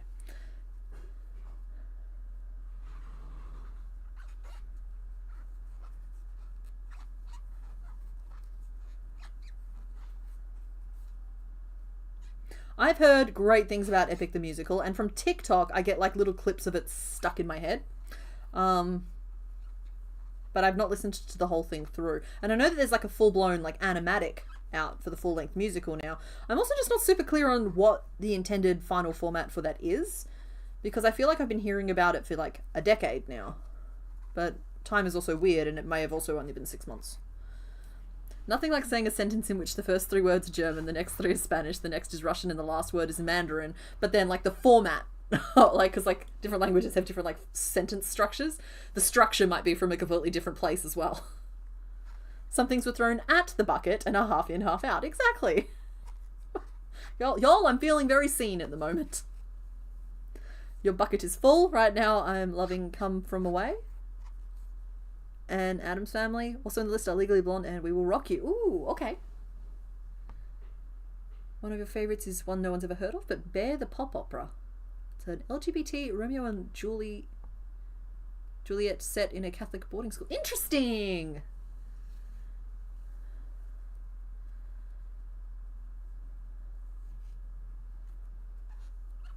I haven't heard the I speak 6 languages from Spelling Bee. You have 10 words in your memory palace that you learned 16 years ago, and I still remember. Hey, cool! I finished the bandana. I was crocheting, so now I'm going to listen to stream while I go to sleep. Happy time zone. Happy time zone, BC Butterfly 1. Sweet dreams. What's really funny is that I low-key put Mr. Bones to sleep as well. And he fights it every week. But often you'll notice that he sneaks off for a nap midstream.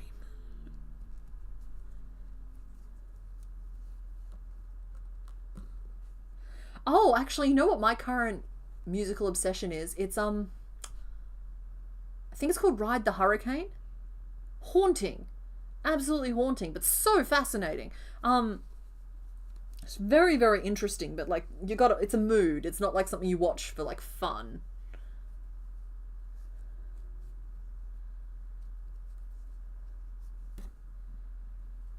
I'm pretty sure it's called Ride the Hurricane.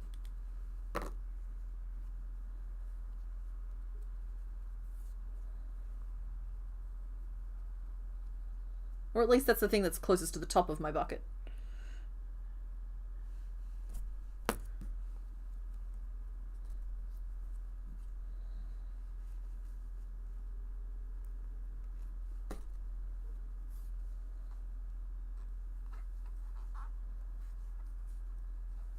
Everyone's worst musicals? I'm not sure.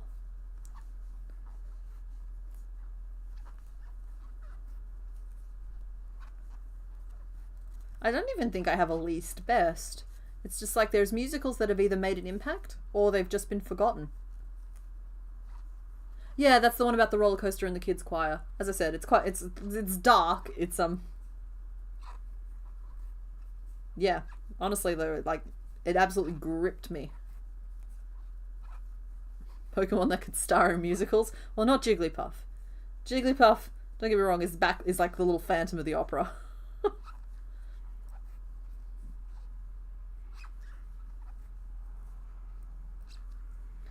No, I have it on good authority that I am soothing.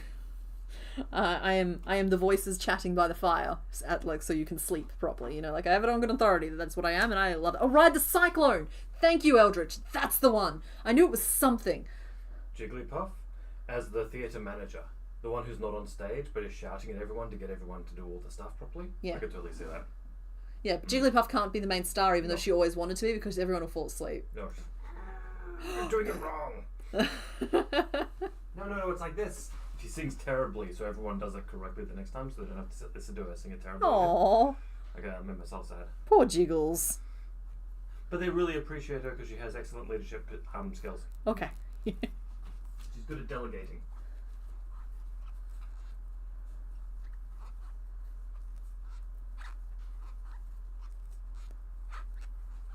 Thank you, Eldritch, for saving me from that potential embarrassment. Cyclone and hurricane, 2 words that ironically live in the same bucket.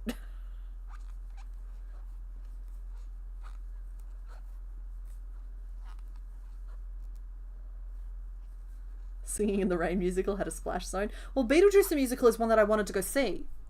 It's not visiting Perth. I would have to fly interstate to do it, which adds just a whole lot of money and effort and time to the prospect of seeing it. But should it ever come to Perth, I'll be there. They're touring Beauty and the Beast here at the moment. Charlie and the Chocolate Factory, actually.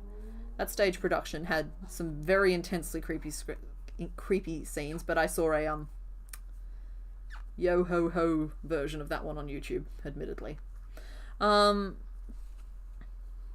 Machamp does the curtains and lighting rope things. Occasionally does silent parts. He's the tree. Machamp doesn't want to be the star. He wants to be the tree. He's back there holding branches. Okay.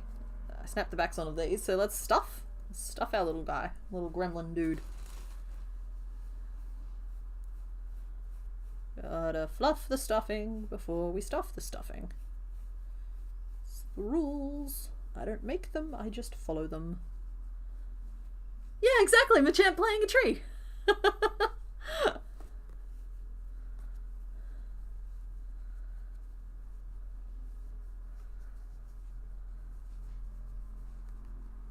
Okay, right, don't hate me, but I reckon Eevee is the Pokemon they always give the starring role to, even if she's not the most deserving. Even if there are other Pokemon who auditioned for the role and would probably be better at it, I reckon they give the role to Eevee every time.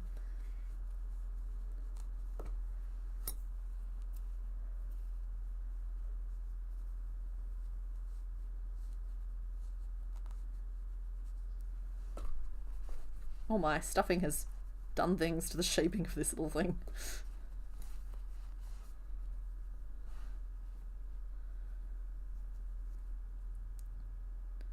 I think I do another row of 21 around, actually.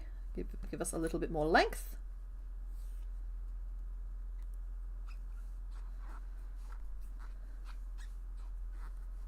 Evie is Leah Michelle. Yeah, a little bit. From Glee. We're referring specifically to the role.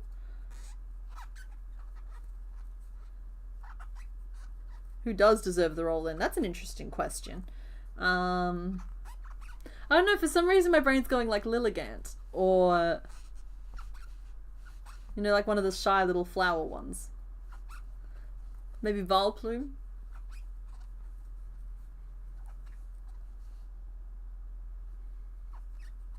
Charizard would be the equivalent of the one guy who auditions against the lead even though he's not very good. Yeah, Charizard's out there script in hand all night. He never gets off script, but he's doing his job. You think Gastly's theatre classically trained but isn't pretentious? He's just jazzed to be there? Yeah, I get that vibe. You're imagining Eevee with a long blonde wig. I'm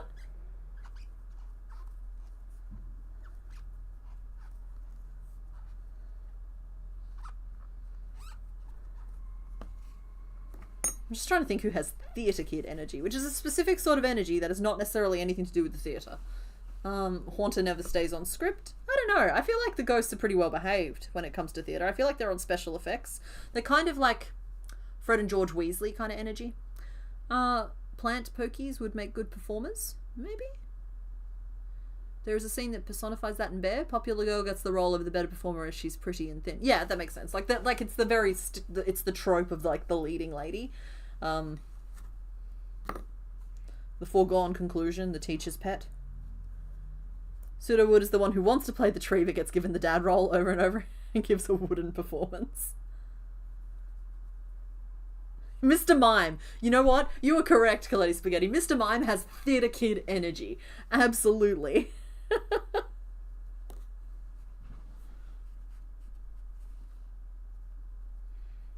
I feel like Lapras paints the sets. I know that makes so little sense, but I can't unfeel this feeling. Lapras is totally in charge of painting the sets. You want Mr. Mime the musical? Livani is the costume shop and the others don't show up to their dang costume fittings. She's gonna start biting. Fair. Roserade specializes in Masquerade. Well, Masquerade is a Pokemon, I'm pretty sure. Meloetta, the theatre girl. Yeah. Yeah. Even like the Gothita line. Smeagol. Oh, Smeagol. Yeah, the Smeagol wants to help, but Lapras is the one doing it. No, he just gives painting the scenery vibes. I don't know, is this big enough yet? Weird little potato that he is. One more row. I keep saying one more row, but I'm just... My gut will tell me when we're done.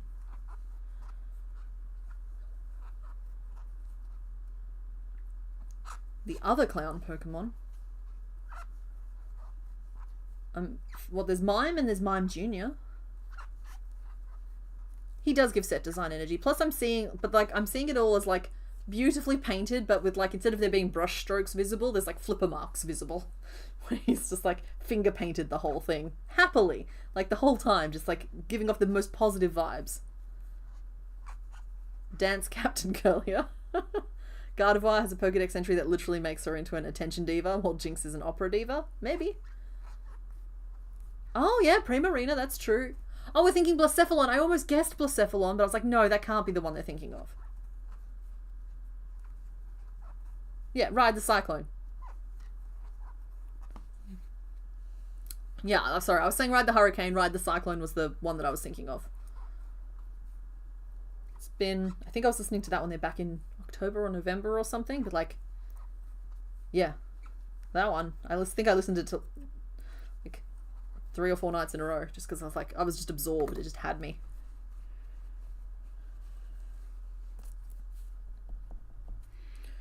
Alrighty, and now we will do a little close off type of thing, so we'll do 3 decreases in this next row.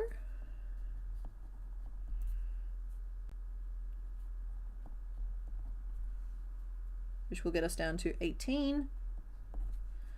And then 6 decreases in the next row and 6 decreases in the final row. So that should get us all the way down.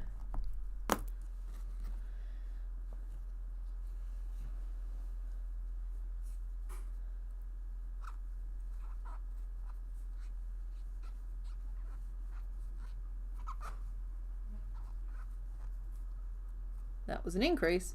That was not a decrease.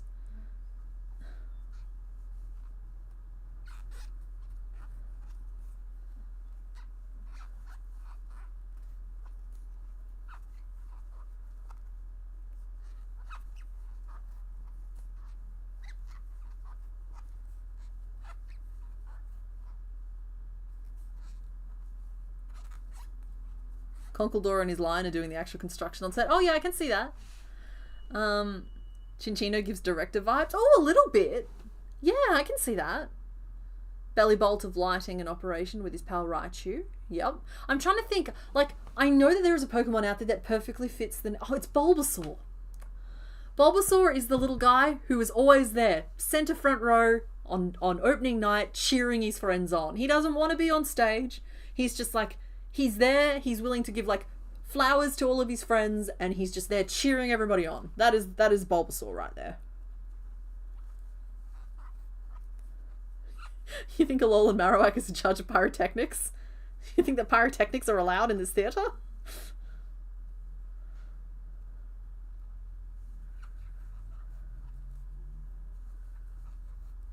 Coletti Spaghetti, could you please hydrate? I'm worried you're going to dehydrate.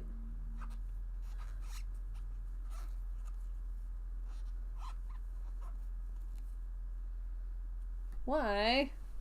Why? Why did that not add up?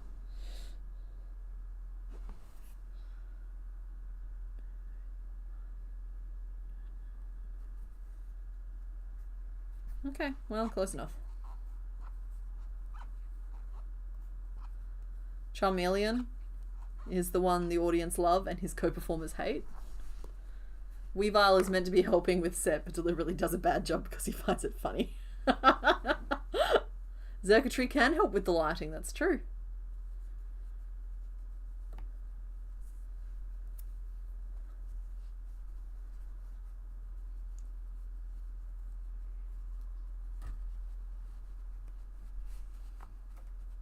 I see the audience being just like, for some reason I'm seeing the ones on stage being like the baby Pokemon, or not the literal baby Pokemon, but like the unevolved Pokemon, and then the audience is full of things like Nidoking and Nidoqueen clapping for the little like Nidorans on set, on stage.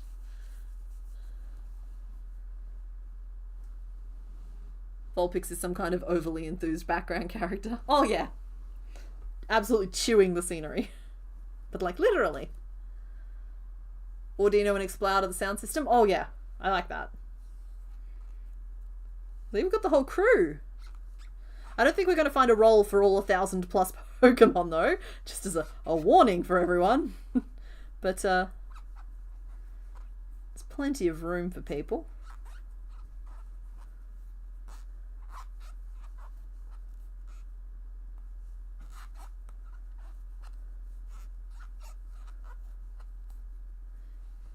In at your school, one guy got in trouble often and was forced to help drama club. They had him just come out in a dance number and do a backflip in costume. I feel like that'd be Mankey or Primate. Yeah, he's the guy who knows that one trick. That's helpful and adds some legitimacy to into the production. So, yep. Though I can really easily see like Mankey and Primate with cardboard swords having some kind of like epic duel on stage.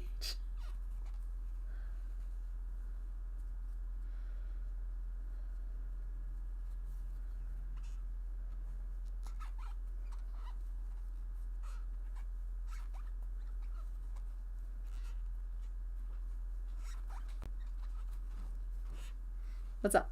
Just imagine Mankey. But I know something you do not. I am not left-handed.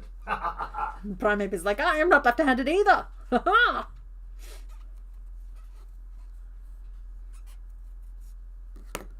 Mew sometimes shows up to add whatever special effects they think is necessary. But I also think that Mew is just like darting about the audience, just like really happy to see all of the little Pokemon like frolicking on stage. Mew gives big like proud mama energy, but also is somehow baby. It's complicated. Hello Mark, happy time zone.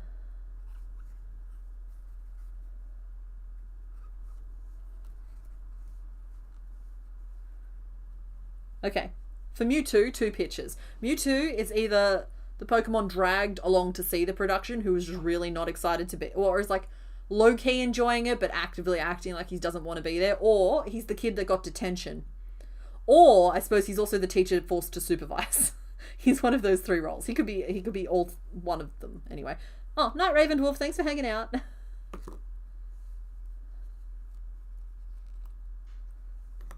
Okay, so we've got a little snake Tato. He doesn't look like much like this. He needs some zhuzhing. This is the one he's compared to. They look very different at this point. That is okay. I'm not panicking. Why would I be? Let's make some limbs. Mew and Mewtwo are the drama teacher and the math teacher got suckered into helping. Yeah, maybe. That makes sense. Muck is the janitor afterwards? Yeah, I can see that. Or Muck is pretending to be the paint that they're painting the set with. Muck has like this big wholesome mischief energy for me.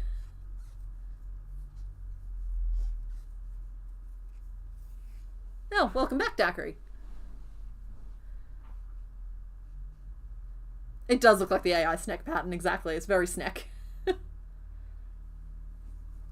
That's okay. We'll make some legs and it'll all look better.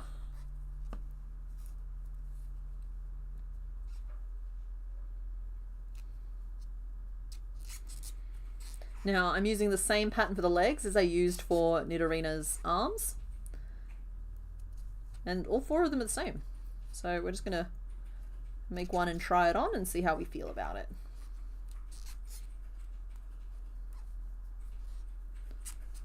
Ditto is everybody's understudy. Yeah, that's true.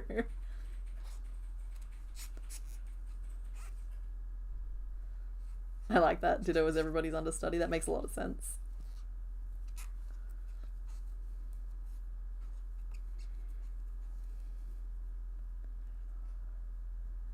Close enough. Alrighty, and now we stitch 1, 2, 3, 4, 5.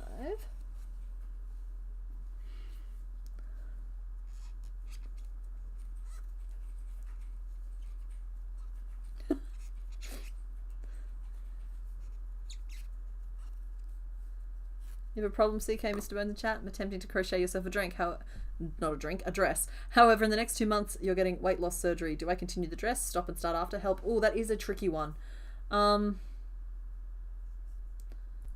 Honestly, it's going to be such an endeavor to make for yourself. You're going to want to be able to wear it and celebrate your work afterwards.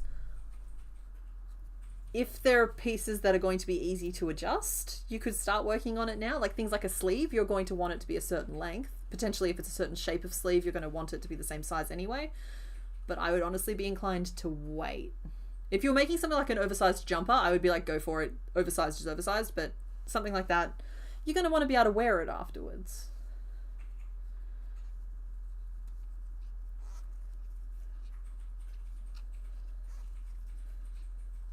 You want me to just make a potato video?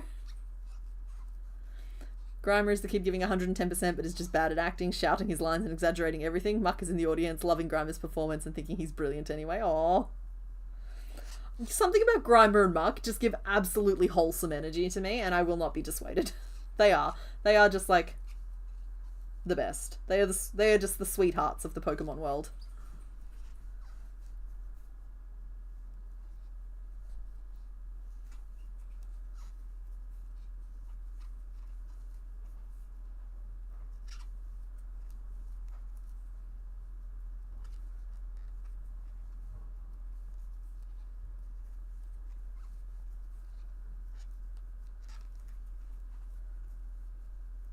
Okay, that's 3 rows of 9. I'm going to have to flick back a page to see how long we made Nidorina's arms. So far you've done the waistband, the back piece, the chest piece and straps, but you're definitely thinking of scrapping it and restarting. Well, you may not have to, again, it depends on the exact style of what you're thinking of, or what you're making, but like, you may not have to completely scrap it, you know? Like, there are, like, in some cases you might be able to just like frog a couple of rows. In some cases you might just be able to sew it together, leaving seam allowances that you can take in later. Waistband is going to be a difficult one to navigate though.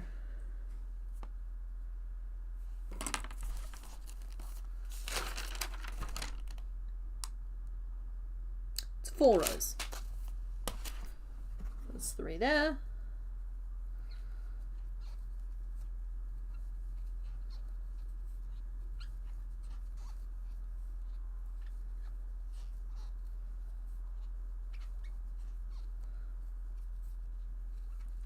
Mark gives such supportive, wholesome dad vibes, honestly, like middle-aged man who just wants to mow the lawn and go to kids' football games energy. Yeah. Oh, night, Viara. Thanks for hanging out. Who am I making? We are currently making Nidorino. So far today we have made Nidorina and we've made Gastly. So this is our 3rd and final Pokemon of the day. And I'm making... I know he doesn't look like much right now, but like, give him some little leggies. Give him some massive ears. I think I've possibly made him a little porkier than he's supposed to be, but it happens. Give him like the lip to add the beak, some teeth. I think he's going to look right. It's just I'm trying to size him between these two. And this is Nidorina, who is upright. She's a sassy little biped. Okay, and now we do the cuff. 2, 3, 4, 5, 6, 7, 8, 9.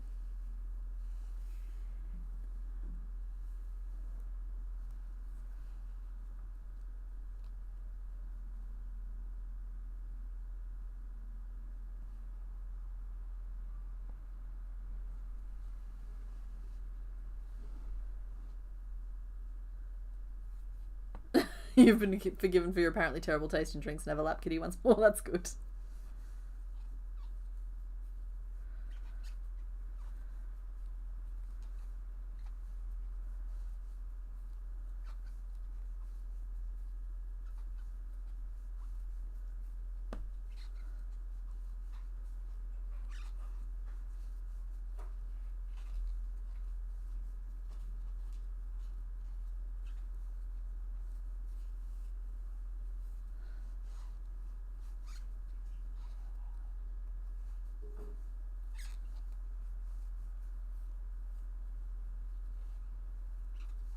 Okay, that's 12, and then around again.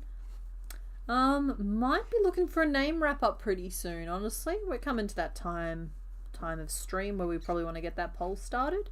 I know he still looks like a purple potato, but we're chipping away at him for the next couple of weeks. Again, I'm going to just reinstantiate the fact that I'm probably going to be a week behind, even if I am currently all caught up.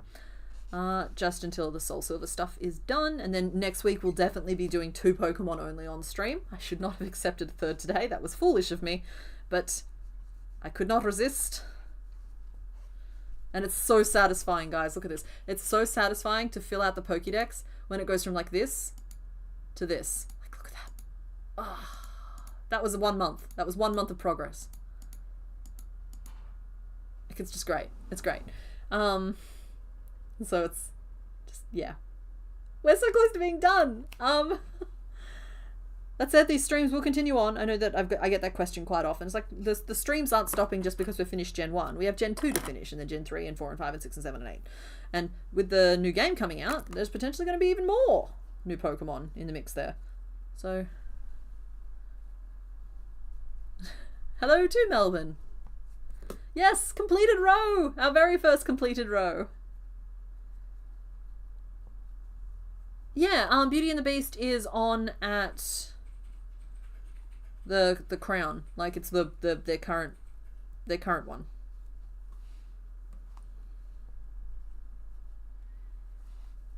That's where like all the big shows go. After Tangela, I think that's Kangaskhan. Technically, Mew is a completed row if Mr. Bones splits hairs, but he doesn't have any hairs to split, so that's not going to happen.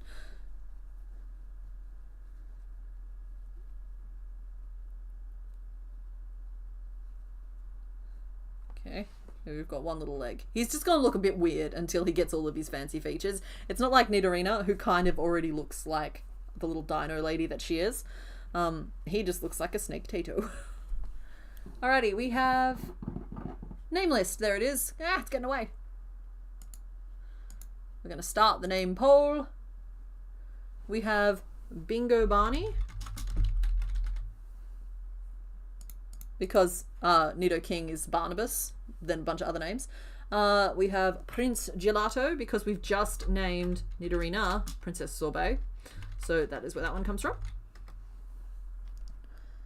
We have Coach Hedge, because he's kind of got football coach energy. And we have Prince Bingo. Again, because the bingo thing is the completing of the row. Anywhere I've skipped... Oh, let me just go back and put the spaces in. My spacebar doesn't work super well on this computer. Alrighty. Am I going to make a full Kangaskhan baby to shove in her pouch, or just a nub baby? It depends on the size. If we make her about the same size as like Nido King and Nido Queen and like Rhydon, which that's kind of my expectation, is that we'll make them about the same size, maybe slightly smaller. Actually, where is Rhydon? He's actually the perfect size for what I'm trying to describe here. He's over there. Hold on. Let's just slide over here. So you can see he is smaller than the Nidos. This is about the same size as I expect Kangaskhan to turn out.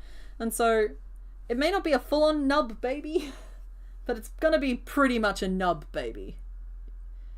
Yeah. So about 9 stitches around, so not a fully articulated baby.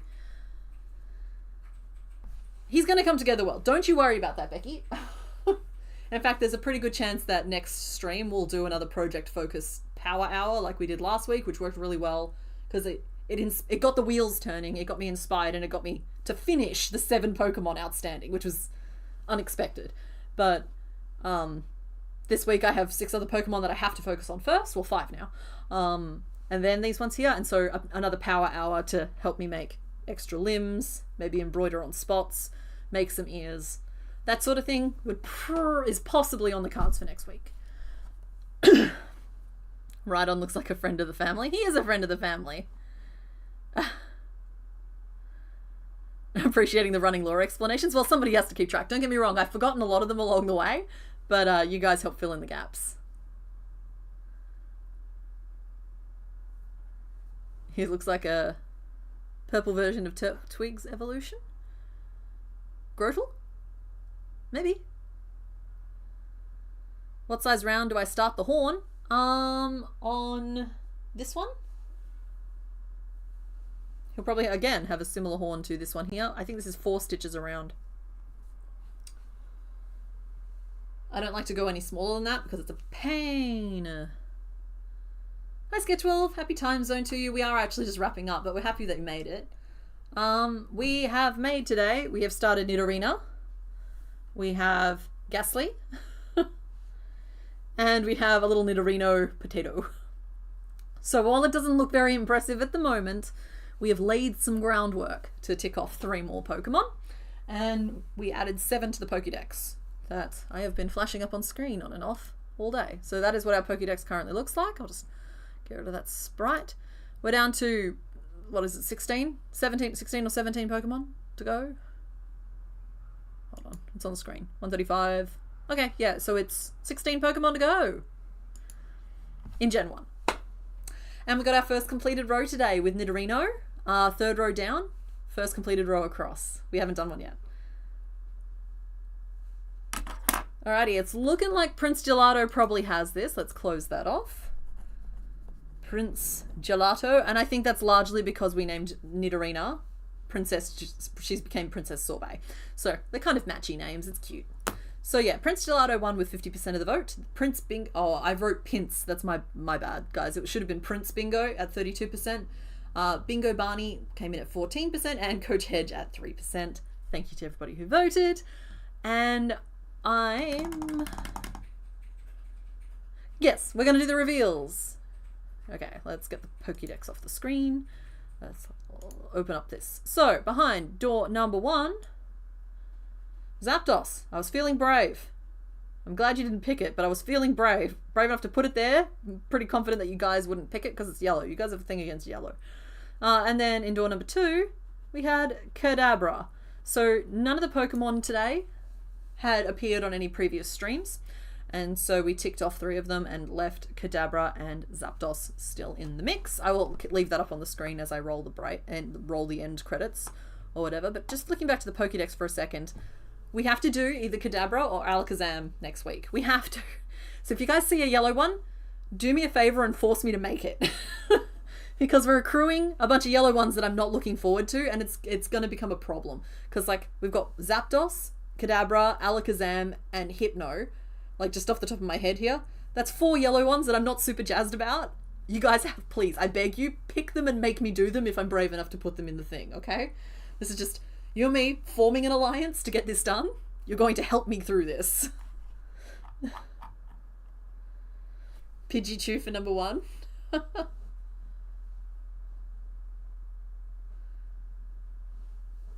Yeah, you guys just, it's fine. It's fine. It's just, I think it's just that yellow is like falling into not quite boring enough, but not exciting enough to be its own thing kind of category, whereas purple's exciting enough to be its own thing, and so is like blue or turquoise. I know if I show blue or turquoise, it's getting picked. So there, I'm like, when I'm brave enough to put yellow in the choices, I need you guys to follow through and pick it sometimes. It can just be 1 per stream, but we need to do this, because otherwise we're looking down the barrel of like 4 streams in a row with nothing but yellow. Kadabra does look hard. That's what I mean. I was really brave. I put Zapdos and I put Kadabra. Oh, there we are. I put Zapdos and I put Kadabra in there. Both of them would have been really hard, particularly today when I had a headache all day. Like I took some painkillers during one of the breaks, but I'm okay now. But like it would have been difficult. Morning, Melissa.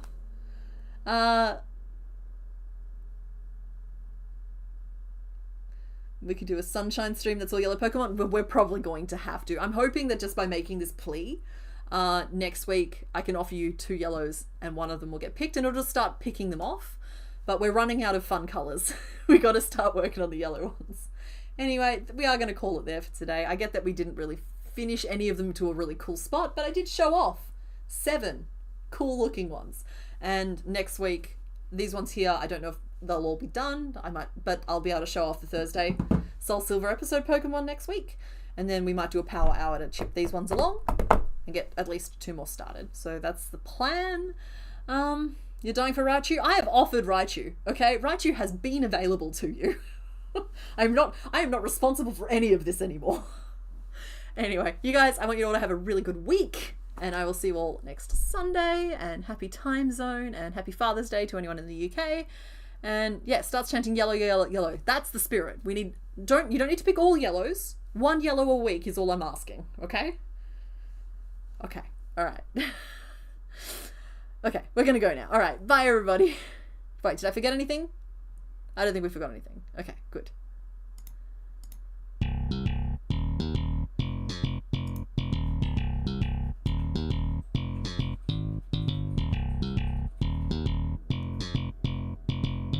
He doesn't hide very well.